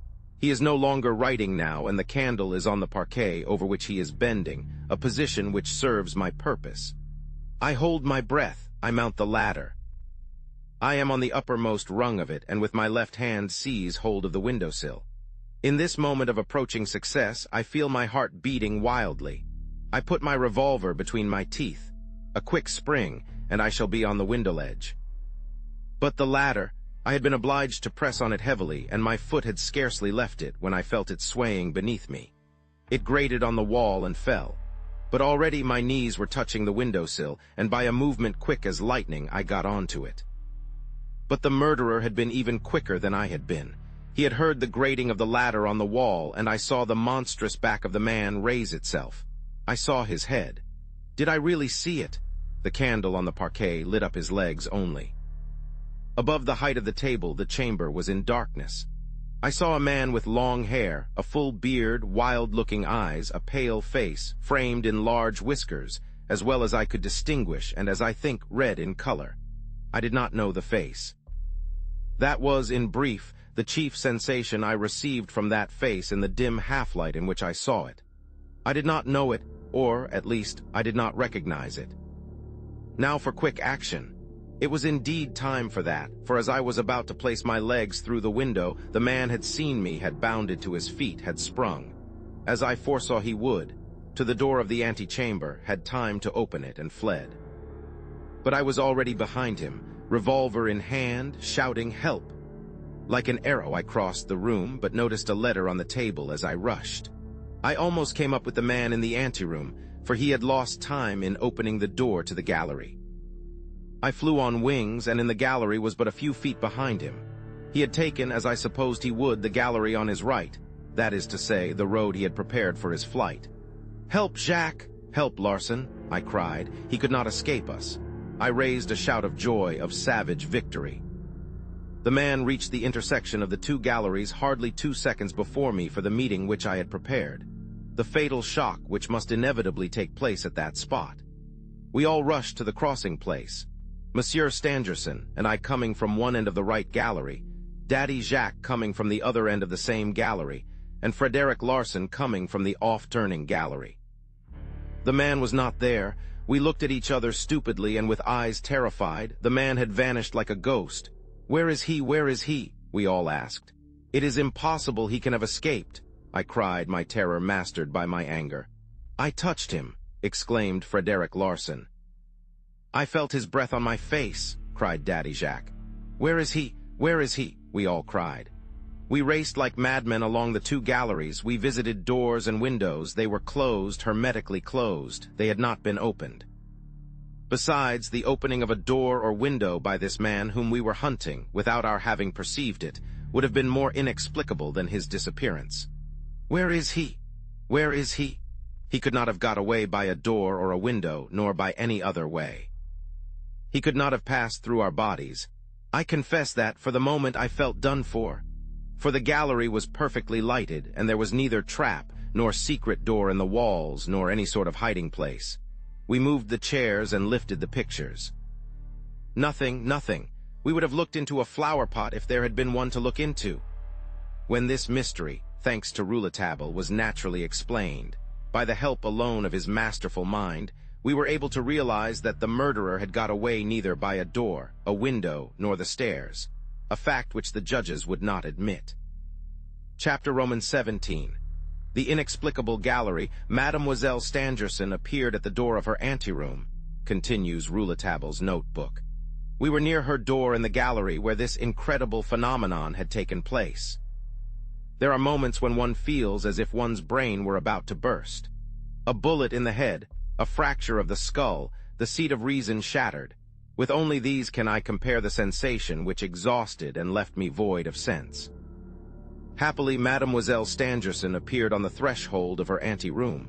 I saw her, and that helped to relieve my chaotic state of mind.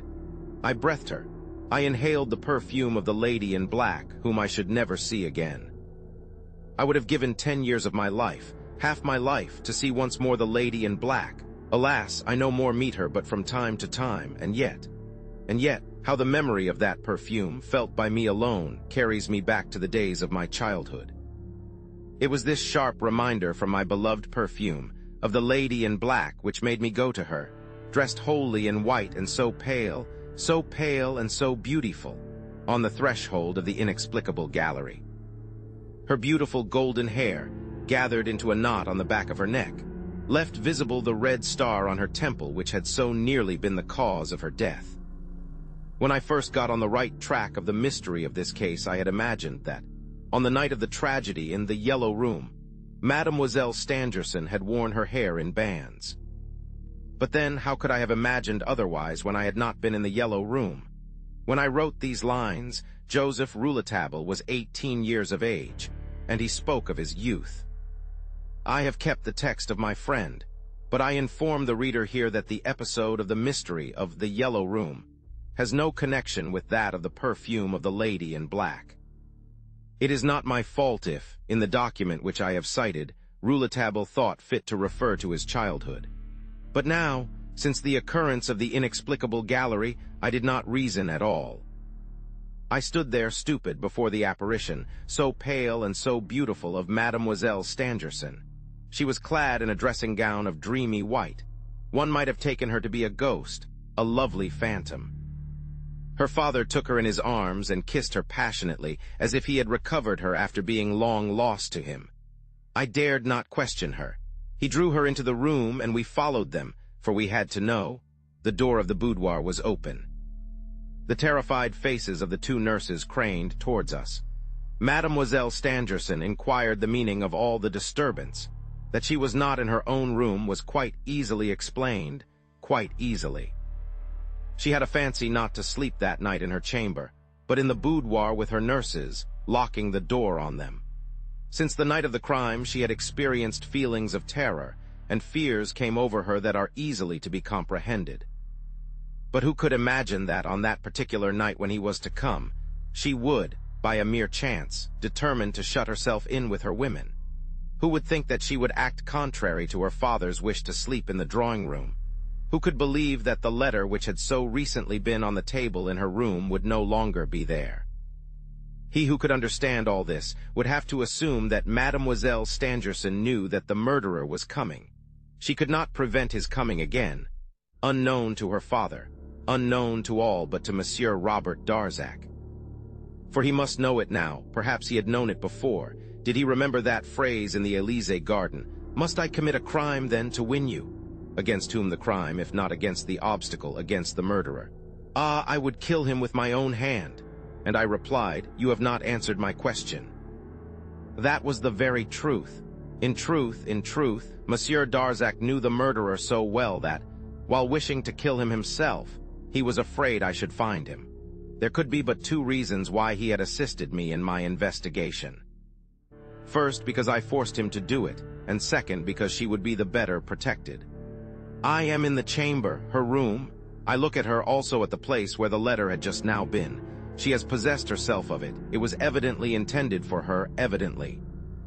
How she trembles at the strange story her father is telling her, of the presence of the murderer in her chamber and of the pursuit. But it is plainly to be seen that she is not wholly satisfied by the assurance given her until she had been told that the murderer, by some incomprehensible means, had been able to elude us. Then follows a silence. What a silence! We are all there, looking at her father, Larson, Daddy Jacques, and I. What were we all thinking of in the silence? After the events of that night, of the mystery of the inexplicable gallery, of the prodigious fact of the presence of the murderer in her room, it seemed to me that all our thoughts might have been translated into the words which were addressed to her. You who know of this mystery, explain it to us, and we shall perhaps be able to save you. How I longed to save her for herself and from the other. It brought the tears to my eyes. She is there, shedding about her the perfume of the lady in black. At last I see her, in the silence of her chamber. Since the fatal hour of the mystery of the Yellow Room, we have hung about this invisible and silent woman to learn what she knows. Our desires, our wish to know, must be a torment to her. Who can tell that, should we learn the secret of her mystery, it would not precipitate a tragedy more terrible than that which had already been enacted here? Who can tell if it might not mean her death? Yet it had brought her close to death, and we still knew nothing. Or rather, there are some of us who know nothing. But if I knew who, I should know all. Who? Not knowing who, I must remain silent out of pity for her. For there is no doubt that she knows how he escaped from the Yellow Room, and yet she keeps the secret. When I know who, I will speak to him. She looked at us now, with a faraway look in her eyes, as if we were not in the chamber. Monsieur Stangerson broke the silence. He declared that henceforth he would no more absent himself from his daughter's apartments. She tried to oppose him in vain. He adhered firmly to his purpose. He would install himself there this very night, he said. Solely concerned for the health of his daughter, he reproached her for having left her bed. Then he suddenly began talking to her as if she were a little child. He smiled at her and seemed not to know either what he said or what he did. The illustrious professor had lost his head. Mademoiselle Stangerson, in a tone of tender distress, said, "Father, father!" Daddy Jacques blows his nose, and Frederick Larson himself is obliged to turn away to hide his emotion. For myself, I am able neither to think or feel. I felt an infinite contempt for myself. It was the first time that Frederick Larson, like myself, found himself face to face with Mademoiselle Stangerson since the attack in the Yellow Room. Like me, he had insisted on being allowed to question the unhappy lady, but he had not, any more than had I, been permitted. To him, as to me, the same answer had always been given. Mademoiselle Stangerson was too weak to receive us. The questionings of the examining magistrate had overfatigued her. It was evidently intended not to give us any assistance in our researches. I was not surprised, but Frederick Larsen had always resented this conduct. It is true that he and I had a totally different theory of the crime. I still catch myself repeating from the depths of my heart, "Save her! Save her," without his speaking. Who is he, the murderer? Take him and shut his mouth. But Monsieur Darzac made it clear that in order to shut his mouth, he must be killed. Have I the right to kill Mademoiselle Stangerson's murderer? No, I had not. But let him only give me the chance. Let me find out whether he is really a creature of flesh and blood. Let me see his dead body, since it cannot be taken alive. If I could but make this woman, who does not even look at us, understand. She is absorbed by her fears and by her father's distress of mind, and I can do nothing to save her. Yes, I will go to work once more and accomplish wonders. I move towards her. I would speak to her. I would entreat her to have confidence in me. I would, in a word, make her understand, she alone, that I know how the murderer escaped from the Yellow Room, that I have guessed the motives for her secrecy, and that I pity her with all my heart. But by her gestures she begged us to leave her alone, expressing weariness and the need for immediate rest. Monsieur Stangerson asked us to go back to our rooms and thanked us. Frederick Larsen and I bowed to him, and followed by Daddy Jacques, we regained the gallery. I heard Larsen murmur, "Strange, strange." He made a sign to me to go with him into his room. On the threshold he turned towards Daddy Jacques. "Did you see him distinctly?" he asked. "Who? The man." "Saw him? Why, he had a big red beard and red hair." "That's how he appeared to me," I said. "And to me," said Larsen. The great Fred and I were alone in his chamber now to talk over this thing. We talked for an hour, turning the matter over and viewing it from every side. From the questions put by him, from the explanation which he gives me, it is clear to me that, in spite of all our senses, he is persuaded the man disappeared by some secret passage in the chateau known to him alone. "He knows the chateau," he said to me. "He knows it well." "He is a rather tall man, well built," I suggested. "He is as tall as he wants to be," murmured Fred. "I understand," I said, "but how do you account for his red hair and beard?" "Too much beard, too much hair, false," says Fred. "That's easily said." "You are always thinking of Robert Darzac. You can't get rid of that idea. I am certain that he is innocent." "So much the better, I hope so, but everything condemns him. Did you notice the marks on the carpet? Come and look at them." "I have seen them. They are the marks of the neat boots, the same as those we saw on the border of the lake. Can you deny that they belong to Robert Darzac? Of course, one may be mistaken. Have you noticed that those footprints only go in one direction? That there are no return marks. When the man came from the chamber, pursued by all of us, his footsteps left no traces behind them. He had, perhaps, been in the chamber for hours. The mud from his boots had dried, and he moved with such rapidity on the points of his toes. We saw him running, but we did not hear his steps. I suddenly put an end to this idle chatter, void of any logic, and made a sign to Larsen to listen. There, below, someone is shutting a door. I rise. Larsen follows me. We descend to the ground floor of the chateau. I lead him to the little semicircular room under the terrace beneath the window of the off-turning gallery. I point to the door, now closed, open a short time before, under which a shaft of light is visible. "The forest keeper," says Fred. "Come on," I whisper. Prepared, I know not why, to believe that the keeper is the guilty man, I go to the door and rap smartly on it. Some might think that we were rather late in thinking of the keeper, since our first business, after having found that the murderer had escaped us in the gallery, ought to have been to search everywhere else, around the chateau, in the park. Had this criticism been made at the time, we could only have answered that the assassin had disappeared from the gallery in such a way that we thought he was no longer anywhere. He had eluded us when we all had our hands stretched out ready to seize him, when we were almost touching him. We had no longer any ground for hoping that we could clear up the mystery of that night. As soon as I rapped at the door, it was opened, and the keeper asked us quietly what we wanted. He was undressed and preparing to go to bed. The bed had not yet been disturbed. We entered, and I affected surprise. "Not gone to bed yet?" "No," he replied roughly.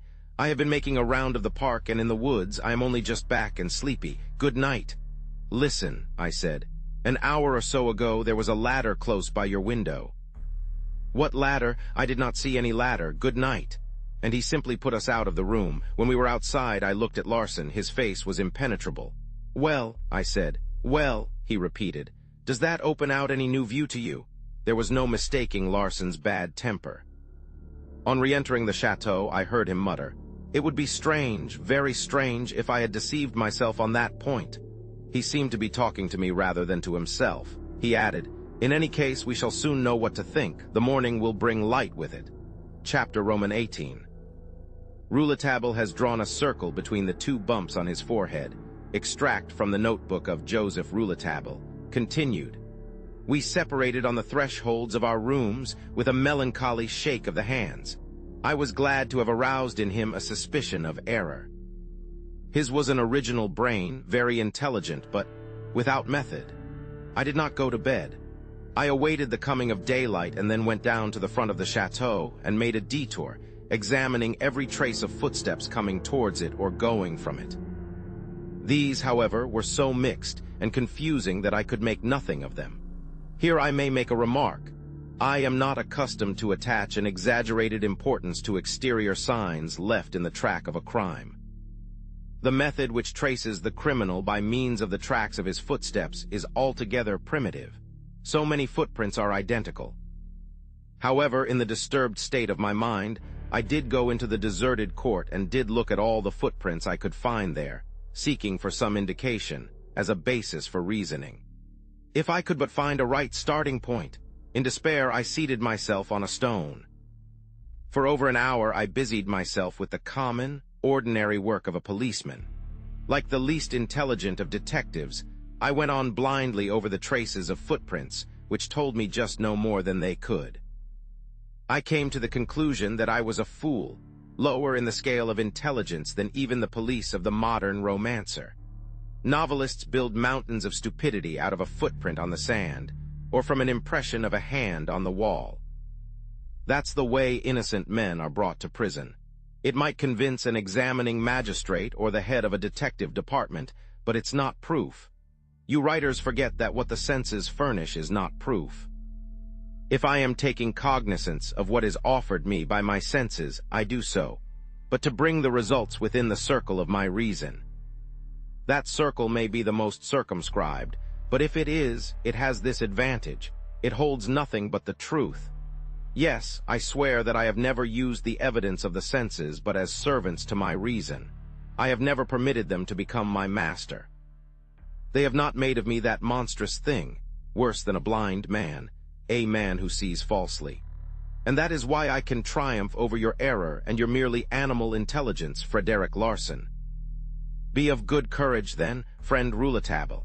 It is impossible that the incident of the inexplicable gallery should be outside the circle of your reason. You know that? Then have faith and take thought with yourself, and forget not that you took hold of the right end when you drew that circle in your brain within which to unravel this mysterious play of circumstance. To it, once again, go back to the gallery. Take your stand on your reason and rest there as Frederick Larson rests on his cane. You will then soon prove that the great Fred is nothing but a fool.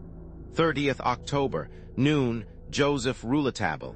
I acted as I planned. With head on fire, I retraced my way to the gallery, and without having found anything more than I had seen on the previous night, the right hold I had taken of my reason drew me to something so important that I was obliged to cling to it to save myself from falling. Now for the strength and patience to find sensible traces to fit in with my thinking, and these must come within the circle I have drawn between the two bumps on my forehead. 30th of October, midnight. Joseph Rouletabille, Chapter XIX. Rouletabille invites me to breakfast at the donjon, and it was not until later that Rouletabille sent me the notebook in which he had written at length the story of the phenomenon of the inexplicable gallery.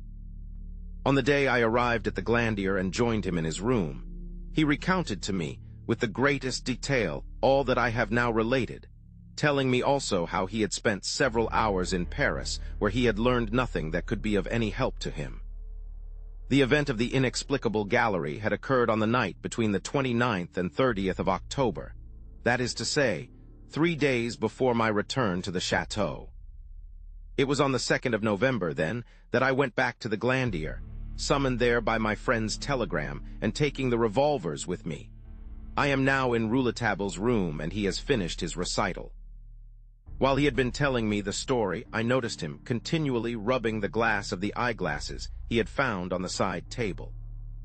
From the evident pleasure he was taking in handling them, I felt they must be one of those sensible evidences destined to enter what he had called the circle of the right end of his reason. That strange and unique way of his to express himself in terms wonderfully adequate for his thoughts no longer surprised me. It was often necessary to know his thought to understand the terms he used, and it was not easy to penetrate into Rouletabille's thinking. This lad's brain was one of the most curious things I have ever observed. Rouletabille went on the even tenor of his way without suspecting the astonishment and even bewilderment he roused in others.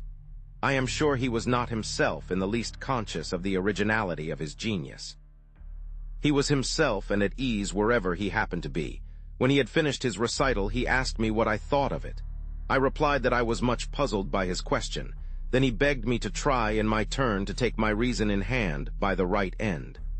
"Very well," I said. "It seems to me that the point of departure of my reason would be this. There can be no doubt that the murderer you pursued was in the gallery." I paused. "After making so good a start, you ought not to stop so soon," he exclaimed. "Come, make another effort. I'll try." Since he disappeared from the gallery without passing through any door or window, he must have escaped by some other opening. Rouletabille looked at me pityingly, smiled carelessly, and remarked that I was reasoning like a postman or like Frederick Larsan. Rouletabille had alternate fits of admiration and disdain for the great Fred. It all depended as to whether Larsan's discoveries tallied with Rouletabille's reasoning or not. When they did, he would exclaim, "He is really great." When they did not, he would grunt and mutter, "What an ass!" It was a petty side of the noble character of this strange youth. We had risen, and he led me into the park. When we reached the court and were making towards the gate, the sound of blinds thrown back against the wall made us turn our heads, and we saw, at a window on the first floor of the chateau, the ruddy and clean-shaven face of a person I did not recognize. "Hullo," muttered Rouletabille. "Arthur Rance." He lowered his head, quickened his pace, and I heard him ask himself between his teeth, "Was he in the chateau that night? What is he doing here?" We had gone some distance from the chateau when I asked him who this Arthur Rance was and how he had come to know him. He referred to his story of that morning, and I remembered that Mr. Arthur W. Rance was the American from Philadelphia with whom he had had so many drinks at the Élysée reception. But was he not to have left France almost immediately? I asked. "No doubt. That's why I am surprised to find him here still, and not only in France, but above all at the Glandier. He did not arrive this morning, and he did not get here last night. He must have got here before dinner, then." "Why didn't the concierges tell me?" I reminded my friend, apropos of the concierges, that he had not yet told me what had led him to get them set at liberty. We were close to their lodge. Monsieur and Madame Bernier saw us coming. A frank smile lit up their happy faces. They seemed to harbor no ill feeling because of their detention. My young friend asked them at what hour Mr. Arthur Rance had arrived. They answered that they did not know he was at the chateau.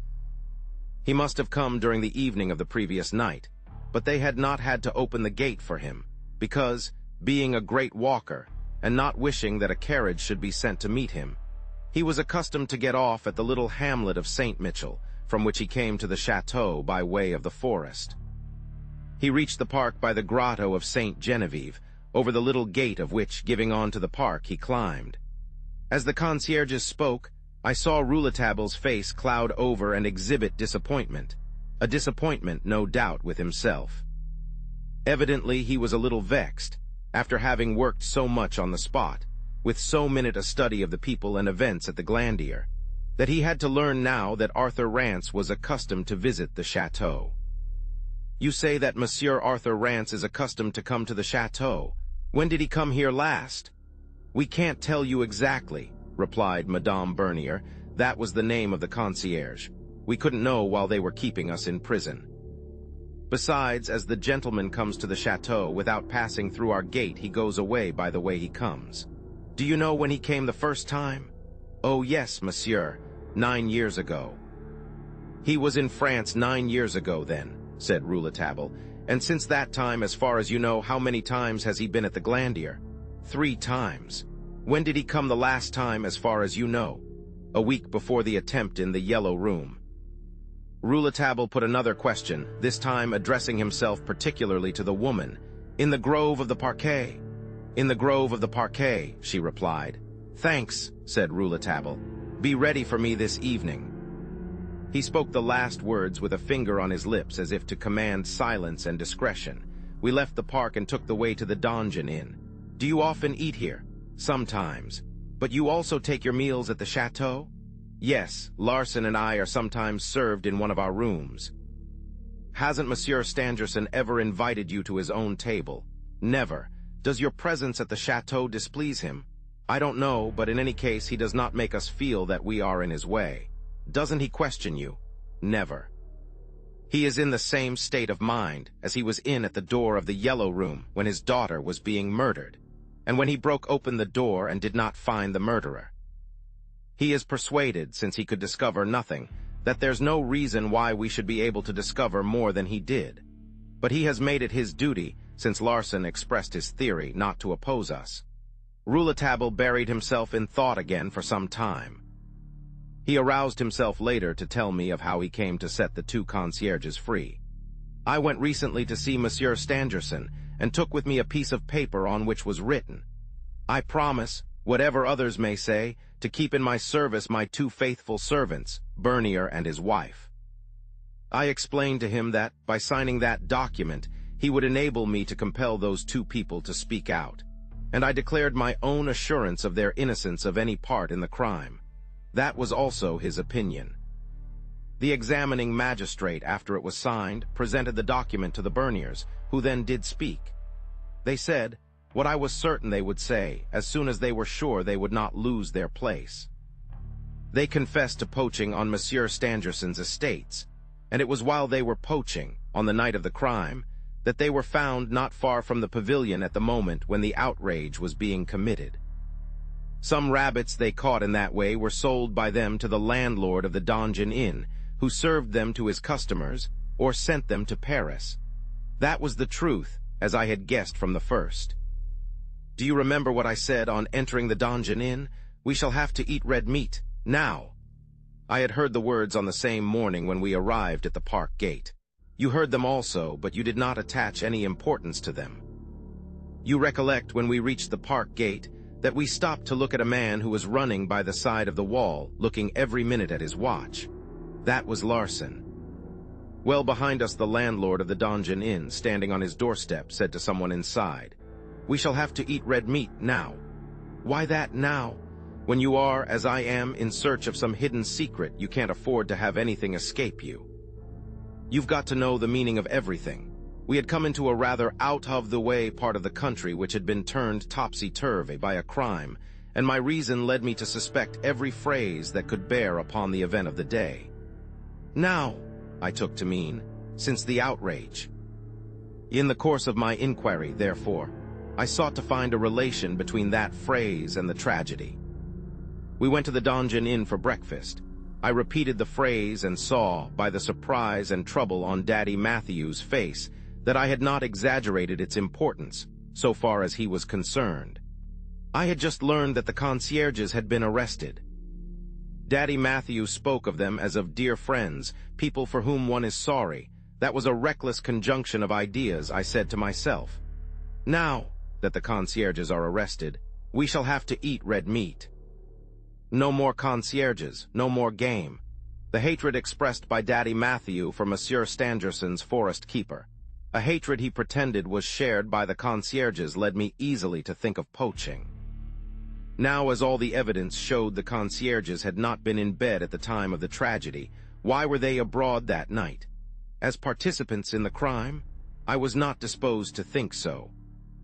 I had already arrived at the conclusion, by steps of which I will tell you later, that the assassin had had no accomplice, and that the tragedy held a mystery between Mademoiselle Stangerson and the murderer, a mystery with which the concierges had nothing to do. With that theory in my mind, I searched for proof in their lodge, which, as you know, I entered. I found there under their bed some springs and brass wire. Ah, I thought, these things explain why they were out in the park at night. I was not surprised at the dogged silence they maintained before the examining magistrate, even under the accusation so grave as that of being accomplices in the crime. Poaching would save them from the assize court, but it would lose them their places. And as they were perfectly sure of their innocence of the crime, they hoped it would soon be established, and then their poaching might go on as usual. They could always confess later. I, however, hastened their confession by means of the document Monsieur Stangerson signed. They gave all the necessary proofs, were set at liberty, and have now a lively gratitude for me. Why did I not get them released sooner? Because I was not sure that nothing more than poaching was against them. I wanted to study the ground. As the days went by, my conviction became more and more certain. The day after the events of the inexplicable gallery, I had need of help I could rely on, so I resolved to have them released at once. That was how Joseph Rouletabille explained himself. Once more I could not but be astonished at the simplicity of the reasoning which had brought him to the truth of the matter. Certainly this was no big thing, but I think myself that the young man will, one of these days, explain with the same simplicity the fearful tragedy in the Yellow Room, as well as the phenomenon of the inexplicable gallery. We reached the Donjon Inn and entered it. This time we did not see the landlord, but were received with a pleasant smile by the hostess. I have already described the room in which we found ourselves, and I have given a glimpse of the charming blonde woman with the gentle eyes, who now immediately began to prepare our breakfast. "How is Daddy Matthew?" asked Rouletabille. "Not much better, not much better. He is still confined to his bed." "His rheumatism still sticks to him, then?" "Yes. Last night I was again obliged to give him morphine, the only drug that gives him any relief." She spoke in a soft voice. Everything about her expressed gentleness. She was indeed a beautiful woman, somewhat with an air of indolence, with great eyes seemingly black and blue, amorous eyes. Was she happy with her crabbed, rheumatic husband? The scene at which we had once been present did not lead us to believe that she was. Yet there was something in her bearing that was not suggestive of despair. She disappeared into the kitchen to prepare our repast, leaving on the table a bottle of excellent cider. Rouletabille filled our earthenware mugs, loaded his pipe, and quietly explained to me his reason for asking me to come to the Glandier with revolvers. "Yes," he said, contemplatively looking at the clouds of smoke he was puffing out. "Yes, my dear boy, I expect the assassin tonight." A brief silence followed, which I took care not to interrupt, and then he went on. "Last night, just as I was going to bed, Monsieur Robert Darzac knocked at my room. When he came in, he confided to me that he was compelled to go to Paris the next day, that is, this morning. The reason which made this journey necessary was at once peremptory and mysterious. It was not possible for him to explain its object to me. I go, and yet," he added, "I would give my life not to leave Mademoiselle Stangerson at this moment." He did not try to hide that he believed her to be once more in danger. "It will not greatly astonish me if something happens tomorrow night," he avowed, "and yet I must be absent. I cannot be back at the Glandier before the morning of the day after tomorrow." I asked him to explain himself, and this is all he would tell me. His anticipation of coming danger had come to him solely from the coincidence that Mademoiselle Stangerson had been twice attacked, and both times when he had been absent. On the night of the incident of the inexplicable gallery, he had been obliged to be away from the Glandier. On the night of the tragedy in the Yellow Room, he had also not been able to be at the Glandier, though this was the first time he had declared himself on the matter. Now a man so moved who would still go away must be acting under compulsion, must be obeying a will stronger than his own. That was how I reasoned, and I told him so. He replied, "Perhaps." I asked him if Mademoiselle Stangerson was compelling him. He protested that she was not. His determination to go to Paris had been taken without any conference with Mademoiselle Stangerson. To cut the story short, he repeated that his belief in the possibility of a fresh attack was founded entirely on the extraordinary coincidence. If anything happens to Mademoiselle Stangerson, he said, it would be terrible for both of us. For her because her life would be in danger, for me because I could neither defend her from the attack nor tell of where I had been. I am perfectly aware of the suspicions cast on me. The examining magistrate and Monsieur Larsan are both on the point of believing in my guilt. Larsan tracked me the last time I went to Paris, and I had all the trouble in the world to get rid of him. Why do you not tell me the name of the murderer now, if you know it? I cried. Monsieur Darzac appeared extremely troubled by my question and replied to me in a hesitating tone. I know the name of the murderer. Why, how could I know his name? I at once replied, from Mademoiselle Stangerson. He grew so pale that I thought he was about to faint, and I saw that I had hit the nail right on the head. Mademoiselle, and he knew the name of the murderer. When he recovered himself, he said to me, I am going to leave you. Since you have been here, I have appreciated your exceptional intelligence and your unequaled ingenuity. But I ask this service of you. Perhaps I am wrong to fear an attack during the coming night, but as I must act with foresight, I count on you to frustrate any attempt that may be made. Take every step needful to protect Mademoiselle Stangerson. Keep a most careful watch of her room. Don't go to sleep, nor allow yourself one moment of repose. The man we dread is remarkably cunning, with a cunning that has never been equaled. If you keep watch, his very cunning may save her, because it's impossible that he should not know that you are watching, and knowing it, he may not venture. Have you spoken of all this to Monsieur Stangerson? No. I do not wish him to ask me, as you just now did, for the name of the murderer. I tell you all this, Monsieur Rouletabille, because I have great, very great confidence in you. I know that you do not suspect me. The poor man spoke in jerks. He was evidently suffering. I pitied him, the more because I felt sure that he would rather allow himself to be killed than tell me who the murderer was. As for Mademoiselle Stangerson, I felt that she would rather allow herself to be murdered than denounce the man of the Yellow Room and of the inexplicable gallery. The man must be dominating her, or both, by some inscrutable power. They were dreading nothing so much as the chance of Monsieur Stangerson knowing that his daughter was held by her assailant. I made Monsieur Darzac understand that he had explained himself sufficiently, and that he might refrain from telling me any more than he had already told me. I promised him to watch through the night.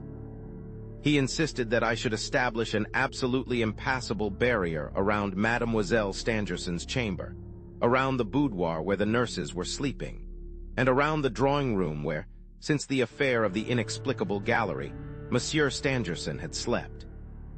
In short, I was to put a cordon round the whole apartment. From his insistence, I gathered that Monsieur Darzac intended not only to make it impossible for the expected man to reach the chamber of Mademoiselle Stangerson, but to make that impossibility so visibly clear that, seeing himself expected, he would at once go away. That was how I interpreted his final words when we parted.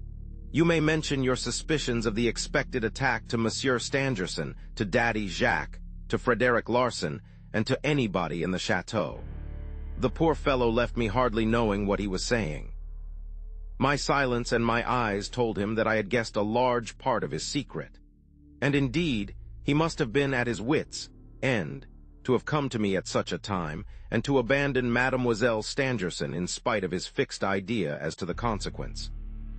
When he was gone, I began to think that I should have to use even a greater cunning than his, so that, if the man should come that night, he might not for a moment suspect that his coming had been expected. Certainly, I would allow him to get in far enough so that, dead or alive, I might see his face clearly. He must be got rid of.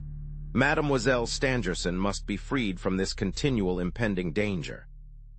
Yes, my boy, said Rouletabille, after placing his pipe on the table and emptying his mug of cider.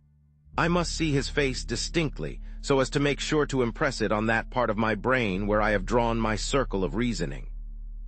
The landlady reappeared at that moment, bringing in the traditional bacon omelet.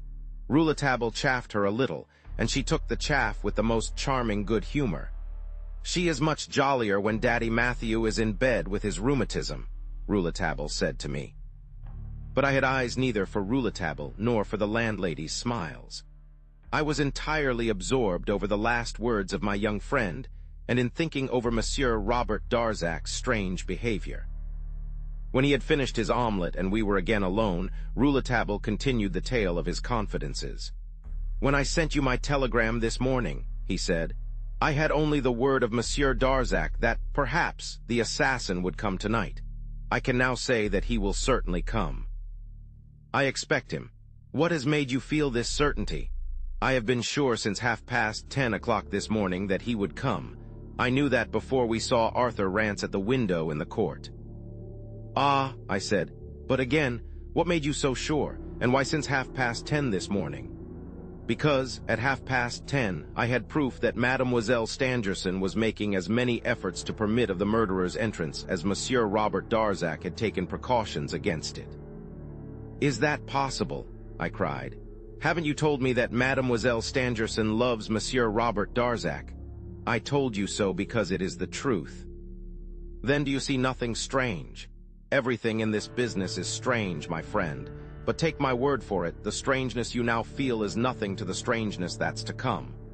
"It must be admitted, then," I said, "that Mademoiselle Stangerson and her murderer are in communication, at any rate in writing." "Admit it, my friend, admit it. You don't risk anything. I told you about the letter left on her table on the night of the inexplicable gallery affair, the letter that disappeared into the pocket of Mademoiselle Stangerson. Why should it not have been a summons to a meeting? Might he not, as soon as he was sure of Darzac's absence, appoint the meeting for the coming night?" And my friend laughed silently.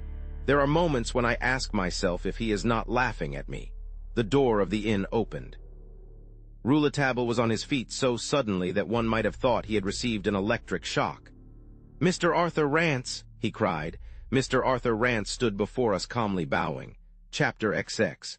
"An act of Mademoiselle Stangerson. You remember me, monsieur?" asked Rouletabille. "Perfectly," replied Arthur Rance. "I recognize you as the lad at the bar." The face of Rouletabille crimsoned at being called a lad. "I want to shake hands with you. You are a bright little fellow."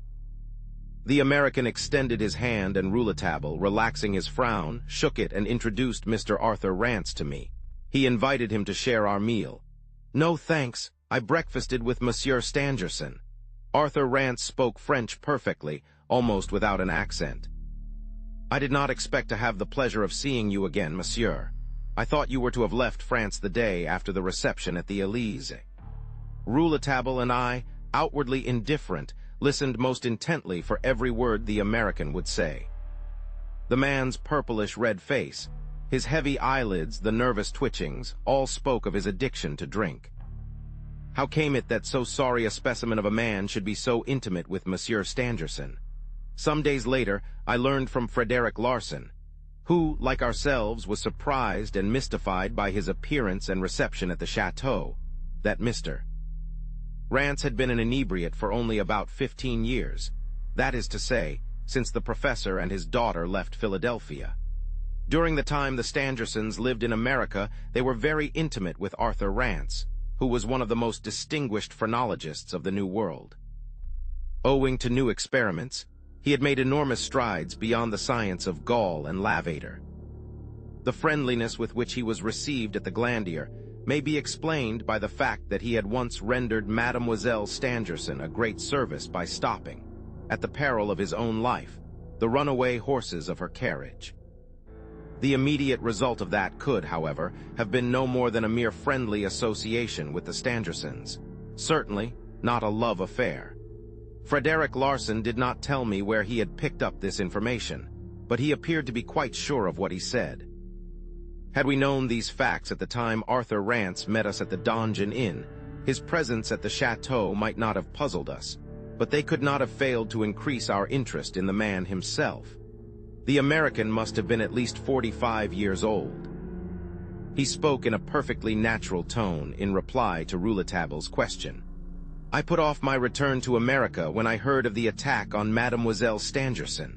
I wanted to be certain the lady had not been killed, and I shall not go away until she is perfectly recovered." Arthur Rance then took the lead in talk, paying no heed to some of Rouletabille's questions. He gave us, without our inviting him, his personal views on the subject of the tragedy, views which, as well as I could make out, were not far from those held by Frederick Larsan. The American also thought that Robert Darzac had something to do with the matter. He did not mention him by name, but there was no room to doubt whom he meant. He told us he was aware of the efforts young Rouletabille was making to unravel the tangled skein of the Yellow Room mystery. He explained that Monsieur Stangerson had related to him all that had taken place in the inexplicable gallery. He several times expressed his regret at Monsieur Darzac's absence from the chateau on all these occasions, and thought that Monsieur Darzac had done cleverly in allying himself with Monsieur Joseph Rouletabille, who could not fail, sooner or later, to discover the murderer. He spoke the last sentence with unconcealed irony. Then he rose, bowed to us, and left the inn. Rouletabille watched him through the window. "An odd fish, that," he said. "Do you think he'll pass the night at the Glandier?" I asked. To my amazement, the young reporter answered that it was a matter of entire indifference to him whether he did or not. As to how we spent our time during the afternoon, all I need say is that Rouletabille led me to the grotto of Saint Genevieve, and all the time talked of every subject but the one in which we were most interested. Towards evening, I was surprised to find Rouletabille making none of the preparations I had expected him to make. I spoke to him about it when night had come on, and we were once more in his room. He replied that all his arrangements had already been made, and this time the murderer would not get away from him. I expressed some doubt on this, reminding him of his disappearance in the gallery, and suggested that the same phenomenon might occur again. He answered that he hoped it would. He desired nothing more. I did not insist, knowing by experience how useless that would have been. He told me that, with the help of the concierges, the chateau had since early dawn been watched in such a way that nobody could approach it without his knowing it, and that he had no concern for those who might have left it and remained without. It was then 6 o'clock by his watch. Rising, he made a sign to me to follow him, and without in the least trying to conceal his movements or the sound of his footsteps, he led me through the gallery. We reached the right gallery and came to the landing place, which we crossed. We then continued our way in the gallery of the left wing, passing Professor Stangerson's apartment. At the far end of the gallery, before coming to the donjon, is the room occupied by Arthur Rance. We knew that because we had seen him at the window looking on to the court. The door of the room opens onto the end of the gallery, exactly facing the east window at the extremity of the right gallery, where Rouletabille had placed Daddy Jacques, and commands an uninterrupted view of the gallery from end to end of the chateau. "That off-turning gallery," said Rouletabille, "I reserve for myself when I tell you you'll come and take your place here." And he made me enter a little dark, triangular closet built in a bend of the wall to the left of the door of Arthur Rance's room. From this recess, I could see all that occurred in the gallery as well as if I had been standing in front of Arthur Rance's door, and I could watch that door, too. The door of the closet, which was to be my place of observation, was fitted with panels of transparent glass. In the gallery, where all the lamps had been lit, it was quite light. In the closet, however, it was quite dark. It was a splendid place from which to observe and remain unobserved. I was soon to play the part of a spy, a common policeman. I wonder what my leader at the bar would have said had he known. I was not altogether pleased with my duties, but I could not refuse Rouletabille the assistance he had begged me to give him. I took care not to make him see that I in the least objected, and for several reasons. I wanted to oblige him. I did not wish him to think me a coward. I was filled with curiosity, and it was too late for me to draw back, even had I determined to do so. That I had not had these scruples sooner was because my curiosity had quite got the better of me. I might also urge that I was helping to save the life of a woman, and even a lawyer may do that conscientiously. We returned along the gallery. On reaching the door of Mademoiselle Stangerson's apartment, It opened from a push given by the steward who was waiting at the dinner table. Monsieur Stangerson had, for the last 3 days, dined with his daughter in the drawing room on the first floor. As the door remained open, we distinctly saw Mademoiselle Stangerson taking advantage of the steward's absence, and while her father was stooping to pick up something he had let fall, pour the contents of a phial into Monsieur Stangerson's glass. Chapter XXI. On the watch, the act, which staggered me, did not appear to affect Rouletabille much. We returned to his room, and without even referring to what we had seen, he gave me his final instructions for the night. First, we were to go to dinner. After dinner, I was to take my stand in the dark closet and wait there as long as it was necessary to look out for what might happen. "If you see anything before I do," he explained, "you must let me know. If the man gets into the right gallery by any other way than the off-turning gallery, you will see him before I shall, because you have a view along the whole length of the right gallery, while I can only command a view of the off-turning gallery. All you need do to let me know is to undo the cord holding the curtain of the right gallery window nearest to the dark closet. The curtain will fall of itself and immediately leave a square of shadow where previously there had been a square of light. To do this, you need but stretch your hand out of the closet. I shall understand your signal perfectly. And then you will see me coming round the corner of the off-turning gallery. What am I to do then? You will immediately come towards me behind the man, but I shall already be upon him and shall have seen his face." I attempted a feeble smile. "Why do you smile? Well, you may smile while you have the chance, but I swear you'll have no time for that a few hours from now. And if the man escapes—" "So much the better," said Rouletabille coolly. "I don't want to capture him. He may take himself off any way he can. I will let him go after I have seen his face. That's all I want. I shall know afterwards what to do so that as far as Mademoiselle Stangerson is concerned, he shall be dead to her even though he continues to live. If I took him alive, Mademoiselle Stangerson and Robert Darzac would, perhaps, never forgive me, and I wish to retain their goodwill and respect. Seeing, as I have just now seen, Mademoiselle Stangerson pour a narcotic into her father's glass, so that he might not be awake to interrupt the conversation she is going to have with her murderer, you can imagine she would not be grateful to me if I brought the man of the Yellow Room and the inexplicable gallery, bound and gagged, to her father. I realize now that if I am to save the unhappy lady, I must silence the man and not capture him. To kill a human being is no small thing. Besides, that's not my business unless the man himself makes it my business. On the other hand, to render him forever silent without the lady's assent and confidence is to act on one's own initiative and assumes a knowledge of everything with nothing for a basis. Fortunately, my friend, I have reasoned it all out. All that I ask of the man who is coming tonight is to bring me his face so that it may enter into the circle. Exactly, and his face won't surprise me. But I thought you saw his face on the night when you sprang into the chamber. Only imperfectly. The candle was on the floor, and his beard. Will he wear his beard this evening? I think I can say for certain that he will, but the gallery is light, and now I know, or at least my brain knows, and my eyes will see. If we are here only to see him and let him escape, why are we armed? Because, if the man of the Yellow Room and the inexplicable gallery knows that I know he is capable of doing anything, we should then have to defend ourselves. And you are sure he will come tonight? As sure as that you are standing there. This morning at 10:30, Mademoiselle Stangerson, in the cleverest way in the world, arranged to have no nurses tonight. She gave them leave of absence for 24 hours, under some plausible pretexts, and did not desire anybody to be with her but her father, while they are away. Her father, who is to sleep in the boudoir, has gladly consented to the arrangement. Darzac's departure, and what he told me, as well as the extraordinary precautions Mademoiselle Stangerson is taking to be alone tonight, leaves me no room for doubt. She has prepared the way for the coming of the man whom Darzac dreads. That's awful. It is. And what we saw her do was done to send her father to sleep.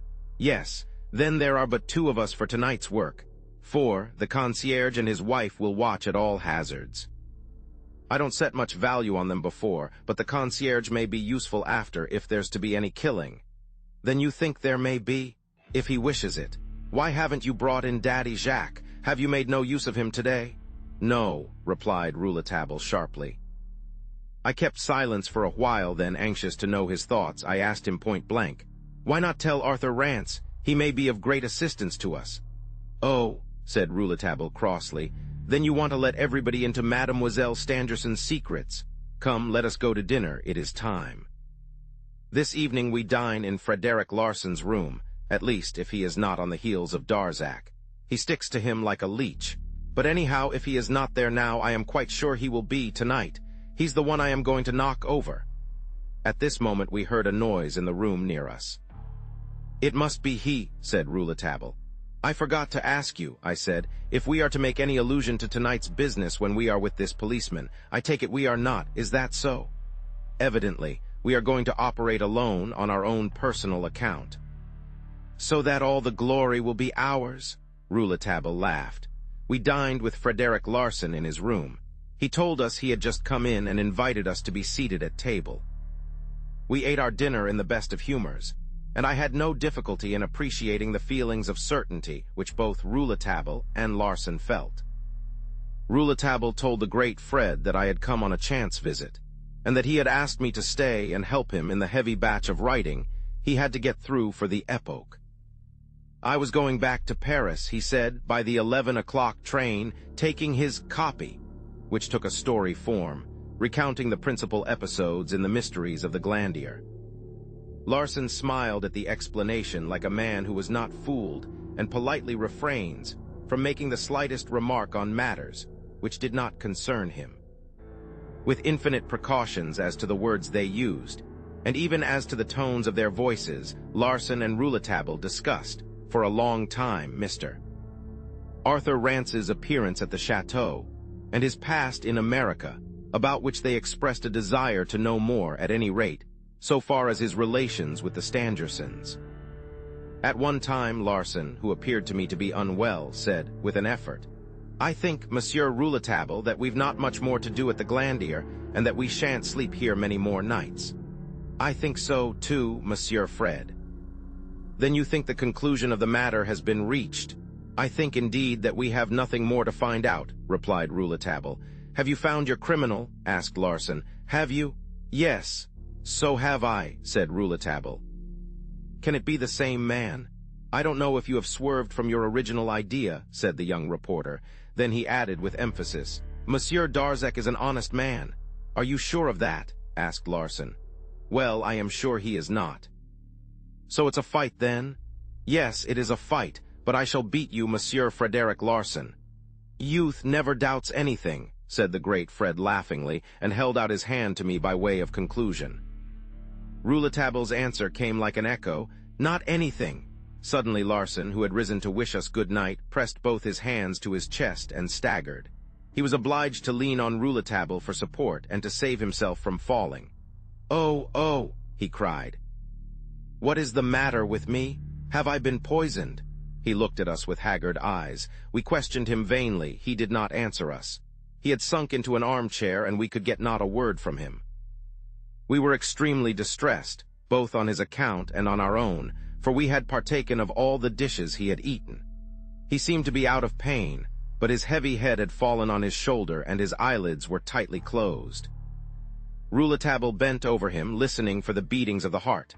My friend's face, however, when he stood up, was as calm as it had been a moment before agitated. "He is asleep," he said. He led me to his chamber after closing Larsan's room.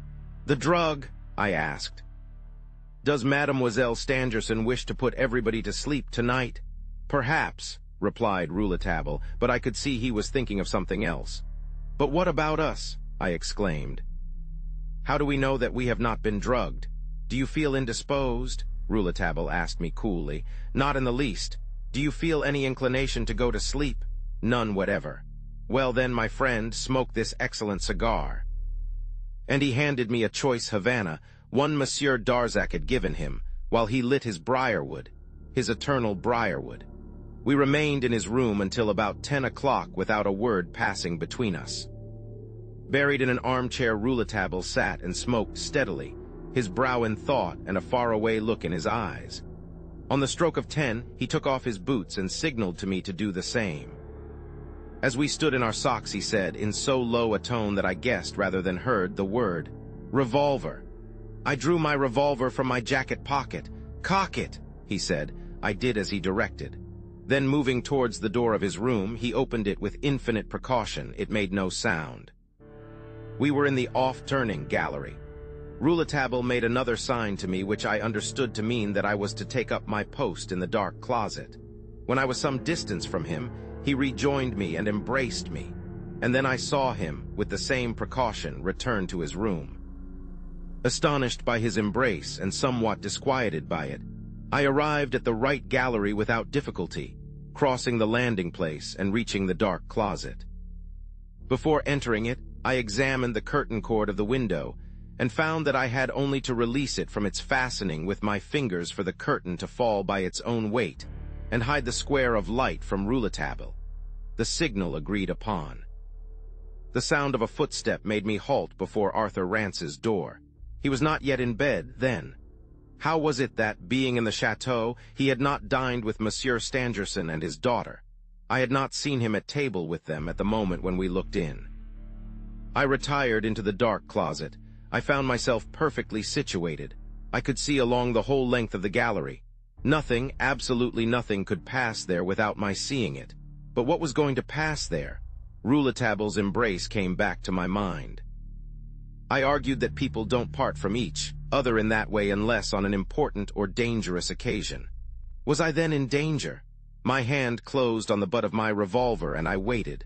I am not a hero, but neither am I a coward. I waited about an hour, and during all that time I saw nothing unusual.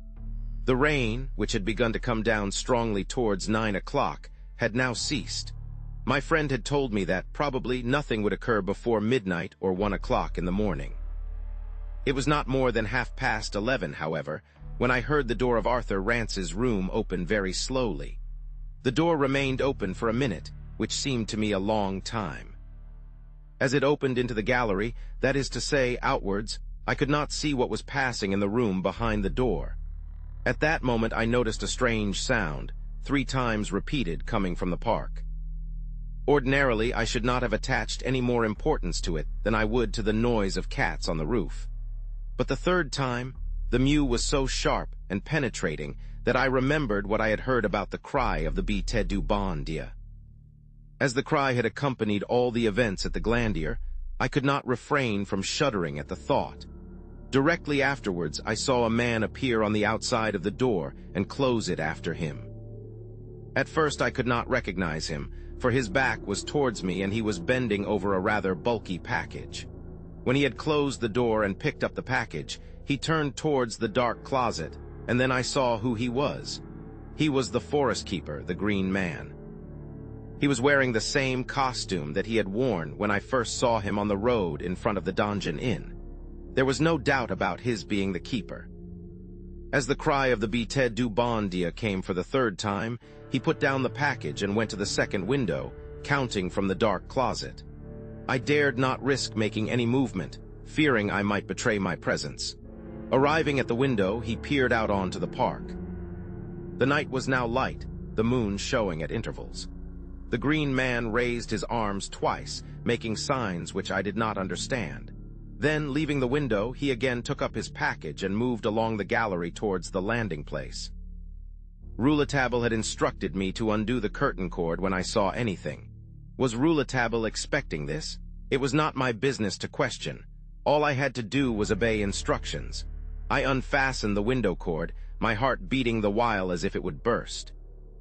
The man reached the landing place, but to my utter surprise, I had expected to see him continue to pass along the gallery. I saw him descend the stairs leading to the vestibule. What was I to do? I looked stupidly at the heavy curtain which had shut the light from the window. The signal had been given, and I did not see Rouletabille appear at the corner of the off-turning gallery. Nobody appeared. I was exceedingly perplexed. Half an hour passed, an age to me. What was I to do now, even if I saw something? The signal once given, I could not give it a 2nd time. To venture into the gallery might upset all Rouletabille's plans. After all, I had nothing to reproach myself for, and if something had happened that my friend had not expected, he could only blame himself. Unable to be of any further assistance to him by means of a signal, I left the dark closet and, still in my socks, made my way to the off-turning gallery. There was no one there. I went to the door of Rouletabille's room and listened. I could hear nothing. I knocked gently. There was no answer. I turned the door handle and the door opened. I entered. Rouletabille lay extended at full length on the floor. Chapter Roman 22. The incredible body. I bent in great anxiety over the body of the reporter, and had the joy to find that he was deeply sleeping, the same unhealthy sleep that I had seen fall upon Frederick Larsan. He had succumbed to the influence of the same drug that had been mixed with our food. How was it then that I also had not been overcome by it? I reflected that the drug must have been put into our wine, because that would explain my condition. I never drink when eating. Naturally inclined to obesity, I am restricted to a dry diet. I shook Rouletabille, but could not succeed in waking him. This, no doubt, was the work of Mademoiselle Stangerson. She had certainly thought it necessary to guard herself against this young man as well as her father. I recalled that the steward, in serving us, had recommended an excellent Chablis, which, no doubt, had come from the professor's table. More than a quarter of an hour passed. I resolved, under the pressing circumstances, to resort to extreme measures. I threw a pitcher of cold water over Rouletabille's head. He opened his eyes. I beat his face and raised him up. I felt him stiffen in my arms and heard him murmur, go on, but don't make any noise." I pinched him and shook him until he was able to stand up. "We were saved. They sent me to sleep," he said. I passed an awful quarter of an hour before giving way, but it is over now, don't leave me." He had no sooner uttered those words than we were thrilled by a frightful cry that rang through the shadow, a veritable death cry. "Malheur," roared Rouletabille, "we shall be too late." He tried to rush to the door, but he was too dazed and fell against the wall. I was already in the gallery, revolver in hand, rushing like a madman towards Mademoiselle Stangerson's room. The moment I arrived at the intersection of the off-turning gallery and the right gallery, I saw a figure leaving her apartment, which in a few strides had reached the landing place. I was not master of myself. I fired. The report from the revolver made a deafening noise, but the man continued his flight down the stairs. I ran behind him, shouting, "Stop! Stop, or I will kill you!" As I rushed after him down the stairs, I came face to face with Arthur Rance coming from the left wing of the chateau, yelling, "What is it? What is it?" We arrived almost at the same time at the foot of the staircase. The window of the vestibule was open. We distinctly saw the form of a man running away. Instinctively, we fired our revolvers in his direction. He was not more than 10 paces in front of us. He staggered, and we thought he was going to fall. We had sprung out of the window, but the man dashed off with renewed vigor. I was in my socks, and the American was barefooted. There being no hope of overtaking him, we fired our last cartridges at him. But he still kept on running, going along the right side of the court towards the end of the right wing of the chateau, which had no other outlet than the door of the little chamber occupied by the forest keeper. The man, though he was evidently wounded by our bullets, was now 20 yards ahead of us. Suddenly behind us and above our heads, a window in the gallery opened, and we heard the voice of Rouletabille crying out desperately, "Fire, Bernier! Fire!" At that moment the clear moonlight night was further lit by a broad flash. By its light we saw Daddy Bernier with his gun on the threshold of the donjon door. He had taken good aim. The shadow fell. But as it had reached the end of the right wing of the chateau, it fell on the other side of the angle of the building. That is to say, we saw it about to fall, but not the actual sinking to the ground. Bernier, Arthur Rance, and myself reached the other side 20 seconds later. The shadow was lying dead at our feet. Aroused from his lethargy by the cries and reports, Larsan opened the window of his chamber and called out to us. Rouletabille, quite awake now, joined us at the same moment, and I cried out to him, "He is dead, is dead." "So much the better," he said. "Take him into the vestibule of the chateau." Then, as if on second thought, he said, No, let us put him in his own room." Rouletabille knocked at the door. Nobody answered. Naturally, this did not surprise me. "He is evidently not there, otherwise he would have come out," said the reporter. "Let us carry him to the vestibule then." Since reaching the dead shadow, a thick cloud had covered the moon and darkened the night, so that we were unable to make out the features. Daddy Jacques, who had now joined us, helped us to carry the body into the vestibule, where we laid it down on the lower step of the stairs. On the way, I had felt my hands wet from the warm blood flowing from the wounds. Daddy Jacques flew to the kitchen and returned with a lantern. He held it close to the face of the dead shadow, and we recognized the keeper, the man called by the landlord of the donjon in the Green Man, whom, an hour earlier, I had seen come out of Arthur Rance's chamber carrying a parcel. But what I had seen, I could only tell Rouletabille later, when we were alone. Rouletabille and Frederick Larsan experienced a cruel disappointment at the result of the night's adventure. They could only look in consternation and stupefaction at the body of the Green Man. Daddy Jacques showed a stupidly sorrowful face, and with silly lamentations kept repeating that we were mistaken. The keeper could not be the assailant. We were obliged to compel him to be quiet. He could not have shown greater grief had the body been that of his own son. I noticed, while all the rest of us were more or less undressed and barefooted, that he was fully clothed. Rouletabille had not left the body. Kneeling on the flagstones by the light of Daddy Jacques' lantern, he removed the clothes from the body and laid bare its breast. Then, snatching the lantern from Daddy Jacques, he held it over the corpse and saw a gaping wound. Rising suddenly, he exclaimed in a voice filled with savage irony, "The man you believe to have been shot was killed by the stab of a knife in his heart." I thought Rouletabille had gone mad, but bending over the body, I quickly satisfied myself that Rouletabille was right. Not a sign of a bullet anywhere. The wound, evidently made by a sharp blade, had penetrated the heart. Chapter Roman 23. The double scent I had hardly recovered from the surprise into which this new discovery had plunged me, when Rouletabille touched me on the shoulder and asked me to follow him into his room. "What are we going to do there?" "To think the matter over." I confess I was in no condition for doing much thinking, nor could I understand how Rouletabille could so control himself as to be able calmly to sit down for reflection, when he must have known that Mademoiselle Stangerson was at that moment almost on the point of death. But his self-control was more than I could explain. Closing the door of his room, he motioned me to a chair and, seating himself before me, took out his pipe. We sat there for some time in silence, and then I fell asleep. When I awoke, it was daylight. It was 8 o'clock by my watch. Rouletabille was no longer in the room. I rose to go out when the door opened and my friend re-entered. He had evidently lost no time. "How about Mademoiselle Stangerson?" I asked him. "Her condition, though very alarming, is not desperate." "When did you leave this room?" "Towards dawn." "I guess you have been hard at work." "Rather. Have you found out anything?" "2 sets of footprints." "Do they explain anything?" "Yes." "Have they anything to do with the mystery of the keeper's body?"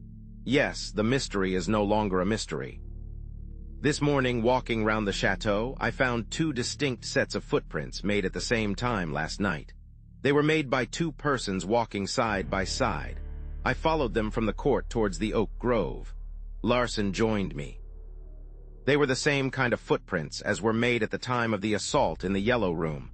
One set was from clumsy boots, and the other was made by neat ones, except that the big toe of one of the sets was of a different size from the one measured in the Yellow Room. Incident. I compared the marks with the paper patterns I had previously made. Still following the tracks of the prints, Larsan and I passed out of the oak grove and reached the border of the lake. There they turned off to a little path leading to the high road to Epinay, where we lost the traces in the newly macadamized highway. We went back to the chateau and parted at the courtyard. We met again, however, in Daddy Jacques' room, to which our separate trains of thinking had led us both. We found the old servant in bed. His clothes on the chair were wet through, and his boots very muddy. He certainly did not get into that state in helping us to carry the body of the keeper. It was not raining then. Then his face showed extreme fatigue, and he looked at us out of terror-stricken eyes. On our first questioning him, he told us that he had gone to bed immediately after the doctor had arrived. On pressing him, however, for it was evident to us he was not speaking the truth, he confessed that he had been away from the chateau.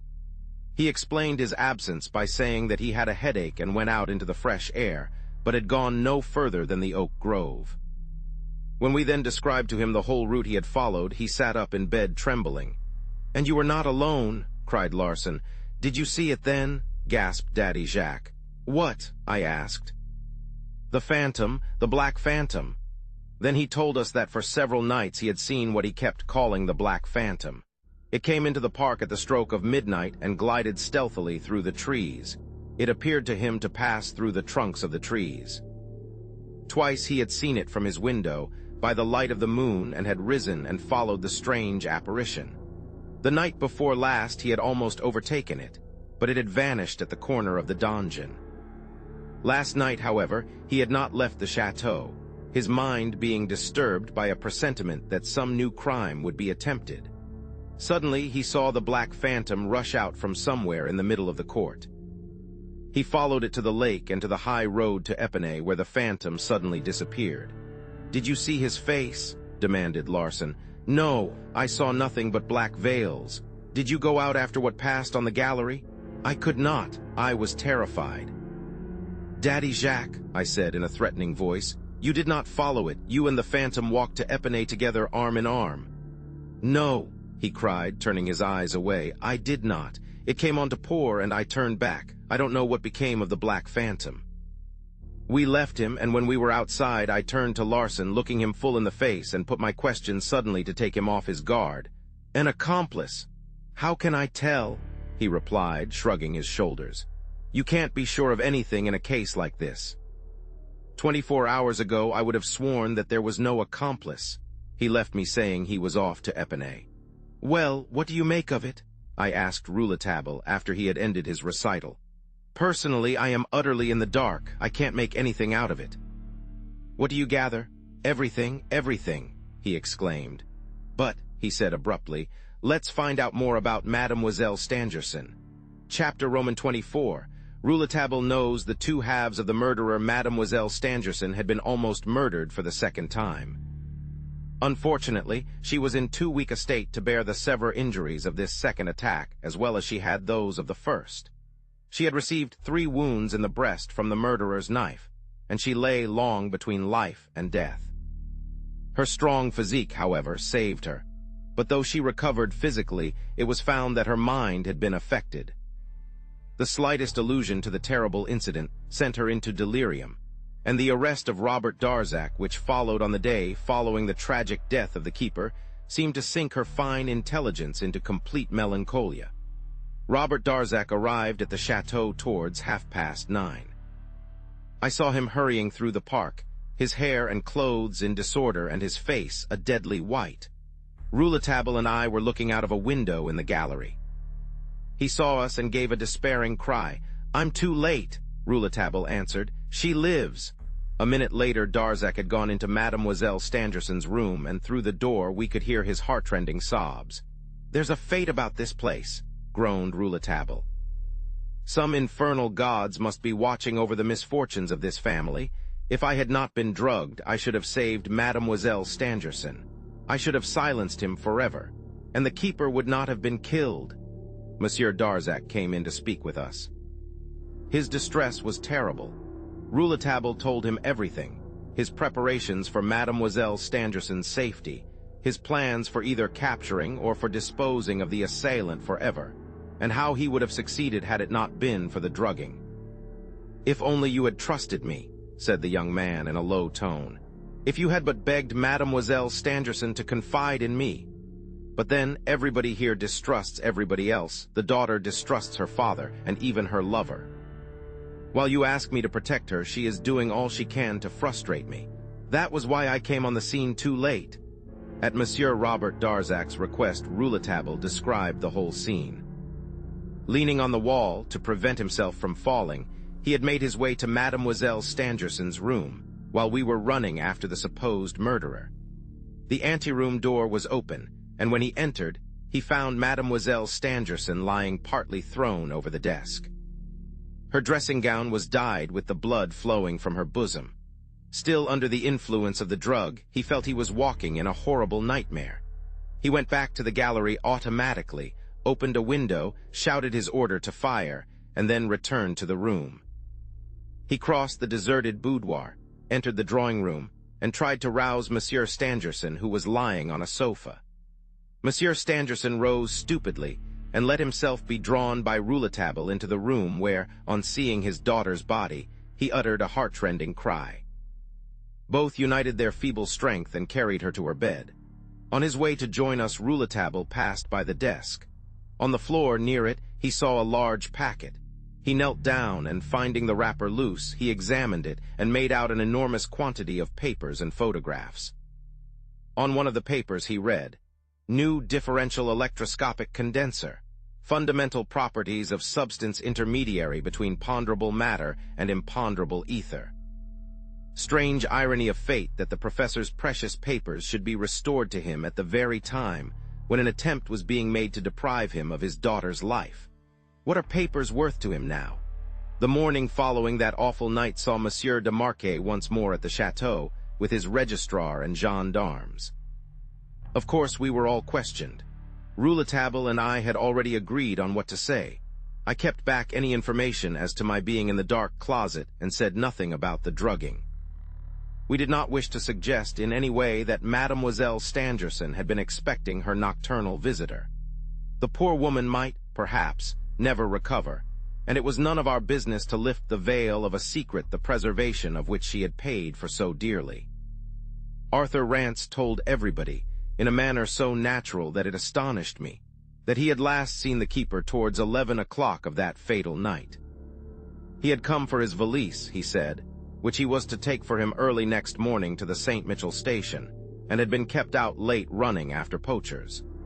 Arthur Rance had indeed intended to leave the chateau and, according to his habit, to walk to the station.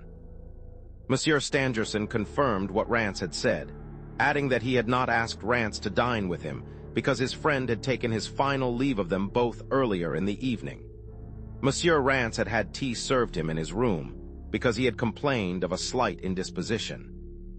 Bernier testified, instructed by Rouletabille, that the keeper had ordered him to meet at a spot near the oak grove for the purpose of looking out for poachers. Finding that the keeper did not keep his appointment, he, Bernier, had gone in search of him. He had almost arrived at the donjon when he saw a figure running swiftly in a direction opposite to him, towards the right wing of the chateau. He heard revolver shots from behind the figure and saw Rouletabille at one of the gallery windows. He heard Rouletabille call out to him to fire, and he had fired. He believed he had killed the man until he learned, after Rouletabille had uncovered the body, that the man had died from a knife thrust. Who had given it he could not imagine. Nobody could have been near the spot without my seeing him. When the examining magistrate reminded him that the spot where the body was found was very dark, and that he himself had not been able to recognize the keeper before firing, Daddy Bernier replied that neither had they seen the other body, nor had they found it. In the narrow court where 5 people were standing, it would have been strange if the other body, had it been there, could have escaped. The only door that opened into the court was that of the keeper's room, and that door was closed, and the key of it was found in the keeper's pocket. However that might be, the examining magistrate did not pursue his inquiry further in this direction. He was evidently convinced that we had missed the man we were chasing, and we had come upon the keeper's body in our chase. This matter of the keeper was another matter entirely.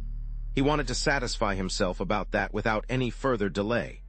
Probably it fitted in with the conclusions he had already arrived at as to the keeper and his intrigues with the wife of Matthew, the landlord of the Donjon Inn. This Matthew, later in the afternoon, was arrested and taken to Corbel in spite of his rheumatism. He had been heard to threaten the keeper, and though no evidence against him had been found at his inn, the evidence of carters who had heard the threats was enough to justify his retention. The examination had proceeded thus far when, to our surprise, Frederick Larsen returned to the chateau. He was accompanied by one of the employees of the railway. At that moment, Rance and I were in the vestibule discussing Matthew's guilt or innocence, while Rouletabille stood apart buried, apparently in thought. The examining magistrate and his registrar were in the little green drawing room, while Darzac was with the doctor and Stangerson in the ladies' chamber. As Frederick Larsen entered the vestibule with the railway employee, Rouletabille and I at once recognized him by the small blonde beard. We exchanged meaningful glances. Larsen had himself announced to the examining magistrate by the gendarme and entered with the railway servant as Daddy Jacques came out. Some 10 minutes went by during which Rouletabille appeared extremely impatient. The door of the drawing room was then opened, and we heard the magistrate calling to the gendarme who entered. Presently he came out, mounted the stairs, and coming back shortly went into the magistrate and said, Monsieur Robert Darzac will not come." "What? Not come?" cried Monsieur de Marquet. "He says he cannot leave Mademoiselle Stangerson in her present state." "Very well," said Monsieur de Marquet, "then we'll go to him." Monsieur de Marquet and the gendarme mounted the stairs. He made a sign to Larsen and the railroad employee to follow. Rouletabille and I went along too. On reaching the door of Mademoiselle Stangerson's chamber, Monsieur de Marquet knocked. A chambermaid appeared. It was Sylvia, with her hair all in disorder and consternation showing on her face. "Is Monsieur Stangerson within?" asked the magistrate. "Yes, monsieur." "Tell him that I wish to speak with him." Stangerson came out. His appearance was wretched in the extreme. "What do you want?" he demanded of the magistrate. "May I not be left in peace, monsieur?" "Monsieur," said the magistrate, "it is absolutely necessary that I should see Monsieur Darzac at once. If you cannot induce him to come, I shall be compelled to use the help of the law." The professor made no reply. He looked at us all like a man being led to execution, and then went back into the room. Almost immediately after, Monsieur Robert Darzac came out. He was very pale. He looked at us, and his eyes falling on the railway servant, his features stiffened, and he could hardly repress a groan. We were all much moved by the appearance of the man. We felt that what was about to happen would decide the fate of Monsieur Robert Darzac. Frederick Larsen's face alone was radiant, showing a joy as of a dog that had at last got its prey. Pointing to the railway servant, Monsieur de Marquet said to Monsieur Darzac, "Do you recognize this man, monsieur?" "I do," said Monsieur Darzac, in a tone which he vainly tried to make firm. "He is an employee at the station at Epinay-sur-Orge." "This young man," went on Monsieur de Marquet, "affirms that he saw you get off the train at Epinay-sur-Orge." "That night," said Monsieur Darzac, interrupting, "at 10:30, it is quite true." An interval of silence followed. "Monsieur Darzac," the magistrate went on in a tone of deep emotion, "Monsieur Darzac, what were you doing that night at Epinay-sur-Orge at that time?" Monsieur Darzac remained silent, simply closing his eyes. "Monsieur Darzac," insisted Monsieur de Marquet, "can you tell me how you employed your time that night?" Monsieur Darzac opened his eyes. He seemed to have recovered his self-control. "No, monsieur." "Think, monsieur, for if you persist in your strange refusal, I shall be under the painful necessity of keeping you at my disposition." "I refuse." "Monsieur Darzac, in the name of the law, I arrest you." The magistrate had no sooner pronounced the words than I saw Rouletabille move quickly towards Monsieur Darzac. He would certainly have spoken to him, but Darzac, by a gesture, held him off. As the gendarme approached his prisoner, a despairing cry rang through the room. "Robert! Robert!" We recognized the voice of Mademoiselle Stangerson. We all shuddered. Larsen himself turned pale. Monsieur Darzac, in response to the cry, had flown back into the room. The magistrate, the gendarme, and Larsen followed closely after. Rouletabille and I remained on the threshold. It was a heartbreaking sight that met our eyes. Mademoiselle Stangerson, with a face of deathly pallor, had risen on her bed, in spite of the restraining efforts of 2 doctors and her father. She was holding out her trembling arms towards Robert Darzac, on whom Larsen and the gendarme had laid hands. Her distended eyes saw, she understood. Her lips seemed to form a word, but nobody made it out, and she fell back insensible. Monsieur Darzac was hurried out of the room and placed in the vestibule to wait for the vehicle Larson had gone to fetch. We were all overcome by emotion, and even Monsieur de Marquet had tears in his eyes. Rouletabille took advantage of the opportunity to say to Monsieur Darzac, "Are you going to put in any defense?" "No," replied the prisoner. "Very well, then I will, monsieur." "You cannot do it," said the unhappy man with a faint smile. "I can and I will." Rouletabille's voice had in it a strange strength and confidence. "I can do it, Monsieur Robert Darzac, because I know more than you do." "Come, come," murmured Darzac almost angrily. "Have no fear, I shall know only what will benefit you. You must know nothing, young man, if you want me to be grateful." Rouletabille shook his head, going close up to Darzac.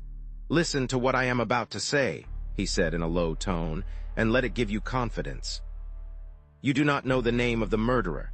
Mademoiselle Stangerson knows it, but only half of it. But I know his two halves. I know the whole man." Robert Darzac opened his eyes, with a look that showed he had not understood a word of what Rouletabille had said to him. At that moment the conveyance arrived, driven by Frederic Larsan. Darzac and the gendarme entered it, Larsan remaining on the driver's seat. The prisoner was taken to Corbel. Chapter XXV. Rouletabille goes on a journey. That same evening Rouletabille and I left the Glandier. We were very glad to get away, and there was nothing more to keep us there. I declared my intention to give up the whole matter. It had been too much for me. Rouletabille, with a friendly tap on my shoulder, confessed that he had nothing more to learn at the Glandier. He had learned there all it had to tell him. We reached Paris about 8 o'clock, dined, and then, tired out, we separated, agreeing to meet the next morning at my rooms. Rouletabille arrived next day at the hour agreed on. He was dressed in a suit of English tweed, with an ulster on his arm and a valise in his hand. Evidently he had prepared himself for a journey. "How long shall you be away?" I asked. "A month or two," he said. "It all depends." I asked him no more questions. "Do you know," he asked, "what the word was that Mademoiselle Stangerson tried to say before she fainted?" "No, nobody heard it." "I heard it," replied Rouletabille. "She said, 'Speak.' Do you think Darzac will speak?" "Never." I was about to make some further observations, but he wrung my hand warmly and wished me goodbye. I had only time to ask him one question before he left. "Are you not afraid that other attempts may be made while you're away?" "No, not now that Darzac is in prison," he answered. With this strange remark he left. I was not to see him again until the day of Darzac's trial at the court, when he appeared to explain the inexplicable. Chapter XXVI. In which Joseph Rouletabille is awaited with impatience on the 15th of January, that is to say, 2 months and a half after the tragic events I have narrated. The Epoch printed, as the first column of the front page, the following sensational article. The Saint-Etoile jury is summoned today to give its verdict on one of the most mysterious affairs in the annals of crime. There never has been a case with so many obscure, incomprehensible, and inexplicable points. And yet the prosecution has not hesitated to put into the prisoner's dock a man who is respected, esteemed, and loved by all who knew him. A young savant, the hope of French science, whose whole life has been devoted to knowledge and truth. When Paris heard of Monsieur Robert Darzac's arrest, a unanimous cry of protest arose from all sides. The whole Sorbonne, disgraced by this act of the examining magistrate, asserted its belief in the innocence of Mademoiselle Stangerson's fiancé. Monsieur Stangerson was loud in his denunciation of this miscarriage of justice. There is no doubt in the mind of anybody that could the victim speak, she would claim from the jurors of Saint-Etoile the man she wishes to make her husband, and whom the prosecution would send to the scaffold. It is to be hoped that Mademoiselle Stangerson will shortly recover her reason, which has been temporarily unhinged by the horrible mystery at the Glandier. The question before the jury is the one we propose to deal with this very day. We have decided not to permit 12 worthy men to commit a disgraceful miscarriage of justice. We confess that the remarkable coincidences, the many convicting evidences, and the inexplicable silence on the part of the accused, as well as a total absence of any evidence for an alibi, were enough to warrant the bench of judges in assuming that in this man alone was centered the truth of the affair. The evidences are, in appearance, so overwhelming against Monsieur Robert Darzac that a detective so well informed, so intelligent, and generally so successful as Monsieur Frederick Larsan may be excused for having been misled by them. Up to now, everything has gone against Monsieur Robert Darzac in the magisterial inquiry. Today, however, we are going to defend him before the jury, and we are going to bring to the witness stand a light that will illumine the whole mystery of the Glandier, for we possess the truth. If we have not spoken sooner, it is because the interests of certain parties in the case demand that we should take that course. Our readers may remember the unsigned reports we published relating to the left foot of the Rue Oberkampf, at the time of the famous robbery of the Credit Universal, and the famous case of the gold ingots of the Mint. In both those cases, we were able to discover the truth long before even the excellent ingenuity of Frederick Larsan had been able to unravel it. These reports were written by our youngest reporter, Joseph Rouletabille, a youth of 18, whose fame tomorrow will be worldwide. When attention was first drawn to the Glandier case, our youthful reporter was on the spot and installed in the chateau when every other representative of the press had been denied admission. He worked side by side with Frederick Larsan. He was amazed and terrified at the grave mistake the celebrated detective was about to make, and tried to divert him from the false scent he was following. But the great Fred refused to receive instructions from this young journalist. We know now where it brought Monsieur Robert Darzac. But now France must know, the whole world must know, that, on the very evening on which Monsieur Darzac was arrested, young Rouletabille entered our editorial office and informed us that he was about to go away on a journey. "How long I shall be away," he said, "I cannot say, perhaps a month, perhaps 2, perhaps 3, perhaps I may never return. Here is a letter. If I am not back on the day on which Monsieur Darzac is to appear before the assize court, have this letter opened and read to the court, after all the witnesses have been heard. Arrange it with Monsieur Darzac's counsel. Monsieur Darzac is innocent. In this letter is written the name of the murderer, and that is all I have to say. I am leaving to get my proofs for the irrefutable evidence of the murderer's guilt." Our reporter departed.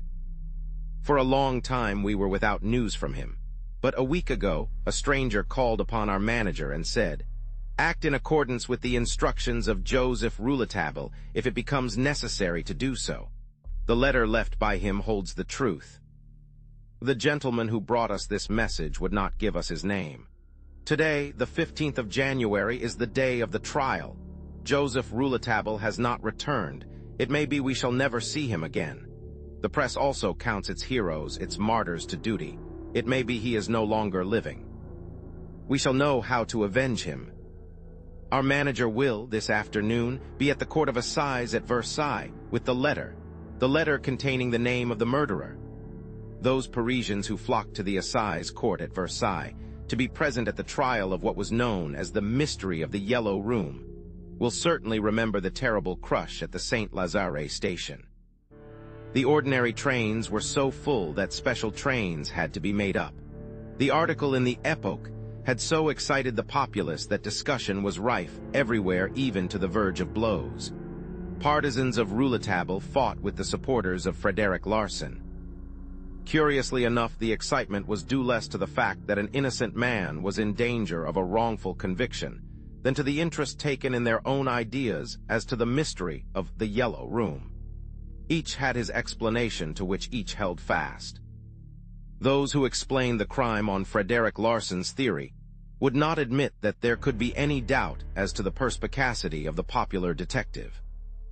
Others who had arrived at a different solution naturally insisted that this was Rouletabille's explanation, though they did not as yet know what that was. With the day's Epoque in their hands, the Larsans and the Rouletabils fought and shoved each other on the steps of the Palais de Justice, right into the court itself. Those who could not get in remained in the neighborhood until evening and were, with great difficulty, kept back by the soldiery and the police. They became hungry for news, welcoming the most absurd rumors. At one time, the rumor spread that Monsieur Stangerson himself had been arrested in the court and had confessed to being the murderer. This goes to show to what a pitch of madness nervous excitement may carry people. Rouletabille was still expected. Some pretended to know him, and when a young man with a pass crossed the open space which separated the crowd from the courthouse, a scuffle took place. Cries were raised of "Rouletabille! There's Rouletabille!" The arrival of the manager of the paper was the signal for a great demonstration. Some applauded, others hissed. The trial itself was presided over by Monsieur de Racus, a judge filled with the prejudice of his class, but a man honest at heart. The witnesses had been called. I was there, of course, as were all who had, in any way, been in touch with the mysteries of the Glandier. Monsieur Stangerson, looking many years older and almost unrecognizable. Larson, Arthur Rance, with his face ruddy as ever, Daddy Jacques, Daddy Matthew, who was brought into court handcuffed between two gendarmes, Madame Matthew in tears, the two Berniers, the two nurses, the steward, all the domestics of the chateau, the employee of the Paris post office, the railway employee from Epinay, some friends of Monsieur and Mademoiselle Stangerson, and all Monsieur Darzac's witnesses. I was lucky enough to be called early in the trial, so that I was then able to watch and be present at almost the whole of the proceedings. The court was so crowded that many lawyers were compelled to find seats on the steps. Behind the bench of justices were representatives from other benches. Monsieur Robert Darzac stood in the prisoner's dock between policemen, tall, handsome, and calm. A murmur of admiration rather than of compassion greeted his appearance. He leaned forward towards his counsel, Maître Henry Robert, who, assisted by his chief secretary, Maître André Hesse, was busily turning over the folios of his brief. Many expected that Monsieur Stangerson, after giving his evidence, would have gone over to the prisoner and shaken hands with him, but he left the court without another word. It was remarked that the jurors appeared to be deeply interested in a rapid conversation which the manager of the Epoch was having with Maître Henry Robert. The manager, later, sat down in the front row of the public seats.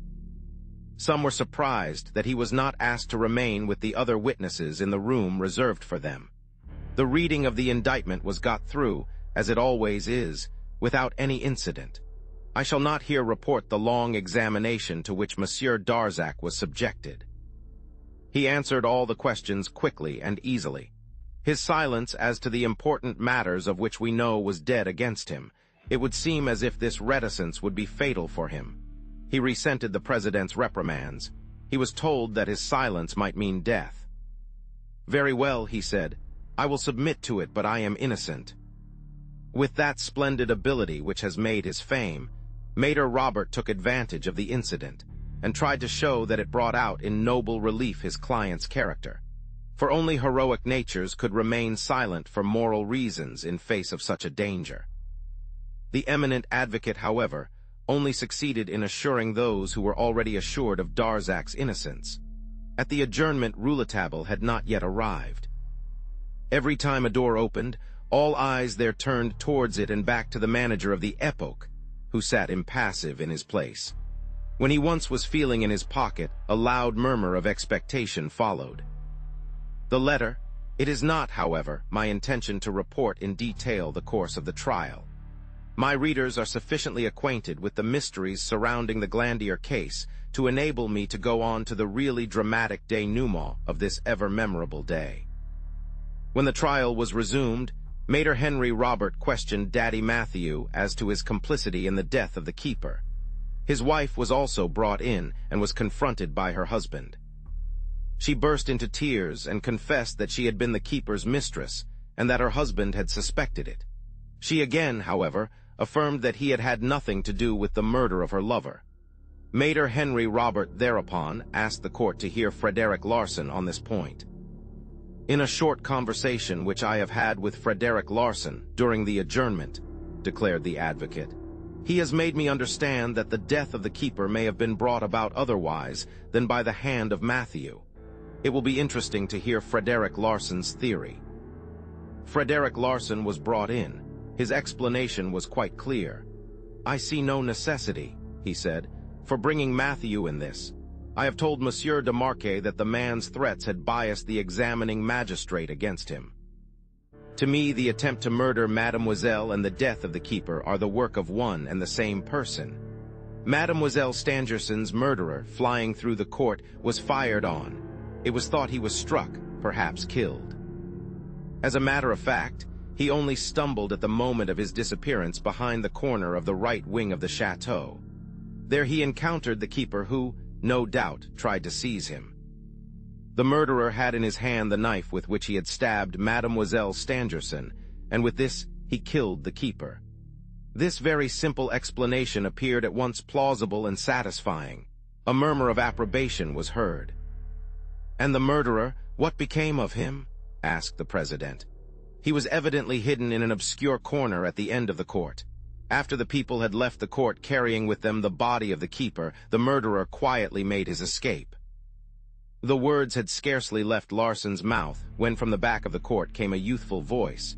"I agree with Frederick Larson as to the death of the keeper, but I do not agree with him as to the way the murderer escaped." Everybody turned round, astonished. The clerks of the court sprang towards the speaker, calling out silence, and the president angrily ordered the intruder to be immediately expelled. The same clear voice, however, was again heard.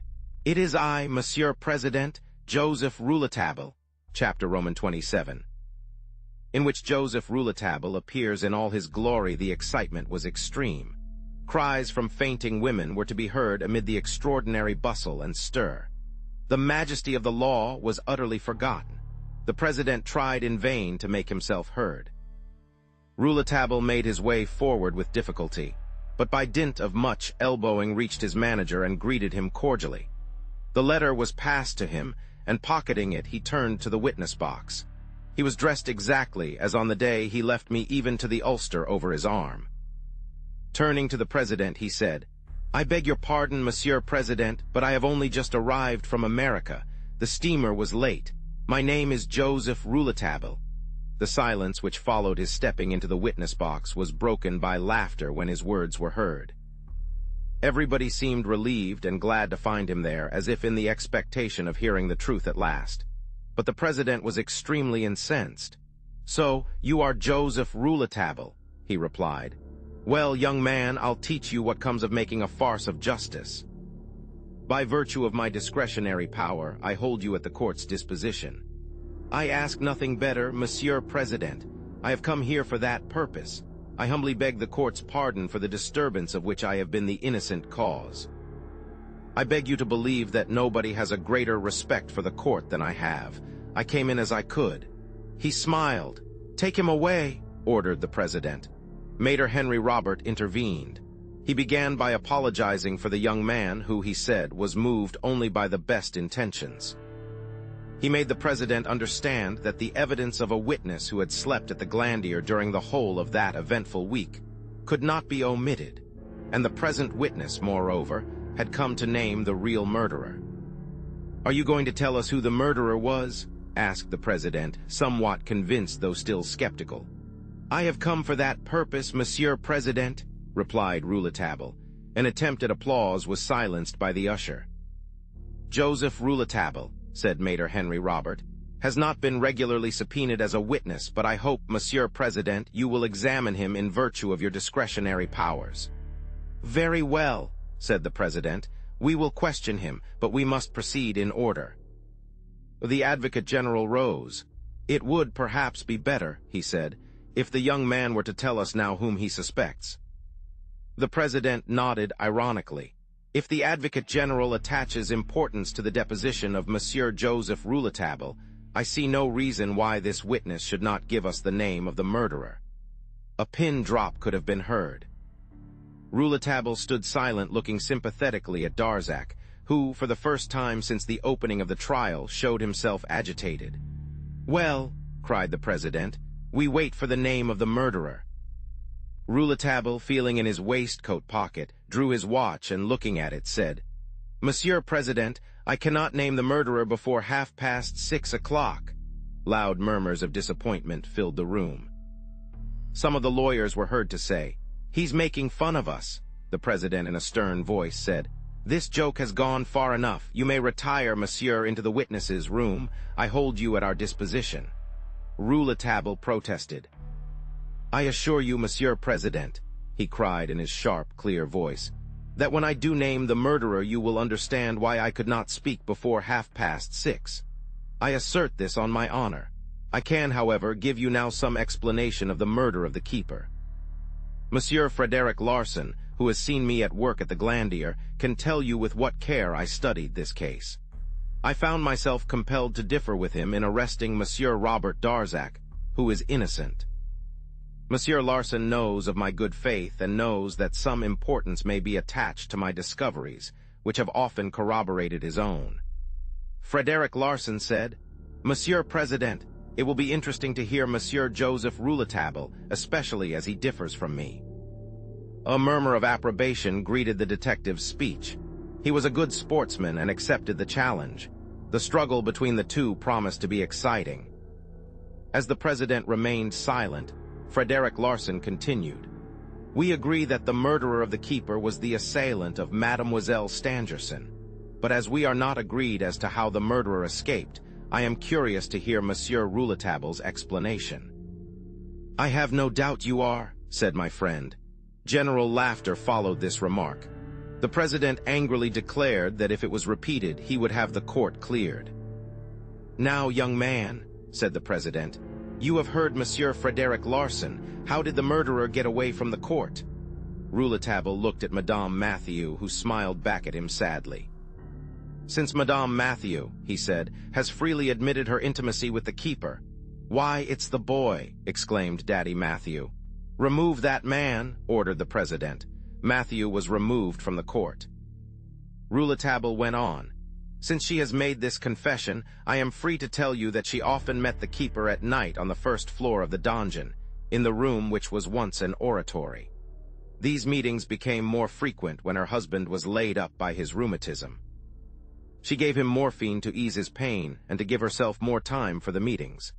Madame Mathieu came to the chateau that night, enveloped in a large black shawl which served also as a disguise. This was the phantom that disturbed Daddy Jacques. She knew how to imitate the mewing of Mother Angenou, cat, and she would make the cries to advise the keeper of her presence.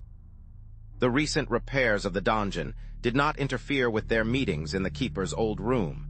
In the donjon, since the new room assigned to him at the end of the right wing was separated from the steward's room by a partition only. Previous to the tragedy in the courtyard, Madame Mathieu and the keeper left the donjon together. I learnt these facts from my examination of the footmarks in the court the next morning. Bernier, the concierge, whom I had stationed behind the donjon, as he will explain himself, could not see what passed in the court. He did not reach the court until he heard the revolver shots, and then he fired. When the woman parted from the man, she went towards the open gate of the court, while he returned to his room. He had almost reached the door when the revolvers rang out. He had just reached the corner when a shadow bounded by. Meanwhile, Madame Mathieu, surprised by the revolver shots and by the entrance of people into the court, crouched in the darkness. The court is a large one, and being near the gate, she might easily have passed out unseen. But she remained and saw the body being carried away. In great agony of mind, she neared the vestibule and saw the dead body of her lover on the stairs lit up by Daddy Jacques' lantern. She then fled, and Daddy Jacques joined her. That same night before the murder, Daddy Jacques had been awakened by the cat's cry, and looking through his window had seen the black phantom. Hastily dressing himself, he went out and recognized her. He is an old friend of Madame Mathieu, and when she saw him, she had to tell him of her relations with the keeper and begged his assistance. Daddy Jacques took pity on her and accompanied her through the oak grove out of the park, past the border of the lake to the road to Epinay. From there it was but a very short distance to her home. Daddy Jacques returned to the chateau, and seeing how important it was for Madame Mathieu's presence at the chateau to remain unknown, he did all he could to hide it. I appealed to Monsieur Larsan, who saw me next morning, examine the two sets of footprints. Here Rouletabille, turning towards Madame Mathieu with a bow, said, "The footprints of Madame bear a strange resemblance to the neat footprints of the murderer." Madame Mathieu trembled and looked at him with wide eyes as if in wonder at what he would say next. "Madame has a shapely foot, long and rather large for a woman. The imprint, with its pointed toe, is very like that of the murderer, S. A movement in the court was repressed by Rouletabille. He held their attention at once. "I hasten to add," he went on, "that I attach no importance to this. Outward signs like these are often liable to lead us into error if we do not reason rightly. Monsieur Robert Darzac's footprints are also like the murderer, S, and yet he is not the murderer," the president, turning to Madame Mathieu, asked. "Is that in accordance with what you know occurred?" "Yes, Monsieur President," she replied. "It is as if Monsieur Rouletabille had been behind us." "Did you see the murderer running towards the end of the right wing?" "Yes, as clearly as I saw them afterwards carrying the keeper's body." "What became of the murderer?" "You were in the courtyard and could easily have seen." "I saw nothing of him, Monsieur President." It became quite dark just then.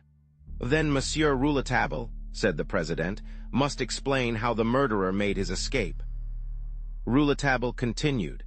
"It was impossible for the murderer to escape by the way he had entered the court without our seeing him. Or if we couldn't see him, we must certainly have felt him, since the court is a very narrow one enclosed in high iron railings." "Then if the man was hemmed in that narrow square, how is it you did not find him? I have been asking you that for the last half hour." "Monsieur President," replied Rouletabille, "I cannot answer that question before 6:30. By this time, the people in the courtroom were beginning to believe in this new witness. They were amused by his melodramatic action in thus fixing the hour, but they seemed to have confidence in the outcome. As for the president, it looked as if he also had made up his mind to take the young man in the same way.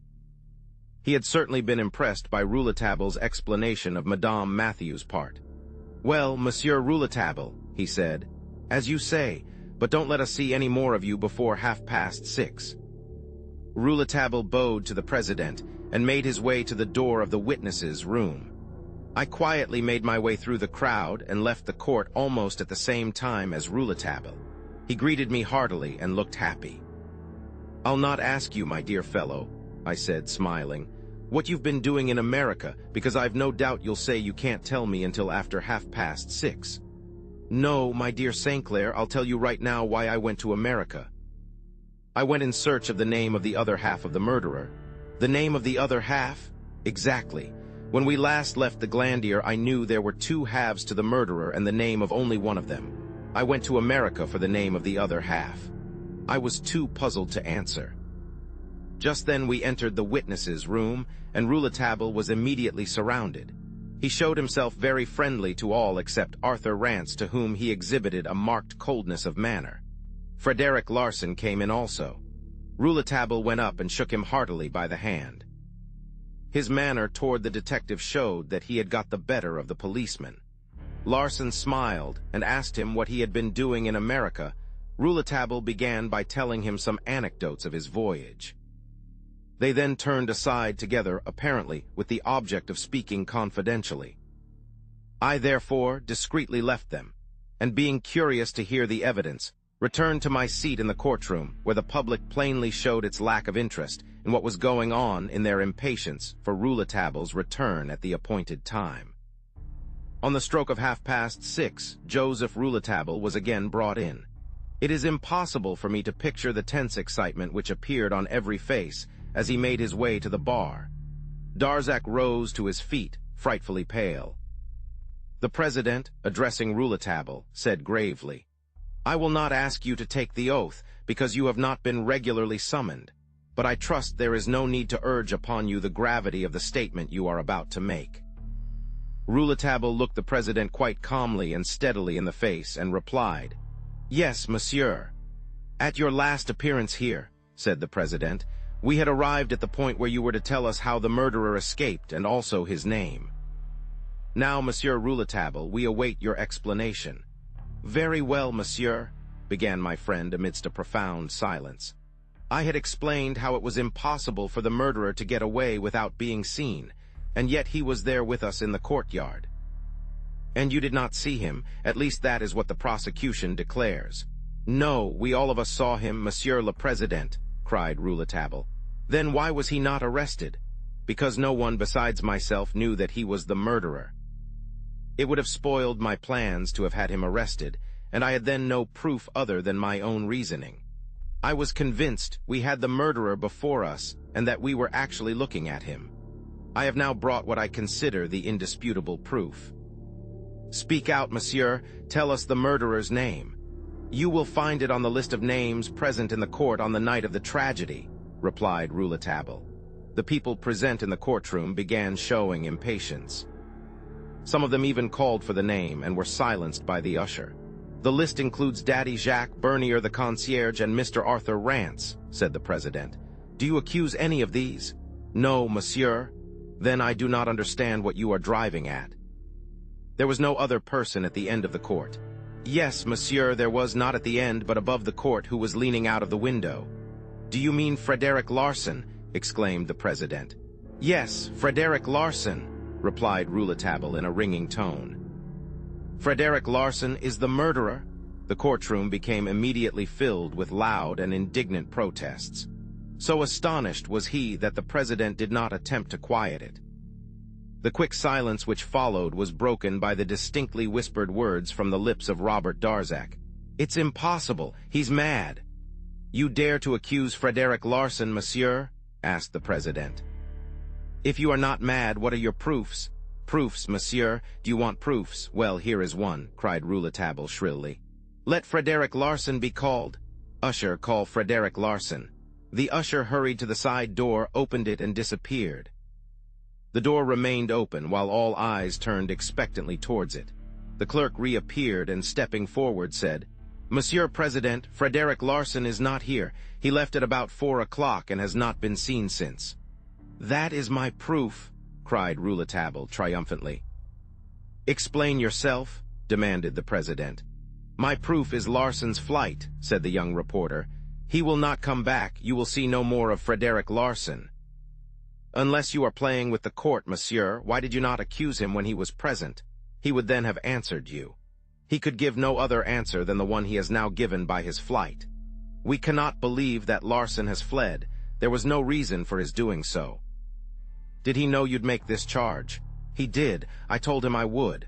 Do you mean to say that knowing Larsan was the murderer, you gave him the opportunity to escape? Yes, Monsieur President, I did, replied Rouletabille proudly. I am not a policeman, I am a journalist, and my business is not to arrest people. My business is in the service of truth, and is not that of an executioner. If you are just, monsieur, you will see that I am right. You can now understand why I refrained until this hour to divulge the name. I gave Larsan time to catch the 4:17 train for Paris, where he would know where to hide himself and leave no traces. You will not find Frederick Larsan, declared Rouletabille, fixing his eyes on Monsieur Robert Darzac. He is too cunning. He is a man who has always escaped you, and whom you have long searched for in vain. If he did not succeed in outwitting me, he can yet easily outwit any police. This man who 4 years ago introduced himself to the Schurt and became celebrated as Frederick Larsan is notorious under another name, a name well known to crime. Frederick Larsan, Monsieur President, is Ballmeyer. Ballmeyer, cried the president.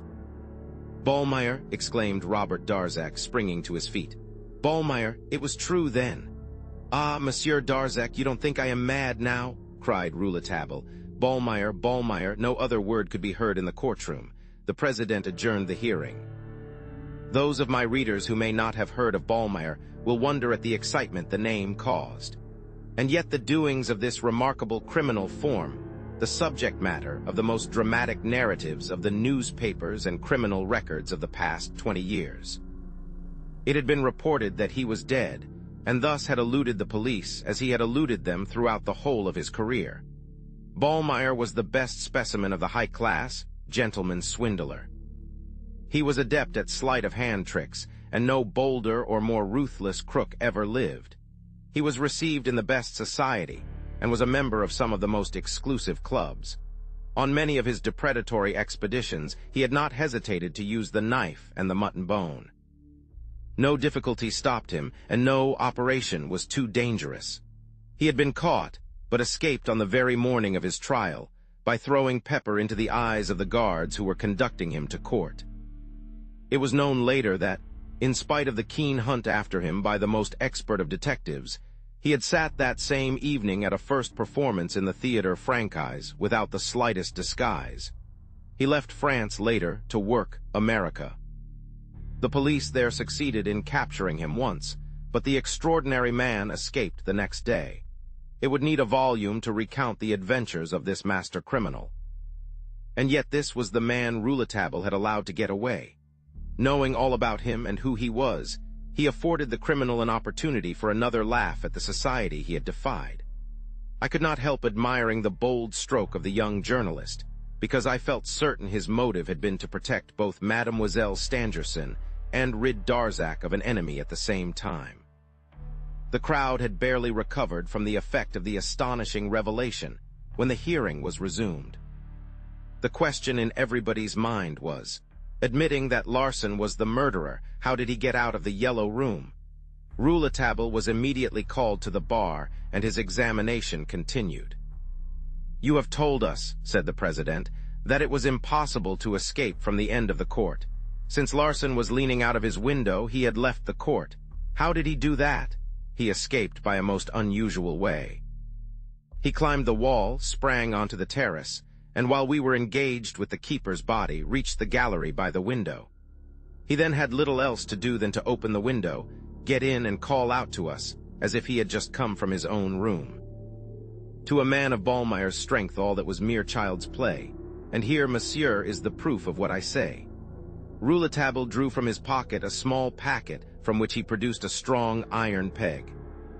"This, monsieur," he said, "is a spike which perfectly fits a hole still to be seen in the cornice supporting the terrace. Larsan, who thought and prepared for everything in case of any emergency, had fixed this spike into the cornice. All he had to do to make his escape good was to plant one foot on a stone which is placed at the corner of the chateau, another on this support, one hand on the cornice of the keeper's door and the other on the terrace, and Larsan was clear of the ground. The rest was easy. His acting after dinner as if he had been drugged was make-believe. He was not drugged, but he did drug me. Of course he had to make it appear as if he also had been drugged so that no suspicion should fall on him for my condition. Had I not been thus overpowered, Larsan would never have entered Mademoiselle Stangerson's chamber that night, and the attack on her would not have taken place. A groan came from Darzac, who appeared to be unable to control his suffering. "You can understand," added Rouletabille, "that Larsan would feel himself hampered from the fact that my room was so close to his, and from a suspicion that I would be on the watch that night. Naturally, he could not for a moment believe that I suspected him, but I might see him leaving his room when he was about to go to Mademoiselle Stangerson. He waited till I was asleep, and my friend St. Clair was busy trying to rouse me. 10 minutes after that, Mademoiselle was calling out, 'Murder!' 'How did you come to suspect Larsan?' asked the president. 'My pure reason pointed to him. That was why I watched him, but I did not foresee the drugging. He is very cunning.' 'Yes, my pure reason pointed to him, but I required tangible proof so that my eyes could see him as my pure reason saw him.' 'What do you mean by your pure reason?' 'That power of one's mind which admits of no disturbing elements to a conclusion. The day following the incident of the inexplicable gallery, I felt myself losing control of it.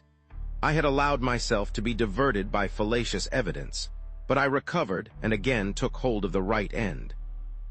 I satisfied myself that the murderer could not have left the gallery either naturally or supernaturally. I narrowed the field of consideration to that small circle, so to speak. The murderer could not be outside that circle. Now who was in it? There was, first, the murderer. Then there were Daddy Jacques, Monsieur Stangerson, Frederick Larsan, and myself. 5 persons in all, counting in the murderer, and yet in the gallery there were but 4. Now, since it had been demonstrated to me that the 5th could not have escaped, it was evident that one of the 4 present in the gallery must be a double. He must be himself, and the murderer also. Why had I not seen this before? Simply because the phenomenon of the double personality had not occurred before in this inquiry. Now who of the 4 persons in the gallery was both that person and the assassin? I went over in my mind what I had seen. I had seen at one and the same time Monsieur Stangerson and the murderer, Daddy Jacques and the murderer, myself and the murderer. so that the murderer then could not be either Monsieur Stangerson, Daddy Jacques, or myself. Had I seen Frederick Larsan and the murderer at the same time? No. 2 seconds had passed, during which I lost sight of the murderer. For, as I have noted in my papers, he arrived 2 seconds before Monsieur Stangerson, Daddy Jacques, and myself at the meeting point of the 2 galleries. That would have given Larsan time to go through the off-turning gallery, snatch off his false beard, return, and hurry with us as if, like us, in pursuit of the murderer. I was sure now I had got hold of the right end in my reasoning. With Frederick Larsan was now always associated, in my mind, the personality of the unknown of whom I was in pursuit, the murderer, in other words. That revelation staggered me. I tried to regain my balance by going over the evidences previously traced, but which had diverted my mind and led me away from Frederick Larsan. What were these evidences? First, I had seen the unknown in Mademoiselle Stangerson's chamber. On going to Frederick Larsan's room, I had found Larsan sound asleep. Second, the ladder. Third, I had placed Frederick Larsan at the end of the off-turning gallery and had told him that I would rush into Mademoiselle Stangerson's room to try to capture the murderer. Then I returned to Mademoiselle Stangerson's chamber, where I had seen the unknown. The first evidence did not disturb me much. It is likely that, when I descended from my ladder, after having seen the unknown in Mademoiselle Stangerson's chamber, Larsan had already finished what he was doing there. Then, while I was re-entering the chateau, Larsan went back to his own room and, undressing himself, went to sleep. Nor did the second evidence trouble me. If Larsan were the murderer, he could have no use for a ladder, but the ladder might have been placed there to give an appearance to the murderer's entrance from without the chateau, especially as Larsan had accused Darzac, and Darzac was not in the chateau that night. Further, the ladder might have been placed there to facilitate Larsan's flight in case of absolute necessity. But the third evidence puzzled me altogether. Having placed Larsan at the end of the off-turning gallery, I could not explain how he had taken advantage of the moment when I had gone to the left wing of the chateau to find Monsieur Stangerson and Daddy Jacques, to return to Mademoiselle Stangerson's room. It was a very dangerous thing to do. He risked being captured, and he knew it. And he was very nearly captured. He had not had time to regain his post, as he had certainly hoped to do. He had then a very strong reason for returning to his room. As for myself, when I sent Daddy Jacques to the end of the right gallery, I naturally thought that Larsan was still at his post. Daddy Jacques, in going to his post, had not looked when he passed to see whether Larsan was at his post or not. What, then, was the urgent reason which had compelled Larsan to go to the room a second time? I guessed it to be some evidence of his presence there. He had left something very important in that room. What was it, and had he recovered it? I begged Madame Bernier, who was accustomed to clean the room, to look, and she found a pair of eyeglasses, this pair Monsieur President. And Rouletabille drew the eyeglasses, of which we know, from his pocket. When I saw these eyeglasses, he continued, I was utterly nonplussed. I had never seen Larsan wear eyeglasses. What did they mean? Suddenly I exclaimed to myself, I wonder if he is long-sighted. I had never seen Larsan write. He might then be long-sighted. They would certainly know at the shirt, and also know if the glasses were his. Such evidence would be damning. That explained Larsan's return. I know now that Larsan, or Ballmeyer, is long-sighted and that these glasses belong to him. I now made one mistake. I was not satisfied with the evidence I had obtained. I wished to see the man's face. Had I refrained from this, the second terrible attack would not have occurred. But, asked the President, why should Larsan go to Mademoiselle Stangerson's room at all? Why should he twice attempt to murder her? Because he loves her, Monsieur President. That is certainly a reason, but it is the only reason.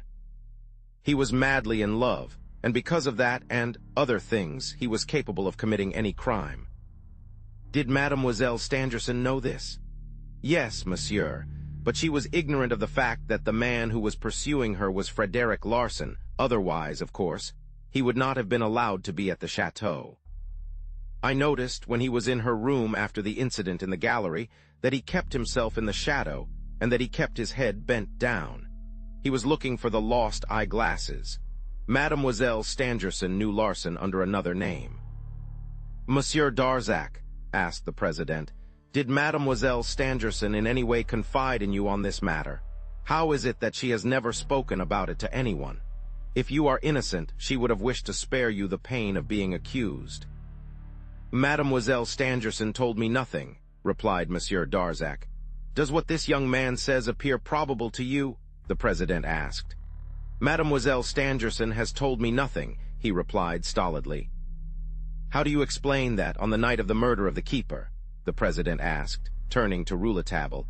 "The murderer brought back the papers stolen from Monsieur Stangerson.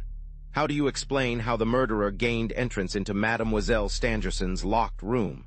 The last question is easily answered. A man like Larson or Ballmeyer could have had made duplicate keys. As to the documents, I think Larson had not intended to steal them at first. Closely watching Mademoiselle with the purpose of preventing her marriage with Monsieur Robert Darzac, he one day followed her and Monsieur into the Grands Magasins de la Louvre. There he got possession of the reticule which she lost, or left behind. In that reticule was a key with a brass head. He did not know there was any value attached to the key till the advertisement in the newspapers revealed it. He then wrote to Mademoiselle, as the advertisement requested. No doubt he asked for a meeting, making known to her that he was also the person who had for some time pursued her with his love. He received no answer. He went to the post office and ascertained that his letter was no longer there. He had already taken complete stock of Monsieur Darzac, and having decided to go to any lengths to gain Mademoiselle Stangerson, he had planned that, whatever might happen, Monsieur Darzac, his hated rival, should be the man to be suspected. I do not think that Larson had as yet thought of murdering Mademoiselle Stangerson, but whatever he might do, he made sure that Monsieur Darzac should suffer for it. He was very nearly of the same height as Monsieur Darzac, and had almost the same sized feet. It would not be difficult to take an impression of Monsieur Darzac's footprints and have similar boots made for himself. Such tricks were mere child's play for Larson or Ballmeyer. Receiving no reply to his letter, he determined, since Mademoiselle Stangerson would not come to him, that he would go to her.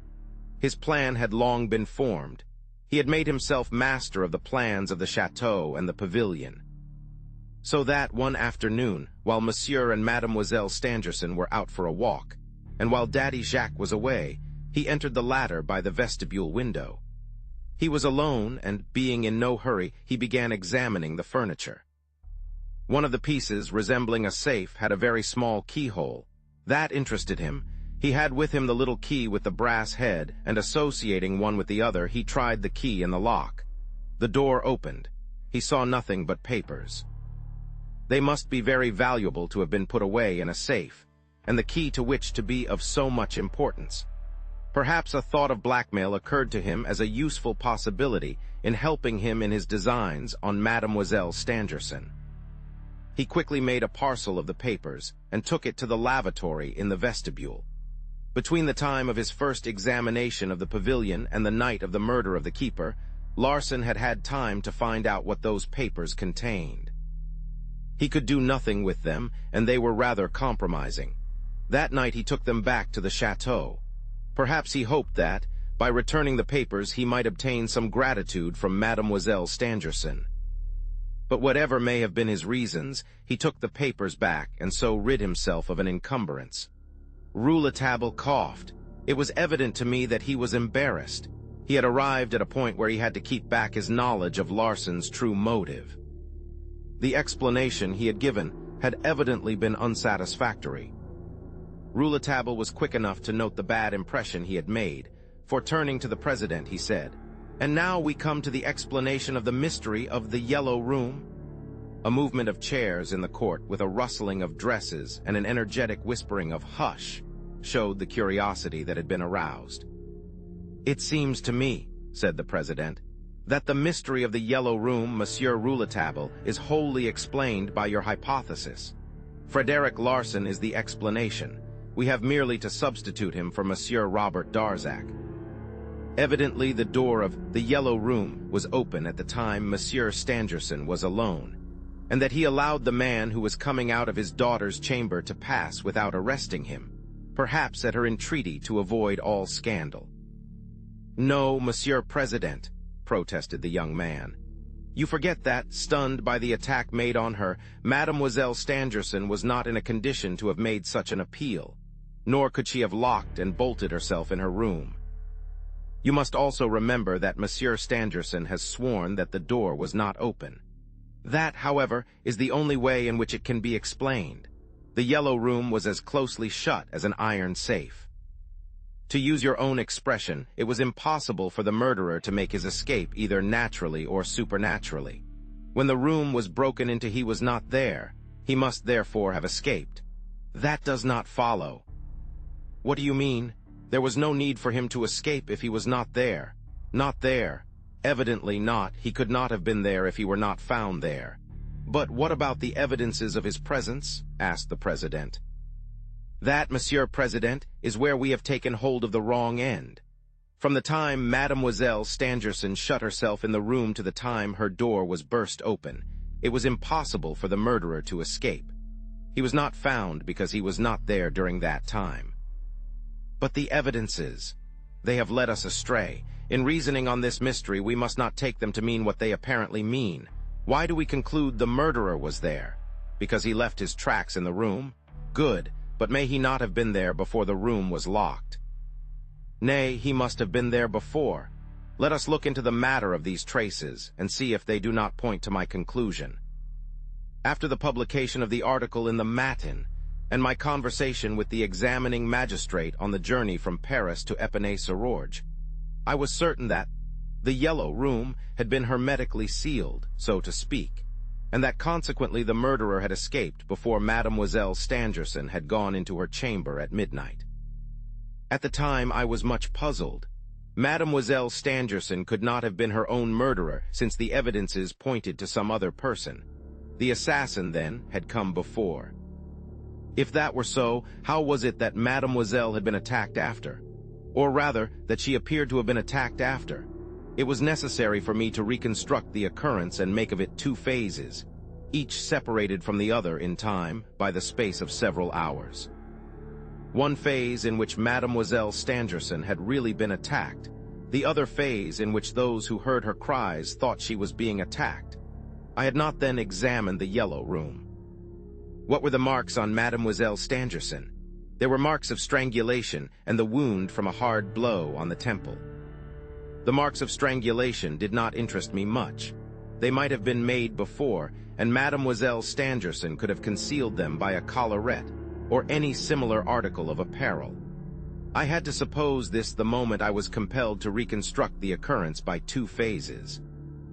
Mademoiselle Stangerson had, no doubt, her own reasons for so doing, since she had told her father nothing of it, and had made it understood to the examining magistrate that the attack had taken place in the night, during the second phase. She was forced to say that, otherwise her father would have questioned her as to her reason for having said nothing about it. But I could not explain the blow on the temple. I understood it even less when I learned that the mutton bone had been found in her room. She could not hide the fact that she had been struck on the head, and yet that wound appeared evidently to have been inflicted during the first phase, since it required the presence of the murderer. I thought Mademoiselle Stangerson had hidden the wound by arranging her hair in bands on her forehead. As to the mark of the hand on the wall, that had evidently been made during the first phase, when the murderer was really there. All the traces of his presence had naturally been left during the first phase. The mutton bone, the black footprints, the basque cap, the handkerchief, the blood on the wall, on the door, and on the floor. If those traces were still all there, they showed that Mademoiselle Stangerson, who desired that nothing should be known, had not yet had time to clear them away. This led me to the conclusion that the two phases had taken place one shortly after the other. She had not had the opportunity, after leaving her room and going back to the laboratory to her father, to get back again to her room and put it in order. Her father was all the time with her, working, so that after the first phase she did not re-enter her chamber till midnight. Daddy Jacques was there at 10 o'clock, as he was every night, but he went in merely to close the blinds and light the nightlight. Owing to her disturbed state of mind, she had forgotten that Daddy Jacques would go into her room and had begged him not to trouble himself. All this was set forth in the article in the Matin. Daddy Jacques did go, however, and in the dim light of the room saw nothing. Mademoiselle Stangerson must have lived some anxious moments while Daddy Jacques was absent, but I think she was not aware that so many evidences had been left. After she had been attacked, she had only time to hide the traces of the man's fingers on her neck and to hurry to the laboratory. Had she known of the bone, the cap, and the handkerchief, she would have made away with them after she had gone back to her chamber at midnight. She did not see them, and undressed by the uncertain glimmer of the night light. She went to bed, worn out by anxiety and fear, a fear that had made her remain in the laboratory as late as possible. My reasoning had thus brought me to the second phase of the tragedy, when Mademoiselle Stangerson was alone in the room. I had now to explain the revolver shots fired during the second phase. Cries of "help," "murder," had been heard. How to explain these? As to the cries, I was in no difficulty. Since she was alone in her room, these could result from nightmare only. My explanation of the struggle and noise that were heard is simply that in her nightmare she was haunted by the terrible experience she had passed through in the afternoon. In her dream she sees the murderer about to spring upon her and she cries, "Help! Murder!" Her hand wildly seeks the revolver she had placed within her reach on the night table by the side of her bed, but her hand, striking the table, overturns it, and the revolver, falling to the floor, discharges itself, the bullet lodging in the ceiling. I knew from the first that the bullet in the ceiling must have resulted from an accident. Its very position suggested an accident to my mind, and so fell in with my theory of a nightmare. I no longer doubted that the attack had taken place before Mademoiselle had retired for the night. After wakening from her frightful dream and crying aloud for help, she had fainted. My theory, based on the evidence of the shots that were heard at midnight, demanded 2 shots, one which wounded the murderer at the time of his attack, and one fired at the time of the nightmare. The evidence given by the Berniers before the examining magistrate was to the effect that only 1 shot had been heard. Monsieur Stangerson testified to hearing a dull sound, first followed by a sharp ringing sound. The dull sound I explained by the falling of the marble-top table. The ringing sound was the shot from the revolver. I was now convinced I was right. The shot that had wounded the hand of the murderer, and had caused it to bleed so that he left the bloody imprint on the wall, was fired by Mademoiselle in self-defense, before the second phase, when she had been really attacked. The shot in the ceiling which the Berniers heard was the accidental shot during the nightmare. I had now to explain the wound on the temple. It was not severe enough to have been made by means of the mutton bone, and Mademoiselle had not attempted to hide it. It must have been made during the second phase. It was to find this out that I went to the Yellow Room, and I obtained my answer there. Rouletabille drew a piece of white folded paper from his pocket and drew out of it an almost invisible object which he held between his thumb and forefinger. "This, Monsieur President," he said, "is a hair, a blonde hair stained with blood. It is a hair from the head of Mademoiselle Stangerson. I found it sticking to one of the corners of the overturned table." The corner of the table was itself stained with blood, a tiny stain, hardly visible, but it told me that, on rising from her bed, Mademoiselle Stangerson had fallen heavily and had struck her head on the corner of its marble top. I still had to learn, in addition to the name of the assassin, which I did later, the time of the original attack. I learned this from the examination of Mademoiselle Stangerson and her father, though the answers given by the former were well calculated to deceive the examining magistrate. Mademoiselle Stangerson had stated very minutely how she had spent the whole of her time that day.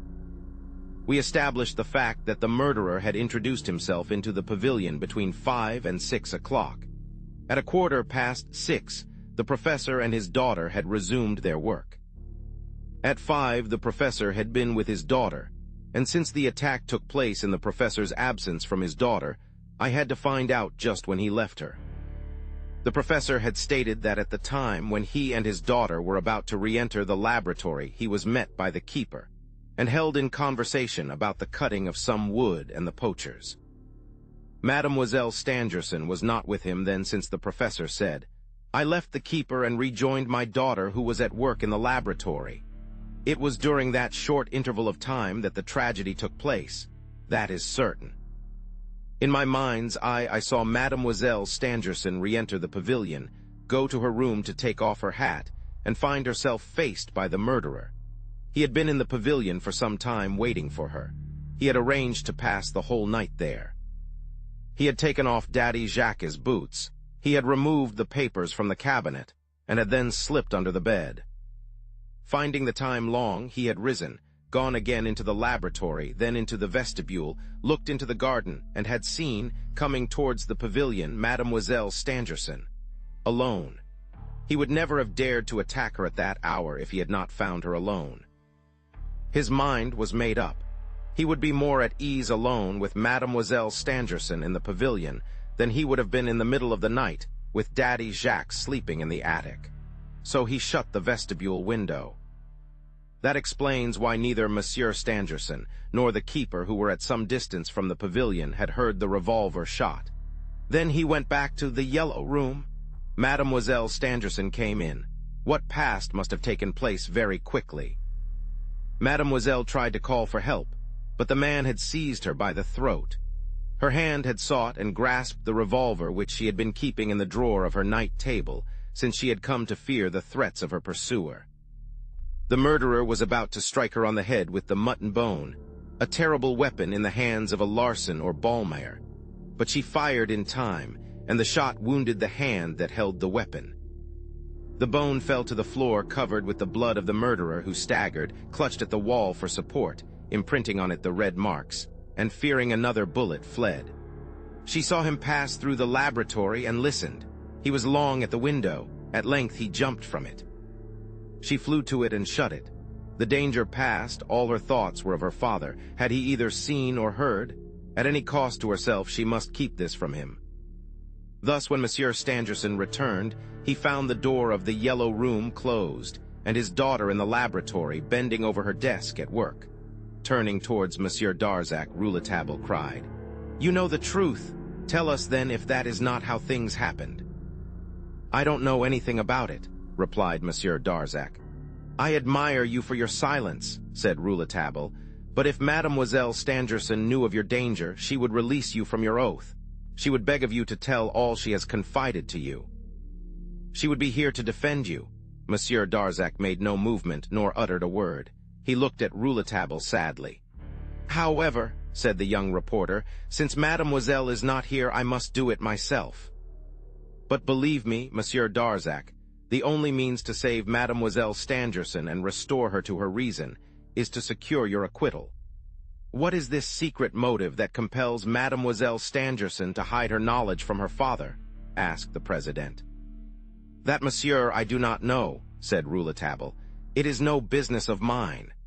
The president, turning to Monsieur Darzac, endeavored to induce him to tell what he knew. "Do you still refuse, monsieur, to tell us how you employed your time during the attempts on the life of Mademoiselle Stangerson?" "I cannot tell you anything, monsieur." The president turned to Rouletabille as if appealing for an explanation. "We must assume, Monsieur President, that Monsieur Robert Darzac's absences are closely connected with Mademoiselle Stangerson's secret, and that Monsieur Darzac feels himself in honor bound to remain silent. It may be that Larson, who, since his 3 attempts, has had everything in training to cast suspicion on Monsieur Darzac, had fixed on just those occasions for a meeting with Monsieur Darzac at a spot most compromising. Larson is cunning enough to have done that." The president seemed partly convinced, but still curious. He asked, "But what is this secret of Mademoiselle Stangerson?" "That I cannot tell you," said Rouletabille. "I think, however, you know enough now to acquit Monsieur Robert Darzac, unless Larson should return, and I don't think he will," he added with a laugh. "One question more," said the president. "Admitting your explanation, we know that Larson wished to turn suspicion on Monsieur Robert Darzac, but why should he throw suspicion on Daddy Jacques also? There came in the professional detective, monsieur, who proves himself an unraveler of mysteries. by annihilating the very proofs he had accumulated. He's a very cunning man, and a similar trick had often enabled him to turn suspicion from himself. He proved the innocence of one before accusing the other. You can easily believe, monsieur, that so complicated a scheme as this must have been long and carefully thought out in advance by Larsan. I can tell you that he had long been engaged on its elaboration. If you care to learn how he had gathered information, you will find that he had, on one occasion, disguised himself as the commissionaire between the laboratory of the Short and Monsieur Stangerson, of whom experiments were demanded. In this way, he had been able, before the crime, on 2 occasions to take stock of the pavilion. He had made up so that Daddy Jacques had not recognized him. And yet Larsan had found the opportunity to rob the old man of a pair of old boots and a cast-off Basque cap, which the servant had tied up in a handkerchief, with the intention of carrying them to a friend, a charcoal burner on the road to Epinay. When the crime was discovered, Daddy Jacques had immediately recognized these objects as his. They were extremely compromising, which explains his distress at the time when we spoke to him about them. Larsan confessed it all to me. He is an artist at the game. He did a similar thing in the affair of the Credit Universal, and in that of the gold ingots of the Mint. Both these cases should be revised. Since Ballmeyer or Larsan has been in the Short, a number of innocent persons have been sent to prison. Chapter Roman 28, in which it is proved that one does not always think of everything. Great excitement prevailed when Rouletabille had finished. The courtroom became agitated with the murmurings of suppressed applause. Mater Henry Robert called for an adjournment of the trial and was supported in his motion by the public prosecutor himself. The case was adjourned. The next day, Monsieur Robert Darzac was released on bail, while Daddy Jacques received the immediate benefit of a no cause for action. Search was everywhere made for Frederick Larsan, but in vain. Monsieur Darzac finally escaped the awful calamity which, at one time, had threatened him. After a visit to Mademoiselle Stangerson, he was led to hope that she might, by careful nursing, one day recover her reason. Rouletabille, naturally, became the man of the hour. On leaving the Palais de Justice, the crowd bore him aloft in triumph. The press of the whole world published his exploits and his photograph. He, who had interviewed so many illustrious personages, had himself become illustrious and was interviewed in his turn. I am glad to say that the enormous success in no way turned his head. We left Versailles together, after having dined at The Dog That Smokes. In the train, I put a number of questions to him which, during our meal, had been on the tip of my tongue, but which I had refrained from uttering, knowing he did not like to talk shop while eating. "My friend," I said, "that Larsan case is wonderful. It is worthy of you." He begged me to say no more, and humorously pretended an anxiety for me should I give way to silly praise of him because of a personal admiration for his ability. "I'll come to the point, then," I said, not a little nettled. "I am still in the dark as to your reason for going to America. When you left the Glandier, you had found out, if I rightly understand, all about Frederick Larsan. You had discovered the exact way he had attempted the murder." "Quite so." "And you," he said, turning the conversation, "did you suspect nothing?" "Nothing. It's incredible. I don't see how I could have suspected anything. You took great pains to conceal your thoughts from me." "Had you already suspected Larsan when you sent for me to bring the revolvers?" "Yes. I had come to that conclusion through the incident of the inexplicable gallery." Larsan's return to Mademoiselle Stangerson's room, however, had not then been cleared up by the eyeglasses. My suspicions were the outcome of my reasoning only, and the idea of Larsan being the murderer seemed so extraordinary that I resolved to wait for actual evidence before venturing to act. Nevertheless, the suspicion worried me, and I sometimes spoke to the detective in a way that ought to have opened your eyes. I spoke disparagingly of his methods, but until I found the eyeglasses I could but look upon my suspicion of him in the light of an absurd hypothesis only. You can imagine my elation after I had explained Larsan's movements. I remember well rushing into my room like a madman and crying to you, "I'll get the better of the great Fred. I'll get the better of him in a way that will make a sensation."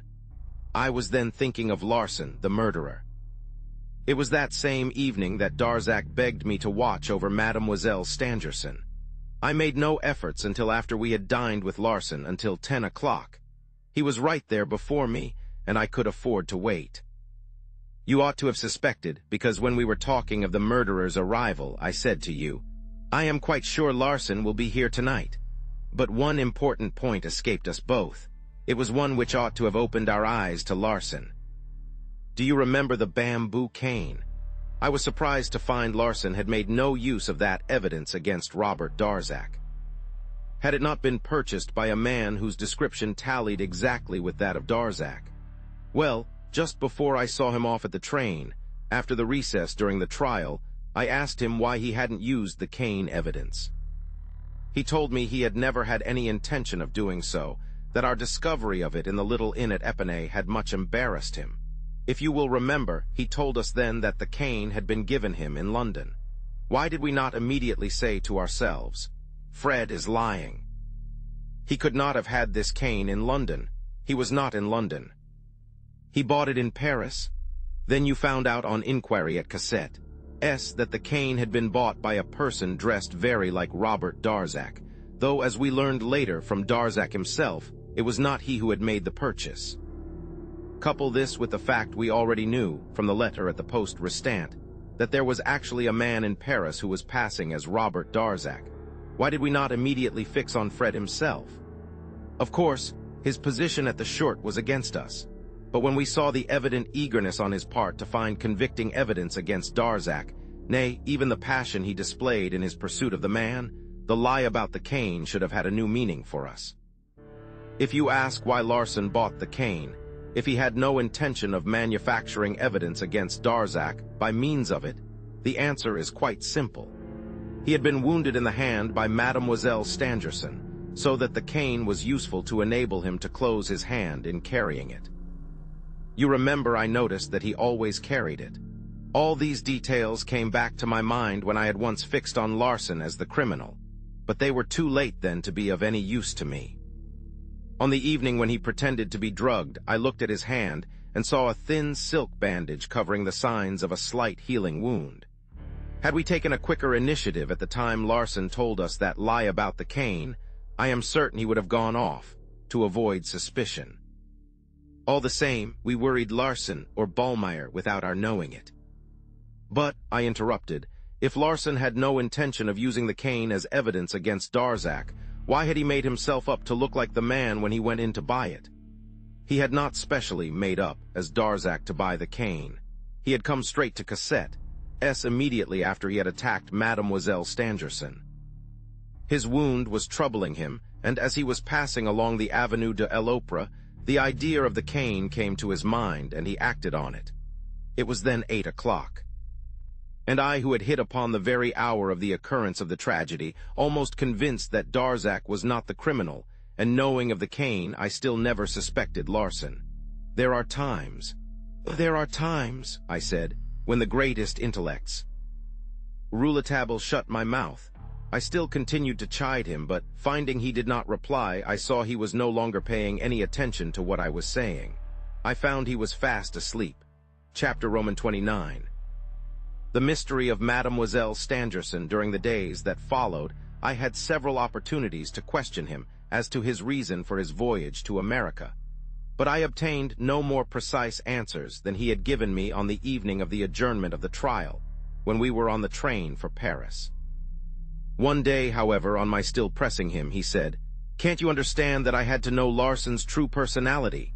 "No doubt," I said, "but why did you go to America to find that out?" He sat smoking his pipe and made no further reply.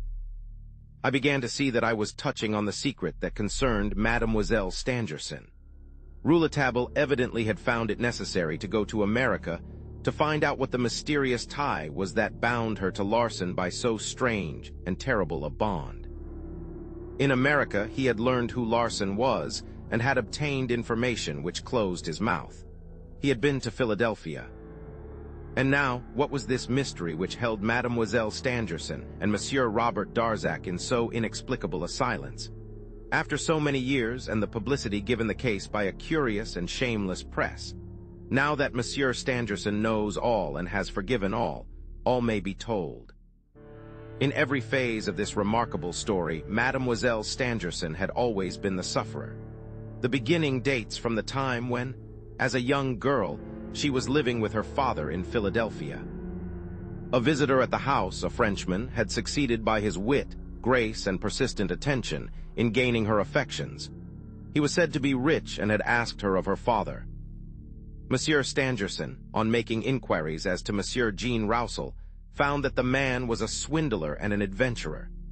Jean Roussel was but another of the many names under which the notorious Ballmeyer, a fugitive from France, tried to hide himself. Monsieur Stangerson did not know of his identity with Ballmeyer. He learned that the man was simply undesirable for his daughter. He not only refused to give his consent to the marriage, but denied him admission into the house. Mathilde Stangerson, however, had fallen in love. To her, Jean Roussel was everything that her love painted him. She was indignant at her father's attitude and did not conceal her feelings. Her father sent her to stay with an aunt in Cincinnati. There she was joined by Jean Roussel, and in spite of the reverence she felt for her father, ran away with him to get married. They went to Louisville and lived there for some time. One morning, however, a knock came at the door of the house in which they were, and the police entered to arrest Jean Roussel. It was then that Mathilde Stangerson, or Roussel, learned that her husband was no other than the notorious Ballmeyer. The young woman in her despair tried to commit suicide. She failed in this, and was forced to rejoin her aunt in Cincinnati. The old lady was overjoyed to see her again. She had been anxiously searching for her, and had not dared to tell Monsieur Stangerson of her disappearance. Mathilde swore her to secrecy, so that her father should not know she had been away. A month later, Mademoiselle Stangerson returned to her father, repentant, her heart dead within her, hoping only one thing, that she would never again see her husband, the horrible Ballmeyer. A report was spread a few weeks later that he was dead, and she now determined to atone for her disobedience by a life of labor and devotion for her father, and she kept her word. All this she had confessed to Robert Darzac, and believing Ballmeyer dead, had given herself to the joy of a union with him. But fate had resuscitated Jean Roussel, the Ballmeyer of her youth. He had taken steps to let her know that he would never allow her to marry Darzac, that he still loved her. Mademoiselle Stangerson never for one moment hesitated to confide in Monsieur Darzac. She showed him the letter in which Jean Roussel asked her to recall the first hours of their union in their beautiful and charming Louisville home. "The presbytery has lost nothing of its charm, nor the garden its brightness," he had written. The scoundrel pretended to be rich and claimed the right of taking her back to Louisville. She had told Darzac that if her father should know of her dishonor, she would kill herself. Monsieur Darzac had sworn to silence her persecutor, even if he had to kill him. He was outwitted and would have succumbed had it not been for the genius of Rouletabille. Mademoiselle Stangerson was herself helpless in the hands of such a villain. She had tried to kill him when he had first threatened and then attacked her in the Yellow Room. She had unfortunately failed and felt herself condemned to be forever at the mercy of this unscrupulous wretch who was continually demanding her presence at clandestine interviews. When he sent her the letter through the post office, asking her to meet him, she had refused. The result of her refusal was the tragedy of the Yellow Room. The second time he wrote asking for a meeting, the letter reaching her in her sick chamber, she had avoided him by sleeping with her servants. In that letter the scoundrel had warned her that, since she was too ill to come to him, he would come to her, and that he would be in her chamber at a particular hour on a particular night. Knowing that she had everything to fear from Ballmeyer, she had left her chamber on that night. It was then that the incident of the inexplicable gallery occurred. The third time she had determined to keep the appointment. He asked for it in the letter he had written in her own room on the night of the incident in the gallery, which he left on her desk. In that letter he threatened to burn her father's papers if she did not meet him. It was to rescue these papers that she made up her mind to see him. She did not for one moment doubt that the wretch would carry out his threat if she persisted in avoiding him, and in that case the labors of her father's lifetime would be forever lost. Since the meeting was thus inevitable, she resolved to see her husband and appeal to his better nature. It was for this interview that she had prepared herself on the night the keeper was killed. They did meet, and what passed between them may be imagined. He insisted that she renounce Darzac. She, on her part, affirmed her love for him. He stabbed her in his anger, determined to convict Darzac of the crime. As larson, he could do it, and had so managed things that Darzac could never explain how he had employed the time of his absence from the chateau. Ballmeyer's precautions were most cunningly taken. Larson had threatened Darzac as he had threatened Mathilde, with the same weapon and the same threats.